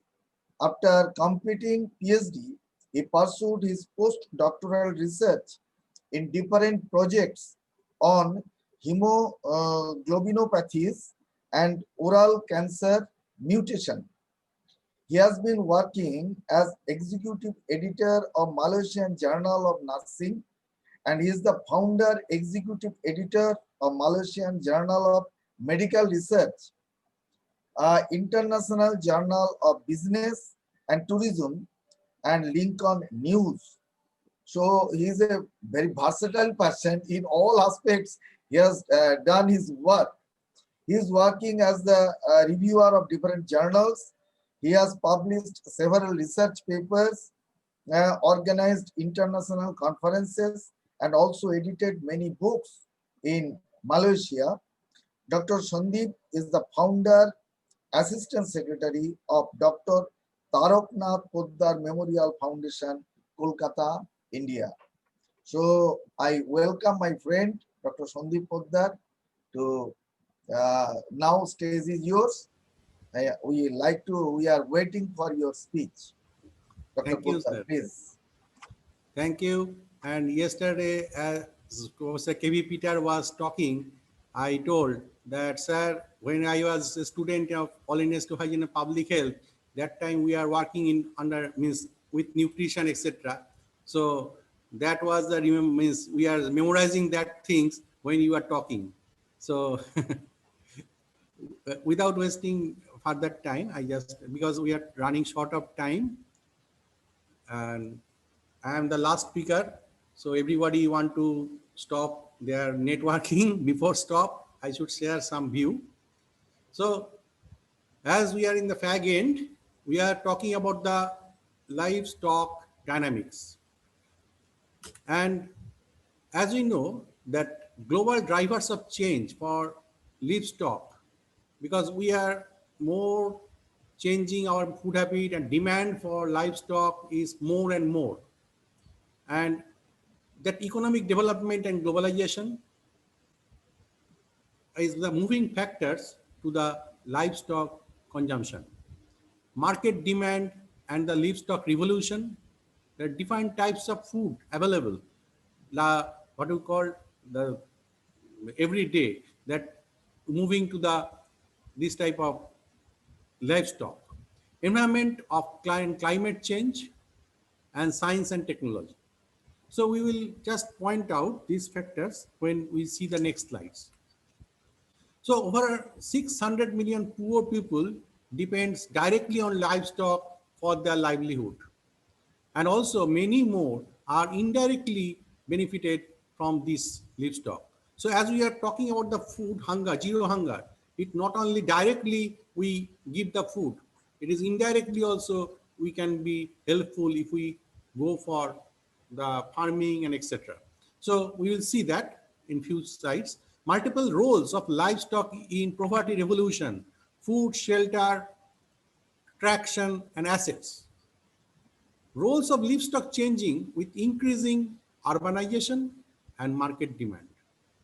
So as yesterday, another speaker, Professor Vitar, was telling that our demand is 400 gram of vegetables and fruits, but our production is 200 gram in India. So there is a demand gap. Same in case of the livestock.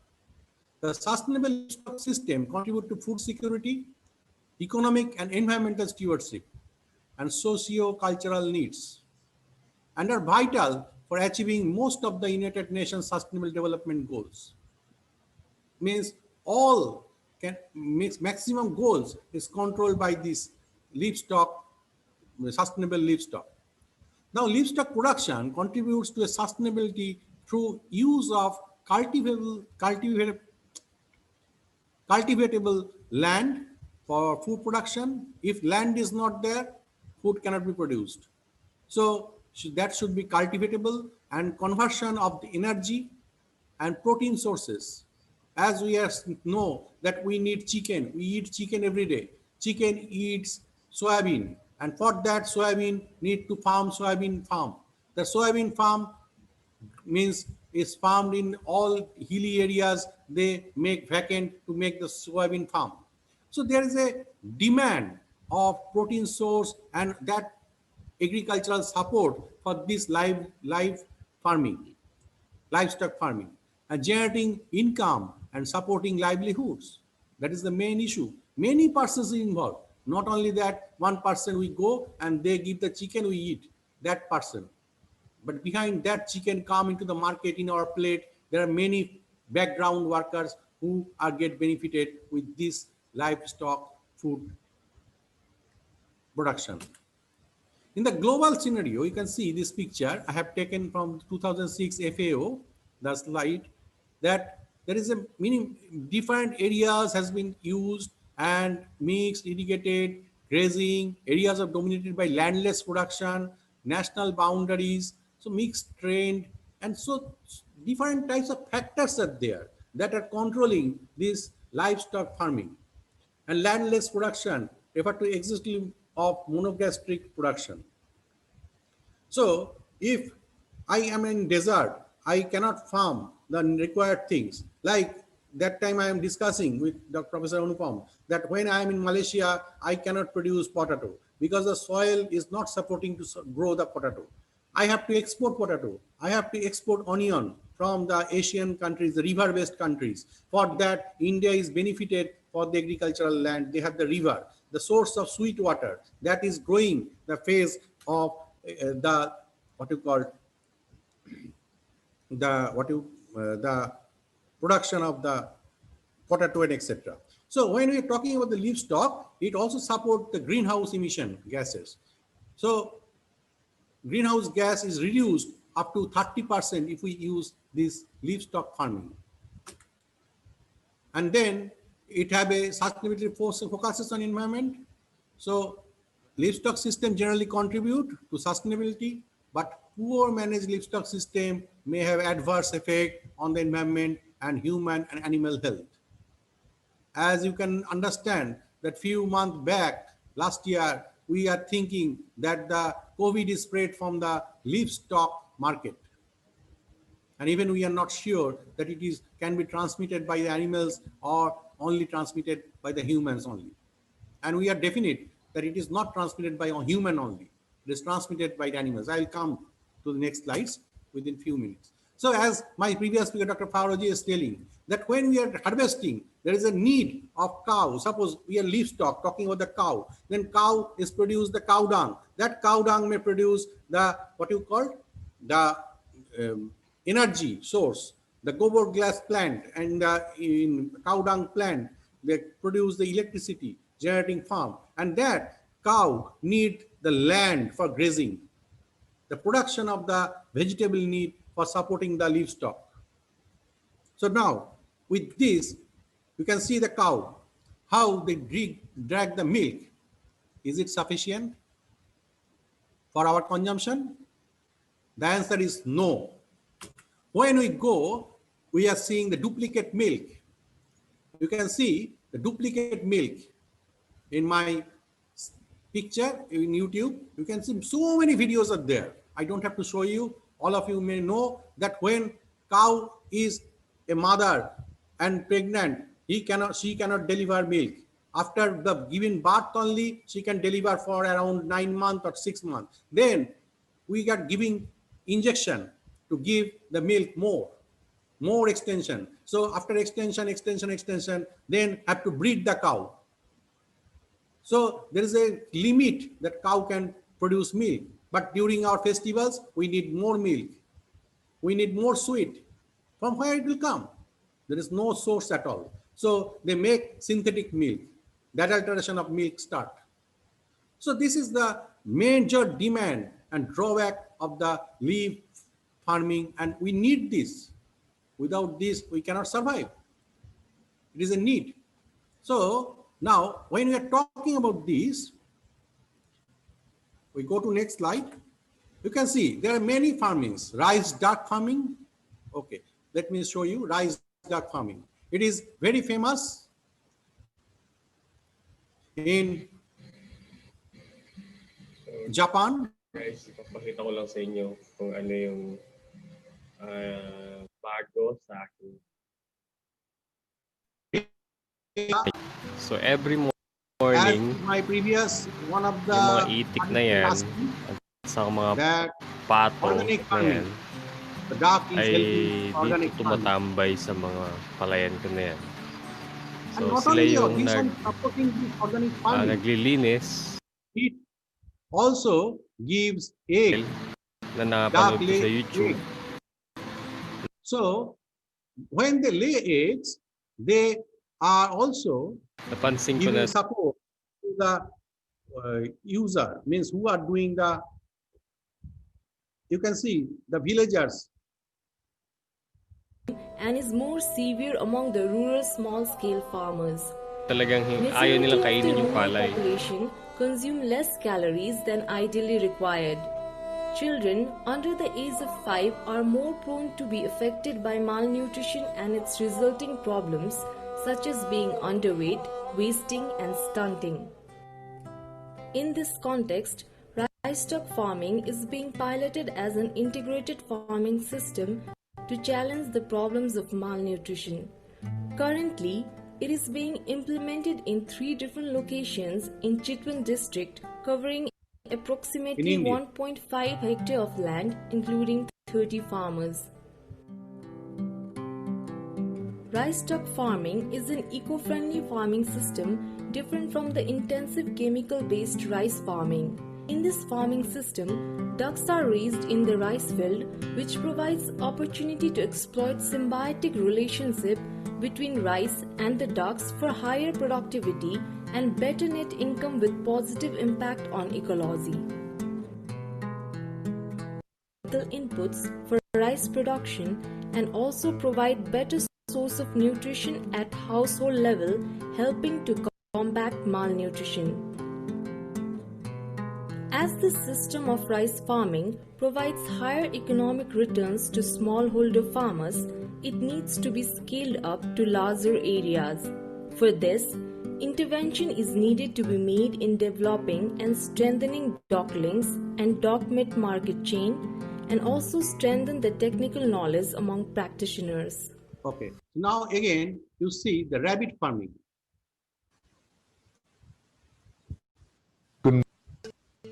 Rice bran, etc.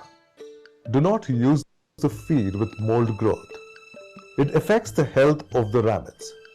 Put mineral mixture at the rate of 20 grams per kilogram of feed and also a bit of common salt in clean water. Then soak the ready feed in it for half an hour. Feed this by 9 o'clock in the morning at the rate of 50 grams for young ones and 100 grams for the adult rabbits. Provide enough clean fresh water for drinking. Avoid the pollution of water. Treat any health problem under the guidance of a veterinarian. Have to vaccinate, have to give vitamin, have to give proper nutrition. Rabbit meat is free from fat and hence a healthy food. Non-vegetarian hotels and dhabas are ready to put rabbit in their menu card if the supply is assured. But as of now, we find hardly any systematic and big rabbit farms capable of continuous supply. Hence, we find no reliable market for rabbits grown on farms. Okay. Next is, I can show you the clone meat. Clone meat.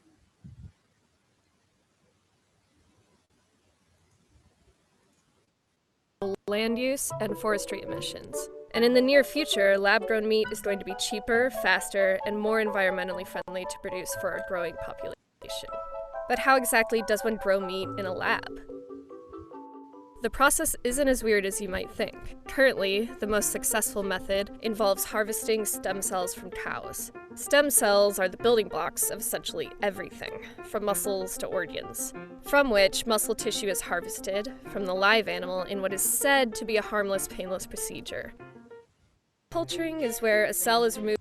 Muscle cells' tendency to contract frequently together to form a hamburger shape. One in 25,000. So we don't know the source of the meat, means the meat. So when we are doing the clone meat, it can be cow, it can be what you call goat or anything. So it is a clone system. So now when this is differently used from the leaf farming, livestock. So livestock, when I again talking about, then you see this seafood, the squid. It is highly cultivated in Asian regions, Asian countries, not in India also have, in South India some parts, because they export. You can see this is very nice tasted food in here in Malaysia and Asian countries. We like the squids, we like the frog meat. It is also very tasty and used in Bengal also, and it is farmed in other Asian regions. And the Chinese restaurant, etc., they have sold this meat and very tasty and very nice, as you all, many of you have tasted maybe.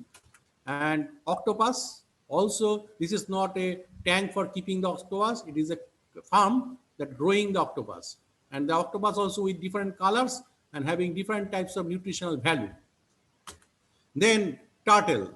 All of us know turtle is very tasty and turtle cutting is very banned in Bengal now. But if we culture for this for meat, then it will be very helpful livestock farming and many persons will be benefited. Next is crab. Crab is hugely produced in India and also exported to outside the India and very nice tasted food in all over the world. crab meat is very nice taste, and there are many shops, crab shops, famous shops in Malaysia, Indonesia, and other countries. So we can understand the demand for crab. Then you know this different type of technology used. The KFC, we cannot tell the Kentucky Fried Chicken. The name is KFC only because they have produced the chicken without feather, and the chicken have less bone and heavy flesh. They grow faster and very tasty. So this is called biotechnology implication of livestock farming. As we is telling that biotechnology implication, the chicken is also destroyed during the what you call infection. Like there may be coronavirus infection, there may be SARS infection, though many chicken have been destroyed and killed. So the farmers are get devastated result, low income, and they are lost their income. They are facing a total loss of income, and many of them have to suicide due to close of chicken production. Then you can see the crocodile milk. There are many crocodile banks in Southeast regions, and after that they kill the crocodile and also take the milk, egg, and also the skin. We know that crocodile leather, how much costly, and we are very much fond of using crocodile leather bag, etc. So if we can culture crocodile also, that will helpful as a tasty meat, and also the leathers we can use.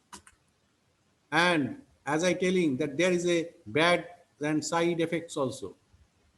Coronavirus is spreading to mink, and this mink is used in some medicinal products production, the lipstick production as cosmetics, etc., as well as to treat and preserve the waterproof leather, very nice leather, and the production of cosmetics and medicines also. So in Netherlands and Spain, they are producing, the farms are there, so they're producing the mink. But during the coronavirus affected, they found that they are sneezing, and that mink transmitted coronavirus, COVID, to the farm workers. So they have to vacate all the land, farms of the mink. Millions of mink has been destroyed, and the farms is empty. It is not only directly related to food, but as I am telling that there is an indirect and direct implication of the users of the food. So now, but if we don't have the food, what do we do?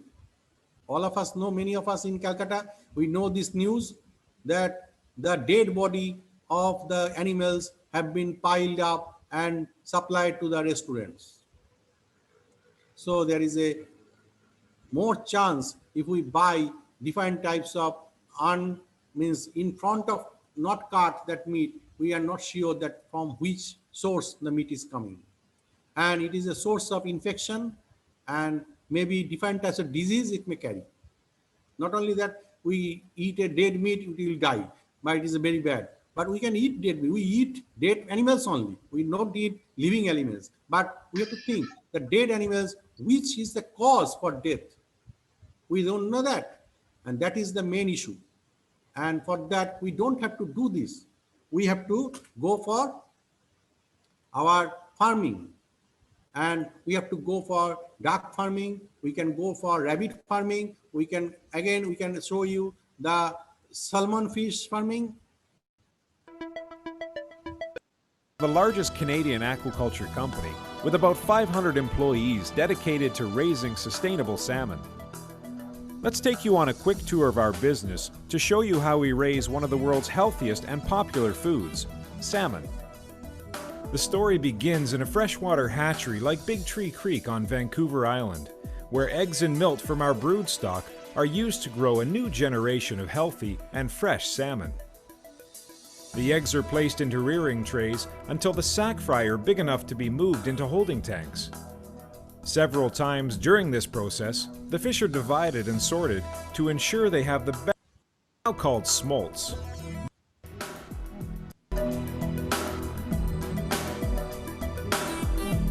As our previous speaker telling, the farmers are connected with internet and etc. Because the use of the GIS technology, and the farmers are using these techniques in farming in sea. salmon fish is cultured. Why with For more information about Marine Harvest Canada, please visit marineharvestcanada.com. So just as I'm telling that when we cannot able to change a situation, like we don't know that we need more food and what to do, we have to change our business. We cannot stick in the same business as we are doing before. We have to use new technologies. We have to use GIS. We have to use telecommunication technology. We have to use insurance. Very much important for the farmers. Insurance should be applied in different types. Now have, but you know, different types of paddy grow different types of yield. That insurance is not covering. Insurance is paddy only. They have no differentiation between different type of paddy.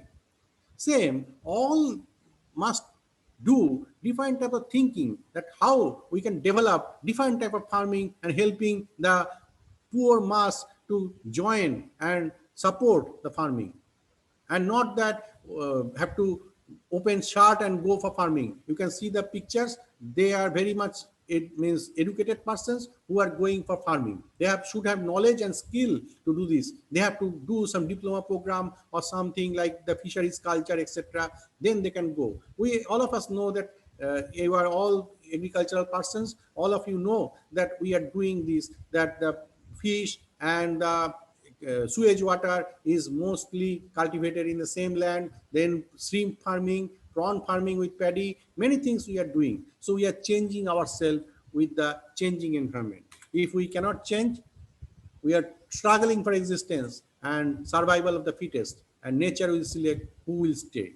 And with this, I should thank and do the organizers, and with collaborations for Bidhar Chandra Krishi Vishwavidyalaya, Professor Anupam Pariari mainly, and also the Agri from University of Bengkulu, supporting with all the facilities of IT, and Madam Gushwarni, and all the administrative support from the management of University of Bengkulu, and also Lincoln University College Management, President Dr. Ramya, and everybody. I am thankful for giving me this opportunity to speak.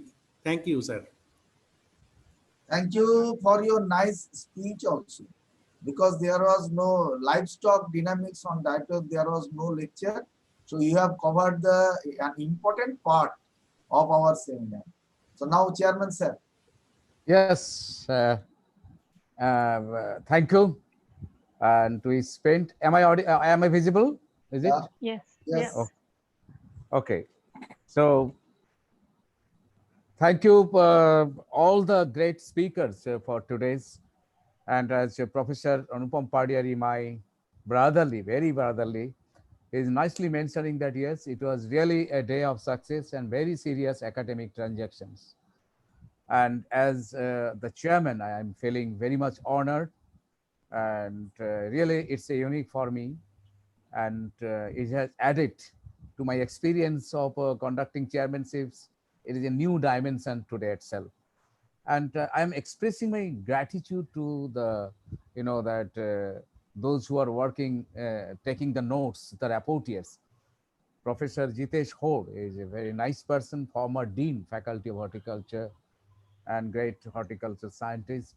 Professor Amit Baran Sarangi, my brotherly and a renowned scientist from BCKV, and Professor Dr. Mini Padwal. Actually, they remain invisible, but in silence and with invisibility, they are doing the great work. So my hats off to all of these very respected rapporteurs, and my regards to Madam Peggy Cheng from the Gano Farms, CEO of Gano Farms. Yes, please display Madam Peggy Cheng. Madam Peggy Cheng, yes. I wonder whether my pronunciation is correct, but yes, my hats off to you. There is no question of pronunciation, but hats off is visible. So, Madam Peggy Cheng, she came down heavily and nicely. Tremendous work, madam. Yes. On the mushroom enterprises. Yes. And as you know that the superfood or magic food rather, And when we are hunting for the optional food, alternative food, because this wheat, rice, maize luxury will be gone if 30% yield losses are there. So we have to go for an alternative food. Even seaweeds can come up and visit our dishes every day, lunch and dinners. So we have to get ready for that. And in this change scenario, in a response to the climate change happening, so mushroom has got a good contributions and great. And thank you, Madam Peggy, for your nice presentations and success stories. We are really eager to share this. Second speaker was Dr. Farurji. He was just from Indonesia, Bengkulu University. And really, it was a liquid organic fertilizer. And in order to improve the efficiency of the fertilizer application. As you know that out of total nitrogenous fertilizer applied in a conventional way, only 30% are retained. Of this 30% retained for the available at the root zone, and 10 to 12% are available on the lunch plate. Okay, when we are taking the food, it is further declined to 10%. When you are absorbing it, it is further declined to 5% only in the form of nitrate and amino acid whatsoever. So you just see nitrogen, if 100 kilogram is applied, only 30 kilogram is available at the crop field, then only 20 to 10% available when you are taking the food, and after that only 5% are available, 5 to 4% are available to our metabolic system. So it is gradual decline and decadence of the availability. We have to be very much careful. Thank you, Professor Farolji, for your nice presentation. And I'll come to me at the last, because I don't know how I have delivered my talk, but I'll come, I reserve it for the last. Madam will tell at the end. Okay. Dr. Dushwani, Madam will tell. Yes, yes. Okay. Yeah, sure. All of us totally agree with. Okay, at the last. Oh, the last. Okay, last, okay. last. Reserve Okay, it for sorry. the last. Okay. Not the least, but the last. And now I am switching over to Professor, Madam. Switching over to Professor Sobi Ghosh. Really, we know that what is it? Zenith presentations. Nice. Bit of echoing was there, but I think he was well audible, and slides were packed up with a lot of data. And I know him personally, and he's just like an younger brother to me, and an eminent personality in the domain of extension science. Per drop of water, we have to go for productivity. We can show the luxury of flashing our commode and wasting 14 liters of the water to wash a basin. So that days are gone. So every drop of water that counts $1 million values. As you know that to produce 1 kilogram rice, we have to spend 4,000 liters of the water. So we are just concentrating on the food security, but this is the time to concentrate on water security. Without water security, food security is futile. Thank you, Professor Ghosh, for your participatory water management. Basically, it is the social ecology of water management and nice case studies, and thanks to you.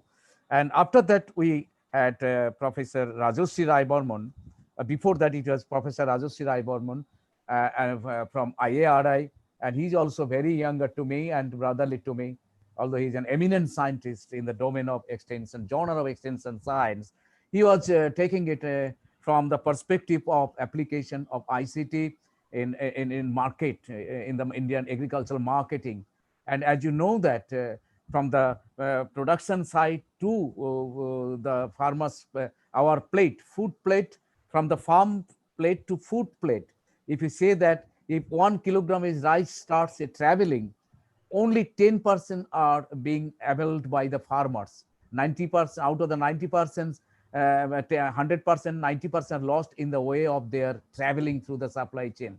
So if there is one ICT interventions in the agriculture marketing, we can declare the depth of the distances. At the same time, we can declare the extinctions of the middlemen. Unless we can declare and eliminate the middlemen, we can't serve our farmers who are really toiling hard. Even COVID-19 scenario, we are proud from becoming an Indian that in only the agriculture sector has been able to retain 2+% of agricultural growth, GDP, agricultural growth. And in other sector, industry and service sector gone down, some down to 11% to 23%. But only exception is the agriculture, wherein we have been able to, agriculture and horticulture, and able to retain agriculture growth 2.5%. It is world record. And thanks and hats off to the rural people and farmers who are undauntedly against the scenario threats, against the COVID-19 threat. They have been able to retain this. So this is really, really thank you, Professor Rajasri Rai Burman, for many more, I think, additions and innovations in future time to come. After that, we just traveled in a very quietening, placid manner, as if we have been a sailing experience over the smooth surface of a knowledge of ocean. Thank you, Professor Rafiq Islam, for a very well organized, well structured, and very important critical aspect of ecological services, basically. Mind that if ecological resilience is lost, then everything will be lost. Soil will look like soil, but there won't be a single handful of food grain productions. At the same time, we have to be very careful about the climate smart agriculture and about the brunt of climate change. Of course, it is not an unmixed story of rigmaroles and destruction, apocalypse, but it is a mixed story of success and failures. While the part of Canada and Russia are going to be benefited, like C3 and C4 has got differential benefits and vulnerability. Likewise, it is a geospatial vulnerability and geospatial attainment of from out of this what you call your climate change and global warming. And thanks to the huge snowy mantles of snow in Siberia will be melted, and we will be dancing there.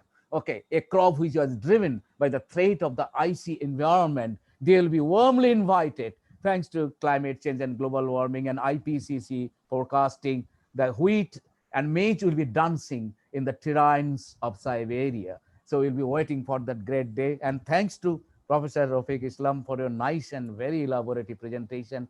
And of course, we are really sharing the concern that by 2070 onwards, India has to have a decline of 30% agricultural growth rate. By 2050, we'll cross 150 crores population, close to 160. And by this time, 30% decline in the productivity. You just see, but we are confident that our great scientists, agricultural scientists, ecologists, they are ready to accept the challenge. Thank you, Professor from Ohio State University, right here. And it is not good evening. It is still, I think, good morning or early good noon can be there. And we see a very happy stay and safe and healthy time there in USA. Now, after that, Shandip, yes. Shandip, my dear brotherly, so young, so energetic, so and your presentation was nice. It is another genre of today's interaction, that is livestock. As you know that if there is no livestock, there is no seminar on organic carbon. If there is no livestock, there should not be any seminar on organic farming. If there is no livestock, there is no question of conservation agriculture, no matter what are the investment from World Bank. So we have to be very careful about the existence, growth, and contribution of the livestock produces and their lifestyles into what you call your very nature of our ecological health and resilience. And very nice success stories are there. The diversity of the livestock source of food and meats are there. And yes, you know that the kind of video quality was so fascinating, and so I was really tempted to have a taste of crocodile meat. So from from yes, meat diversities are there, and of course that this world is not only meant for the Homo sapiens. Other animal kingdom and biodiversity must be maintained, protected. And I am sorry to say that this COVID-19 can be, I'm not sure, that can be an ecological revenge for human atrocities on the ecological diversities. So we have to think and rethink out of this crisis. My topic was hunger, poverty, and silence. So as you know that I am just inviting kind of responses from anyone because I can't say, I can beat my own drums. So please, it's up to you. Madam, please. Thank you. I would request our another organizing secretary, that is Dr. Guswani Anwar Madam. Yes. She is, we have already introduced her, Associate Professor, Department of Forestry, Faculty of Agriculture, University of Bengkulu. Indonesia. She is actually the key person behind us for this collaboration. Yes. And most importantly, it is I like to mention here, we are grateful to her because all these internet connection and everything technical support has been given by Madam, and she has arranged everything for us, this connection and everything. So we did it. It was possible for us to arrange this program. Now, Madam, I would request you to give the last piece to thanks our not only the chairman but others yesterday who has attended this program. If you mention their names and to thanks them, it will And be about my lecture, how do you receive? Yes.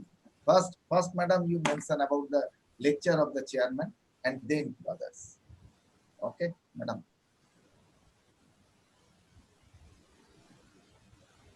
Hello, sound is off. Muted. Yes, sorry about that. Yeah, okay. Yes. Yeah, okay. Thank you very much, Professor Anupam, and also Professor Sankar, for giving me time to just give me a little bit comment, also just message about this what we did for today's.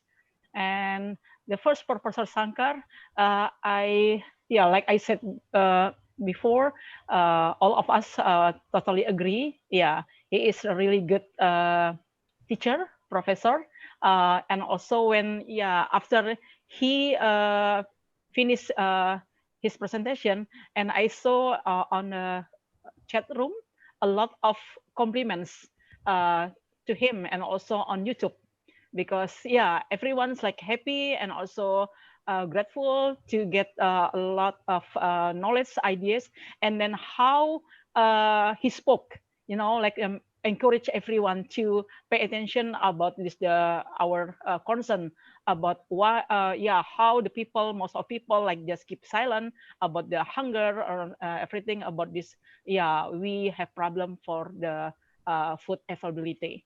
And thank you so much, Professor Sankar. And I'm so happy to we have I think not only me but all of us very happy we have you to be one the speaker today, and also this our chairman. And on behalf of my university leaders, I mean from the president of University of Bengkulu, we have also like the vice rector, and also from the dean of Faculty of Agriculture, all the vice deans, and also for everyone from the University of Bengkulu and Faculty of Agriculture, for their support to organize this symposium, and also for giving us to use their Zoom.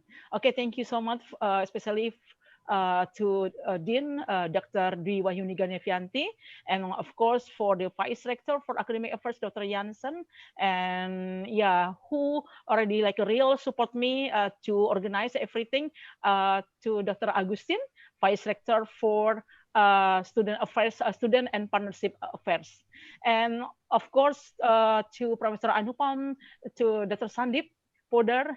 We three of us, we work behind the scene to prepare this symposium. Even though I think from my side, I didn't do a lot. I think Professor Anupam and also Dr. Sandip did a lot for us. And then, thank you so much. And hopefully this work not only stop until here, but like Professor Amia said yesterday, we have to develop this our academic collaboration. Like Professor Rafiq said, he also open to everyone to contact him, and also like like discuss for any academic activity. It's important. We just not just for discussion, not just for research, but how we can produce for the based on our research to give benefit a lot to our people, especially for the poorest. I think like they're from Asian countries, we have the same problem. In Indonesia, we also problem for the many people also have problem about the for hunger, I mean, problem like now. I mean, I think, yeah, I don't want to take a lot of time to, I mean, to say something. Yeah, yeah, just, you know, like this, very proud to all this our speaker today. I think from yesterday and until today, we have a lot of the best speaker. We have, I mean, the what you call this, the human, this, the expert. Yeah, it's really, you know, I don't know how to say this, really speechless, because, you know, like the yeah, I also join for any like the for the any course, even though my background is from forestry, but I touch, I mean, from the agriculture side. I think this really good also to support this my fields, also my knowledge about this, the condition about the agriculture, also for hunger. Okay, thank you so much, Dr. Sandi, Professor Anupam, Professor Sankar, dan Professor yeah, for all of you, this our respected speakers today, and of course for the all participants on Zoom and also on YouTube. Thank you for staying with us. Thank you so much. So we request to everybody to on the camera so we can just yeah. Before that, Dr. Sandip, I yes. think we yeah, we have to give you certificate. No. Yes. Not ready. Yes. Professor Sankar will will appreciate you to give the certificate to Dr. Sandip, please. Okay, please display. Yes, actually, Professor Acharya has conducted this today's session very nicely.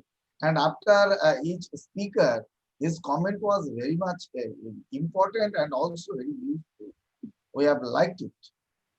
Thanks, Professor Acharya, from our organizing committee. We thanks a lot. I really appreciate Anupam's relentless thinking to do something great for the university and beyond. And he is always boiling up with ideas. Dada ki korbo? What the next? I really like this attitude and appreciate this attitude. And stay blessed, Anupam. He is again very close to my heart. And I really respect his innovations, commitment to the students, and commitment to the university. And thanks to other university from Malaysia, from Indonesia, from USA, and especially that Sandeep and Madam, and our UVKV also, yes, Vice Chancellor, our Vice Chancellor, our Vice Chancellor, BCKV, Sajal Ghosh sir. He was always inspiring. I think really hats off to our Vice Chancellor, hats off Vice Chancellor of UVKV, Dr. Chirantan Chattopadhyay, and really he was so great in his presentation. We missed one, I think, Dr. Kundu's lecture, and that is technical reason. Actually, he messaged me. He was very much busy, and yesterday, there is a connection problem, and today he again in flight. I requested him to give his lecture today, but he told that he will fly today to Lucknow. So but in future, he will join us. We will have another program. Yes. Actually, what Sir told, that is, I was inspired with the friends, that is Sandeep Poddar and Madam Guswani Madam. Actually, they are hearty cooperation and everything done.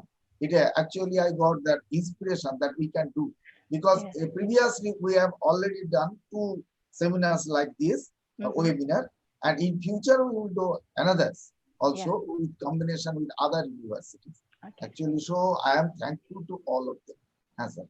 Thank you, sir. Thank you. And also you can see that Professor Narayan, Professor Dr. Faurozi, and all the dignitaries is here. Dr. L. Singh, Dr. Konkon, and all is here. Even what you call it, I told that Dr. Augustine to on camera, maybe he is busy, but he is not, but he is still here in this meeting room. And all the participants who is joined and make this successful. Even Dr. now, Narayan, you sir, please tell about Dr. Narayan is there. You are telling, no? He was the actually he was the rapporteur in the yesterday. So he is present there. So you mentioned his name. He is very sincere, because yesterday he was present and today also Many persons are there. Still, you can see that 40 persons still present after the program finished. Yeah. So it is our great pleasure to thank you to having you all. Thank you so much. And Yeah. we will definitely make other collaborations and one by one. Yeah. So Dr. Sandip? We Yeah. will provide, sir, we will provide certificates to all the rapporteurs. And later on, sir. mention the yesterday's rapporteur's name, please. Yes, yes. I will Okay. Dr. Professor Sandip, Apurva Professor Anupam? Bandyopadhyay, Yeah. Professor Apurva Bandyopadhyay, Dr. Deepak Ghosh, and Professor Narayan Chakrabarty. Yeah. They've done a lot of works yesterday also. Okay. Thank you. Continue. Dr. Sandip, Professor Anupam, I see here Professor Narayan raise his Yes. hands. Yeah. He is there. Narayan, anything? He only showing Professor present. Narayan? Professor Narayan, Yes, yes. please. Yeah. We will provide certificates to all of them. Yes. Thanks a lot from our part. Thanks. You don't want to say something, Professor Want to Narayan? take the photo? Everybody on camera. I take one snap. Oh.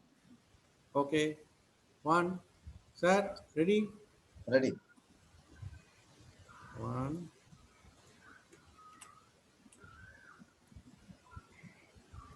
Next page. Actually, nobody on video. Okay. Thank you. So we will meet again, and please wait for certificate. Maybe 7 days. Within 7 days, you will get. Okay. Yeah. If you cannot get, please contact with me by mail. Okay, thank you so much for a lot of professor and doctors. Also, keep staying until the end of this our event, and see you in next event. Yeah. Stay safe. Thank you. Yeah. Good Also night. from University, Parpatula University, I see Yes, also yes. some of my friends Miss there. Irma Okay. is here from Yes. Parpatula. Okay. Thank you, everyone. So thank you for joining us, and have a good night, and see you in another event. Thank you. Thank you. Thank you. Good night. Good night. Yeah. Have a good night. Thank you.